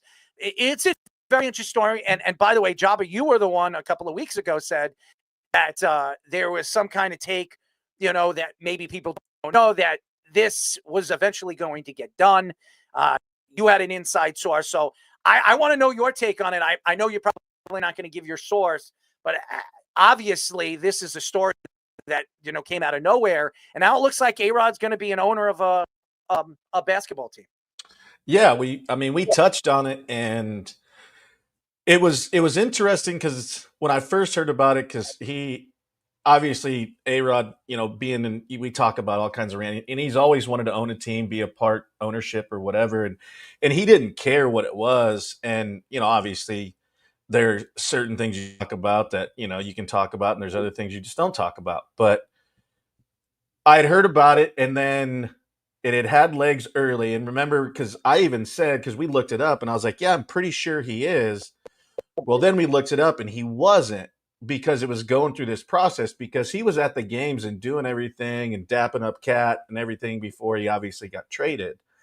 And I was like, so let me dig a little bit. And so I did, and talked to some people, and they're like, yeah, there was some legality issues of kind of what they were doing.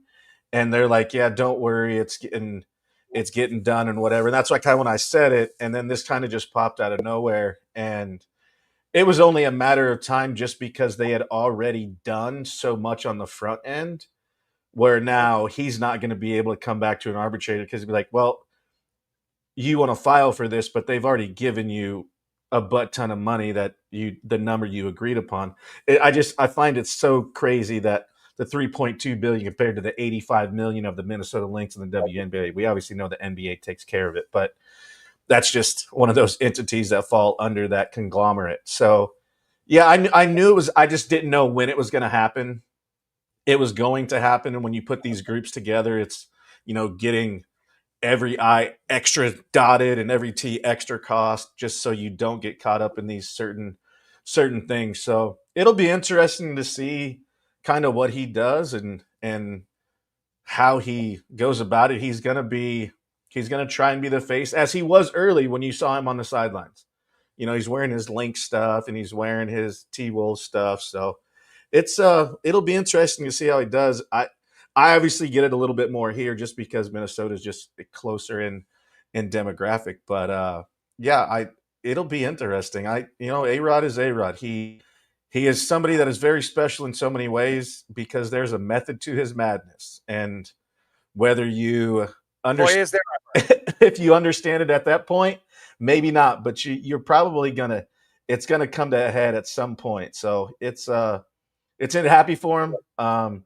I think he'll be one of those guys that, as an owner, is in your corner and is going to stick up for you, and not be one of those guys where he's kind of the face. If you look at it, kind of in that Derek Jeter realm with the Marlins, where he didn't put a bunch of money towards him, but he was the face and kind of managed what he wanted to do. And I think that's kind of A-Rod's aspect, but A-Rod will be more of the hands-on, in the board meetings and all the other stuff. Derek and him are kind of too different on that aspect. So it's good for him. I don't know how great this is going to be for the NBA, honestly. I like Alex Rodriguez, but him jumping from baseball to basketball is a little I would have loved crazy. Mark Cuban to be the owner of the Cubs. Yeah, well, that's different. Mark Cuban is a businessman and he knows how to build businesses. Alex Rodriguez, and you're going to say, well, he built businesses too. He does real estate. But Alex Rodriguez has been in the tabloids. He's always, who's he dating now? Is he back with Jennifer Lopez? I don't know how, being in front of the tabloids and being an owner of a team is going to help the NBA. Now, obviously, it's Alex Rodriguez. He's not very soft-spoken. We all know that about him.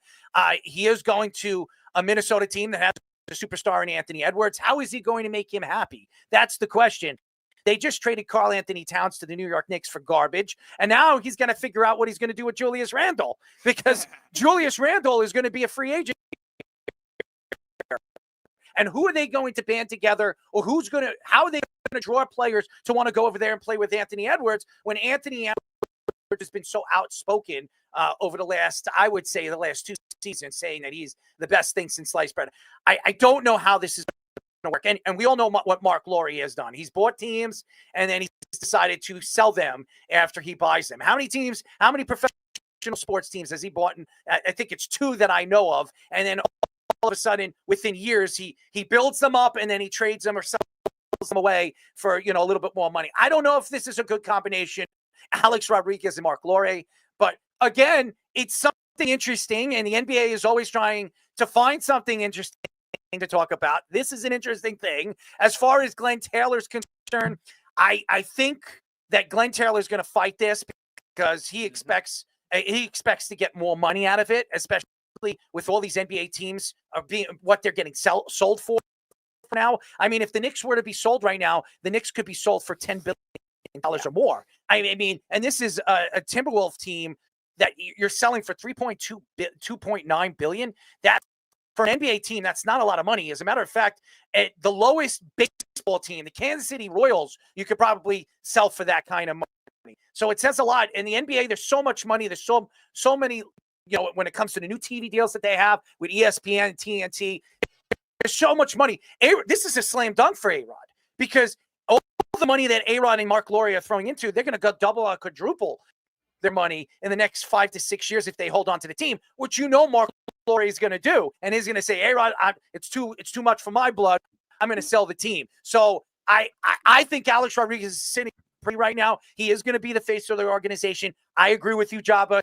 He is going to be a spokesman for the players. He's going to help the players out. I just don't know how good or if it's going to 100% happen. And if it does happen for $3.29 million, I don't know how long they're going to hold on to the team because in about when's the new CBA, Speedy? What is it? Another 2-3 years? 28, I think. 20. So 3 years from now, with the TV deals that they're going to have and all the new deals that they're going to be negotiating, I can't see Lore keeping this team going after 3 or 4 years. I think they sell it and they double their money. So it's a good deal. If Alex gets it for $3.2 million with Mark Lore, it's a great 29. business deal for Alex. 29. Okay. So 4 years. And how long did he own the Marlins? What did he own Marlins for? 6-7 years? And then he sold the team? It's not Jeter? going to be Lore. Right? No, Mark Lore. Oh, Lore owned the. Yeah, he put I think it was like 6 or 7. $1.2 million flamingo or whatever the hell it was. Oh, that was so ugly. The original home run ugly. stats. Yes, and then he sold the team for a ton of money. So I think Mark Lore, he's spin the wheel, make the deal. I think this is a Mark Lore move, and Alex just wanted to jump on it, and I think it's a great deal. If Alex gets this team for $3.2 million, it's a slam dunk for them because in 4 to 5 years they're going to sell the team for double that. You probably look at it at 7 billion, 7.5 billion. I mean, Alex is going to make $1 billion and a half off this deal. It's a great deal for Alex Rodriguez. It's just going to make him more richer. So that's the best part of it. I don't know how long they're going to hold the team. I can't see it that very long. Mark Lore doesn't hold on to teams too long. But that's why I said when he does something, there's a purpose and there's an end game. And I mean, it's all public, so it's not like and Alex and I are good friends, but think about all the people Alex was involved with, right? And so the brothers, one of them gets divorced. Who's Alex getting in cohorts with? Her. So now he's talking to Stanford Business School. He's talking to places that he necessarily wouldn't have that opportunity. He moves and shakes in ways that you don't even think about. And then you see it, you're like, that makes sense. Like, the dude is smart. Like, there's things he does and looks at it at a different perspective of how and what he can do. Shark Tank, for example. I mean, literally he was one of the investors in this. So he's not stupid. There's method to his madness, and he has A-Rod Corp and all the other stuff that he does. Like, it's crazy. And it's, like you said, it's teaming with a guy like that has flipped stuff for $1 billion, for 700 million, 100 million, 545. You can keep going on and on. Control your subconscious. So yeah, he's going to come out ahead on this for sure. That's a fact. Jabba, what do you think the end game is? Because I've had this thought that he wants to be a baseball owner, and that's what he really wants. He's going to do this, but I think his end goal is to eventually flip it with a guy like Lore because he was good at flipping it. And, not that he's going to sell this team out or anything like that, but I think he wants to be a baseball owner. I mean, A-Rod is famously, gets on TV. His love of baseball just exudes for the screen. The guy loves the game more than anything else. I can't imagine that's not what his end goal is, trying to buy this team. I think it's getting his foot in the door with kind of the sports entity aspect of it. Like, so he changed his well, I don't even know what you would call it, perception per se, because nobody ever thought he would be as loved as he is on Fox Sports. Right now, it's like love him. They have a great dais with those guys. Half the time, I can't understand what Poppy says, but it's a great dais. And he's changed the perception about himself, and you haven't heard much about him. You know what I'm saying? He's kind of flew under the radar, changed his perception, and I think getting his foot in the door and understanding he's one of those guys, and you see it from afar. But literally, there would be times where I would look at Alex, and Alex would call the game with me. I'd be like, we would have our own signs, and he would give me one. He would play the game. He would go home and watch the game. He would record it, watch it, and then come back and, like, if there was something that happened, he would break it down for you. He's like, hey, you remember this 2-1 pitch you went in after you just went outer third 2 pitches before? Like, just the way his brain thinks is completely different. I think you may be right on owning the baseball side of it, where it's not a group type of thing. It's more of like a self-ownership, kind of like a Cuban type thing of what he did with the Mavs and how he kind of changed that. Yeah. So I could see that's what he wants to. I mean, he's 49 years old. He's not very old when it comes to, those terms. So it wouldn't surprise me if it's one of those, hey, let's get in for, like Errol said, 6-7 years. Boom, I turn a quick, whatever he invested. It's like you could be an owner of something and you bought it for three. They're saying it's both of them. So, and Alex Rodriguez probably has, I've heard Alex has a ton of money in real estate that he probably has, that he's made. And I've also heard he owns a bunch of like gyms and stuff like that he's made a ton of money off of. Alex, what I'm hearing, it's Mark Lowry and Alex Rodriguez and maybe 2 or 3 other business partners that they have, but they're going to be the headlining guys that are running it. If they're buying the team for $3.29 billion, I'm going to predict that in about 5-6 years after the new CBA, it's going to go up at least $5 billion. So Alex is going to make a quick 1.2 or 1.3 billion. Well, it also depends on how much he put in. Mm-hmm. Right. Mm-hmm. Because they're, it's, you look at certain guys that are like, I own part of this, but you own, and I'm assuming he owns more than like 2% or whatever the case may be. It's like, oh, I put in, say they bought him for $3.3 billion. Let's just, I put in $3 million, but I technically own part of the team. Now, I mean, technically, yes, but that's the reason Jay-Z had to get out of owning the Nets, the Nets, because he started Rock Nation, and you couldn't be an agent and own a team. But he only owned like 2%. So it wasn't like he's like, hey, I'm 40% owner, like, give me my money. Like, so there's certain aspects of it. I'm going to predict this. If Alex Rodriguez and Mark Lowry are on the forefront, those guys are probably the majority investors in this. And they just, that's what I'm predicting here. I mean, Mark Lowry is more than Alex, I can tell you that. Oh, 100%. I think Mark Lowry is totally jumping on this because Alex reached out to Mark. Because if you remember, Derek Jeter, when he wanted to buy the Marlins, he reached out to Michael Jordan, if you remember. And Michael Jordan invested some money into it. They have a connection, but it wasn't like this. I think Alex has a significant amount of money invested into it. I think Mark Lowry has more, but I think if Alex throws about $400 million into this deal, and he's good, and they sell it for like 7.5, Alex is going to make $1 billion off this deal. I think it's a slam dunk for Alex Rodriguez to become a more richer person.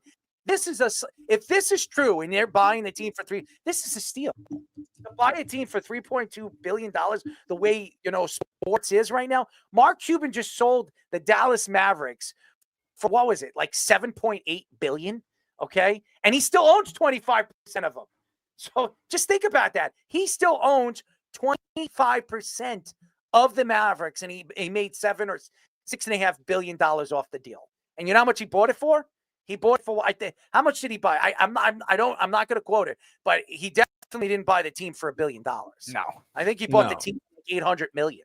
Okay, so he made like $5.5 billion off the deal, the investment. Just think about that.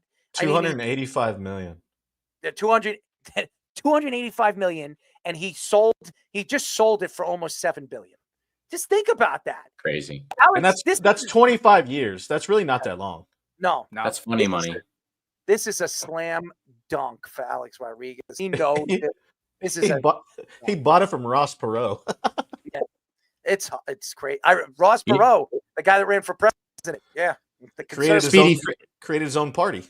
Speedy, forgive me. Didn't the Glenn Taylor try to like stop the sale because he realized the Wolves were good and they'd be worth more money and tried to stop the sale? And I was actually going to bring that up because when we had Dave Benz on the show when he was broadcasting with the team a couple of years ago, he was mentioning that like they were having some like behind the scenes financial stuff. Now he couldn't get into it because he was still with the team at the time, but there was some behind the scenes financial stuff that I think that's more of what Glenn Taylor maybe has in this case that he's trying to get at is maybe the operations of it. Because I was talking about this with you, Jabba, a couple of minutes ago. We were talking about with the Mets. Like I think the reason that they quickly dropped out of that whole process is the way his business guys went with it. Not just himself, but his guys, his 5 guys that were with him at the time that we're trying to get in the Mets negotiation. Now, I don't think he was going to outbid Steve Cohen anyway, but maybe down the road you could deal with another baseball team. But I think that's the same case they're dealing with here. And what we're hearing last off season was they're going to have to trade things because of the TV deals because they're going to be in a lot of financial peril. As a result, they had to trade Karl-Anthony Towns. It's the same thing we were talking about with Ken Rosenthal when I was asking about the Padres. The Padres are going through that same kind of thing where they're going to have to trade all these assets as well. So it's just very difficult to operate on that kind of thing. And maybe Taylor with the new TV deals being out, maybe that's his case against it. Yeah, because didn't this process start in 2021, right? It's Yes. been a while. I think the first time Dave was on the show was around then. And he was on his last year with the team in 2022 with us. And he was saying that there was a lot of behind the scenes discussions with going on with the Timberwolves with the financial end of it from the team revenue standpoint. And you could see the number that Errol was reading before. They're 28th even with A-Rod doing this purchase and the 30th out of 30 teams in the NBA. It's crazy. It's a slam dunk for him. I think this might be the best business move A-Rod has ever had. If this goes through, he's going to make over $1 billion off this deal, 100%. And I don't care if he throws, and A-Rod has money, so if he throws $400 million on it, it's worth every penny that he's throwing into it because he is going to quadruple that. He's going to make almost $2 billion off this deal. And it'll help him buy a baseball team. It no question will help him buy a baseball team. It's not going to last long. Mark Laurie is not going to hold on to this team too long. He is not one of those guys. He's a buy and sell guy. He's spin the wheel, make the deal kind of guy. So it's a very interesting story. If it happens, congratulations to A-Rod. It's probably one of the biggest steals in NBA history, if you would ask me. So especially now the way, football teams and baseball teams and basketball teams and hockey teams are worth now. Hockey teams are getting sold for billions of dollars. The Ottawa Senators were getting sold for, what was it, $4.5 billion or something like that? It was some ridiculous number. It's unbelievable what these guys. Oh yeah, the Canadian. What was it? Canadian dealer guy or whatever that was. It's unbelievable how much money these teams are getting sold for now. All right, ladies and gentlemen, our final segment of the night. We call this Analytics. Ladies and gentlemen, And now it's Analytics. I want everybody together to go ahead and say penis, penis, penis, vagina, vagina, vagina. It's always good. It's always good. It's a great drop. You ready, Speedy? All right, so this time, Speedy, I think I can control the sound, the music for this one over here since we're going this way. If you don't think it's working, feel free to do what you've been doing normally with it. But today, on Analytics, a quality educational experience, yet again, we have the competition between Speedy and Errol.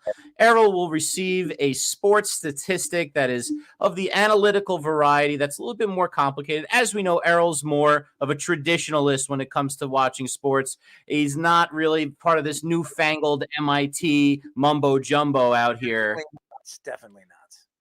So, more of an eye test guy. So Errol doesn't know some of these terms. So Speedy's going to try to teach him one. And at the same token, Errol's got a term for Speedy. Except this term isn't a sports analytical term. This is what we call an analytical term, and it is a sexual innuendo that's just going to simply go over Speedy's head. Both guys have three clues to get it right, and then to get it completely right, they have to use it correctly in a sentence.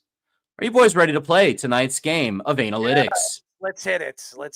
All right, so Speedy, I believe we have a baseball one for you tonight.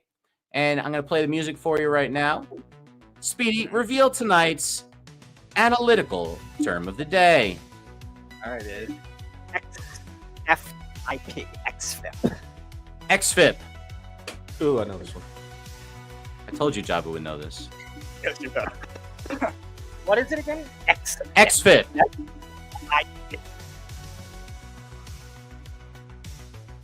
XFIP. I have no idea. Wild guess round. Extravagant. Wow. Apocalypse. Sounds like you just invented a math term.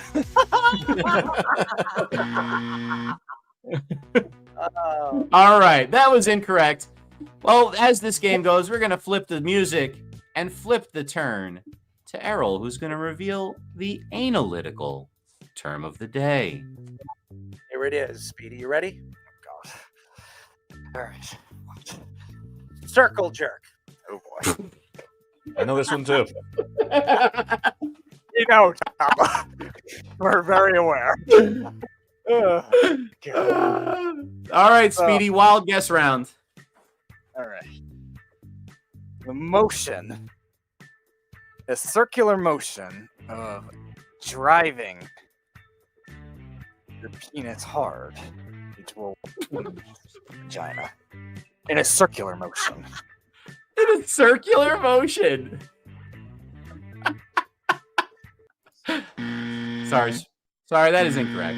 We are going to go back. Now, the first clue tonight for XFIP. Speedy, help Errol out. All right, so if you're a pitcher, what is the easiest ways to get out without having to rely on batters? Pitching? Yep.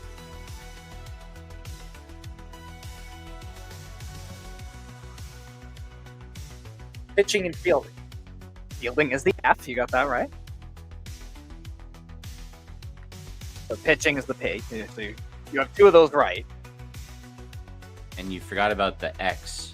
But you got the F. Good job. Keep going. That's all I got. All right. Well, you got one of the letters. Not bad for a first guess. Let's flip the music once again for Speedy's first clue on circle jerk. You can hang out with your boys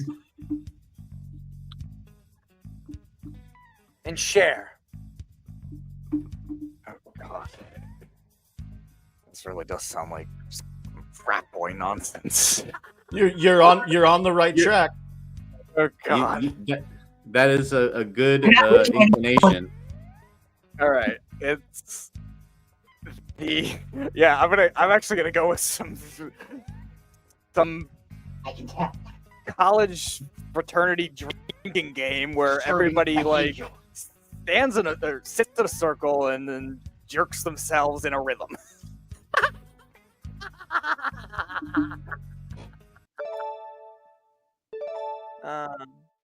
Speedy, I need you to use it in a sentence. That is mostly correct. Please use the term. Not.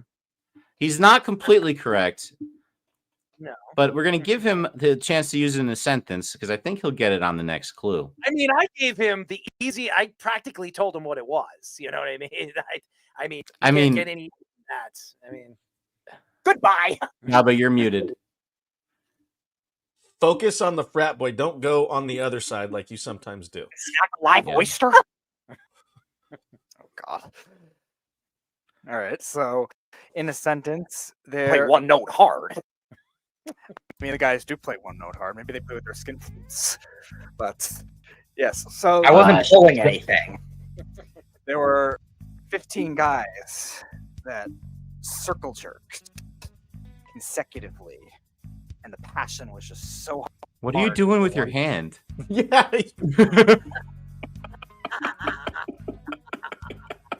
A circle. A circle. A circle. Goodbye. Never heard of a skin. They all circle jerked in rhythm. Never heard the term before. Some type of music that's like this, but probably a lot more raunchy. No share a Wu-Tang pie with the rock. Yeah, and they probably did that. Speedy, you're very close. I think you're going to need another clue, but we're going to go back to the second clue for the sports analytical term of the day, XFIP. All right, so fielding you got right. So you want to have it where you don't, if you're a pitcher, you don't want to have to rely on them. So the X is a different term for projected. A different term. You do realize that you're not really helping me. I mean, these Speedy's clues are not of the highest quality. Beautiful. I gave him the answer to the question of mine. He's giving me like projected.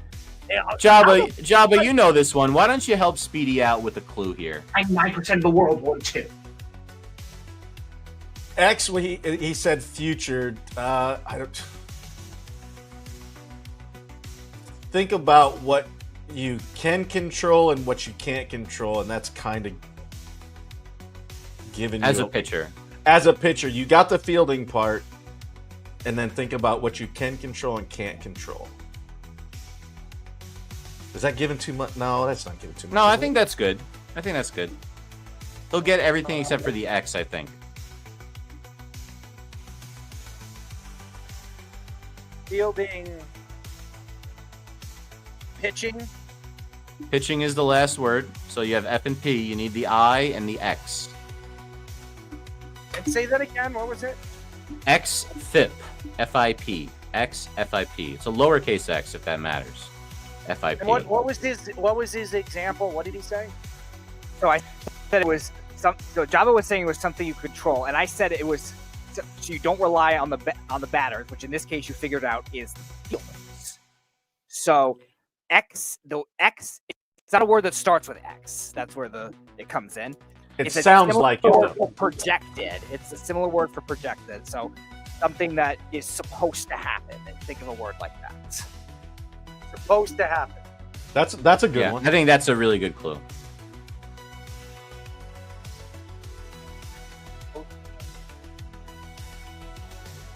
I didn't hear that. Expected. So you have expected fielding blank pitching. So I is exactly what Java says. Like how, if you're controlling it as a pitcher, You're trying to help him too much, Speedy. You are supposed to compete against Errol right now. Errol, I'm gonna need an answer.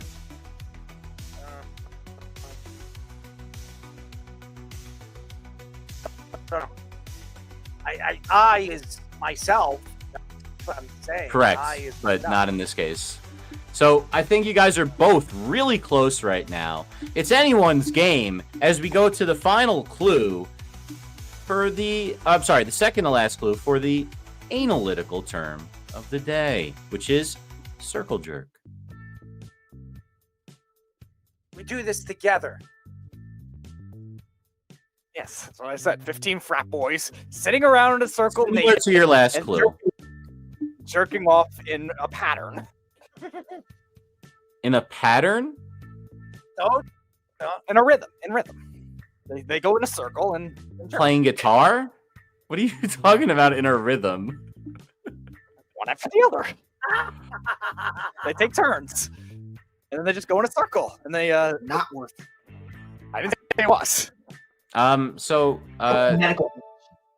That's right. That is actually correct. That is what that means. But now you still have to use it correctly in a sentence to defeat Errol. All right. Can you do it, Speedy? It all comes down to this. College fraternity record for a party school had 89 dudes circle jerking. And it lasted all night long.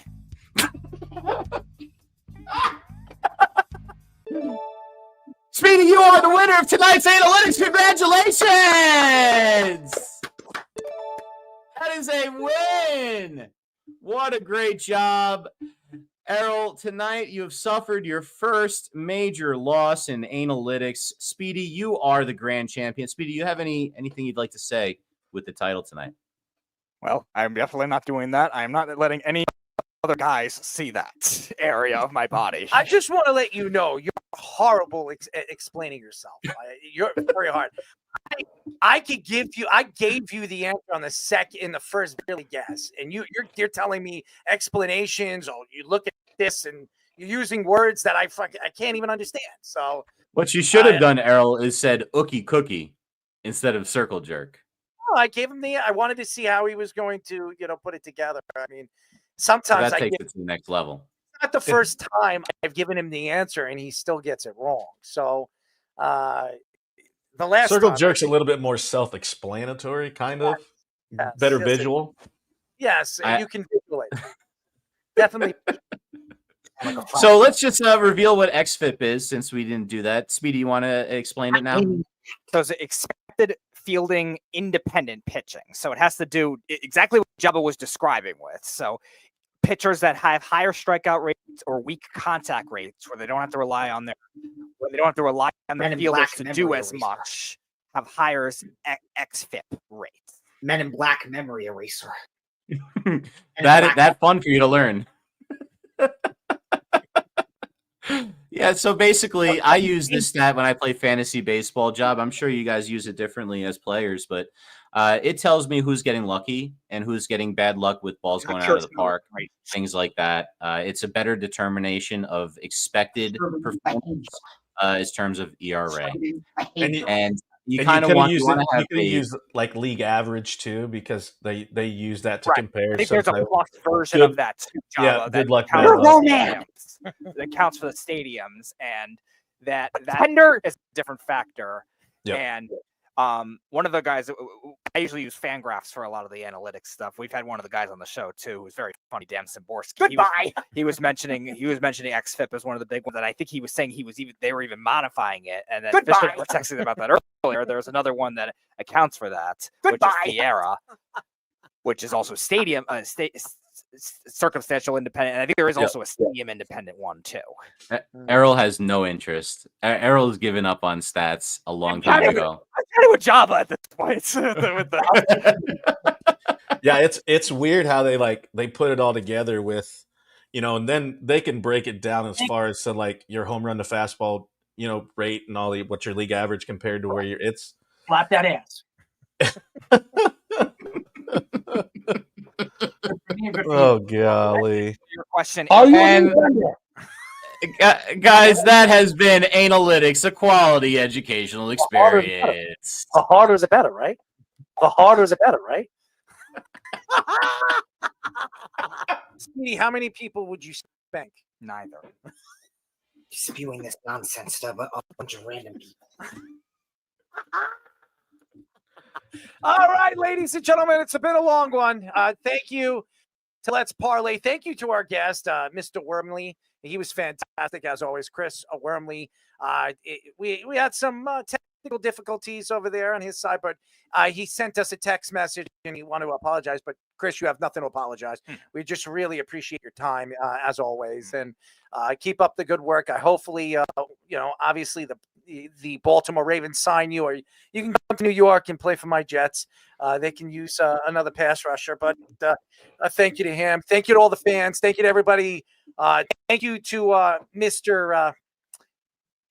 Keith trying to call the show. I'm sure he was a little upset, but we'll figure that out. I told Speedy before the show to test it, but we've been very, very busy on some of the stuff that we've been doing. By the way, our social medias are moving even faster than we expected. So, So thank you to all the fans. Keep listening to us. Check us out. We're on video now and audio on Spotify and Apple. So check us out there. YouTube, all these platforms. We're actually on about 16 different platforms in the audio end of it. We're also on Odyssey, Worldwide Sports Radio Network, if you want to check us out on Odyssey, if you're looking for podcasting over there. We will be on 103.9 FM on Saturday at 7 o'clock, right? Yeah, we don't have any more games. Right. So all the other games are either West Coast games or day games for the Islanders. Well, the Islanders. So we'll be on close to normal time pretty much the rest of the year. The Islanders are playing pretty good hockey. Right? Yeah, they are. Just to give their fans fun. So. You know what's so funny? I actually took shots at the Islanders, and then all of a sudden after I took shots at the Islanders, they go on like a 7-game winning streak. So maybe should do that more often, just throwing them under the bus and they start winning. And Patrick probably tells me, up yours, Errol. And now they're talking in Anyways. Vancouver about Elias Pettersson. No, I would. You sound like a frat boy. All right, ladies and gentlemen, we'll be back on Monday. Who do we have on, Speedy? Nothing confirmed yet for Monday, but we do have a guest on Wednesday. Jeff Nelson, who you talked about on Monday. Yes. Former Yankees reliever, also pitched for Seattle, Texas, and Chicago. He'll be joining us at 9:30 next week on Wednesday. Jeffrey Nelson. Me and him have been following each other for years, and I'm looking forward to seeing what Jeff has been doing over the last couple of them. This will be the first time Jeff's been on the show. He's been doing more TV and radio lately. Yep. And I like Jeff. I've always followed him. He was a part of a couple of Yankee championships. Big part of that bullpen. I remember it. And people forget how weird his delivery was. Well, that's when you can be a specialist. Yeah. Yep. He was special player in that bullpen for the New York Yankees. He was funky. Jeff will be joining. Yeah, he was funky. As funky as the circle jerk, right, Speedy? I don't know. I wouldn't be able to Doing this nonsense. I wouldn't be able to judge. I'm not a part of that 89 kid college fraternity. Do you like more glazed donuts? Why do you like glazed donuts? Chocolate glazed. You like a circle, right? You like it I circle? don't care how it's shaped. It could be the stick too. It could be a stick and a circle. So It doesn't matter. would you stick the stick in No. the circle? Why not? There'd be no point. It'd break. Well, no, it won't. You stick the stick in the circle. It would break. It would. Well, it would break, especially if you put something around it, right? Or if I put it just inside the hole.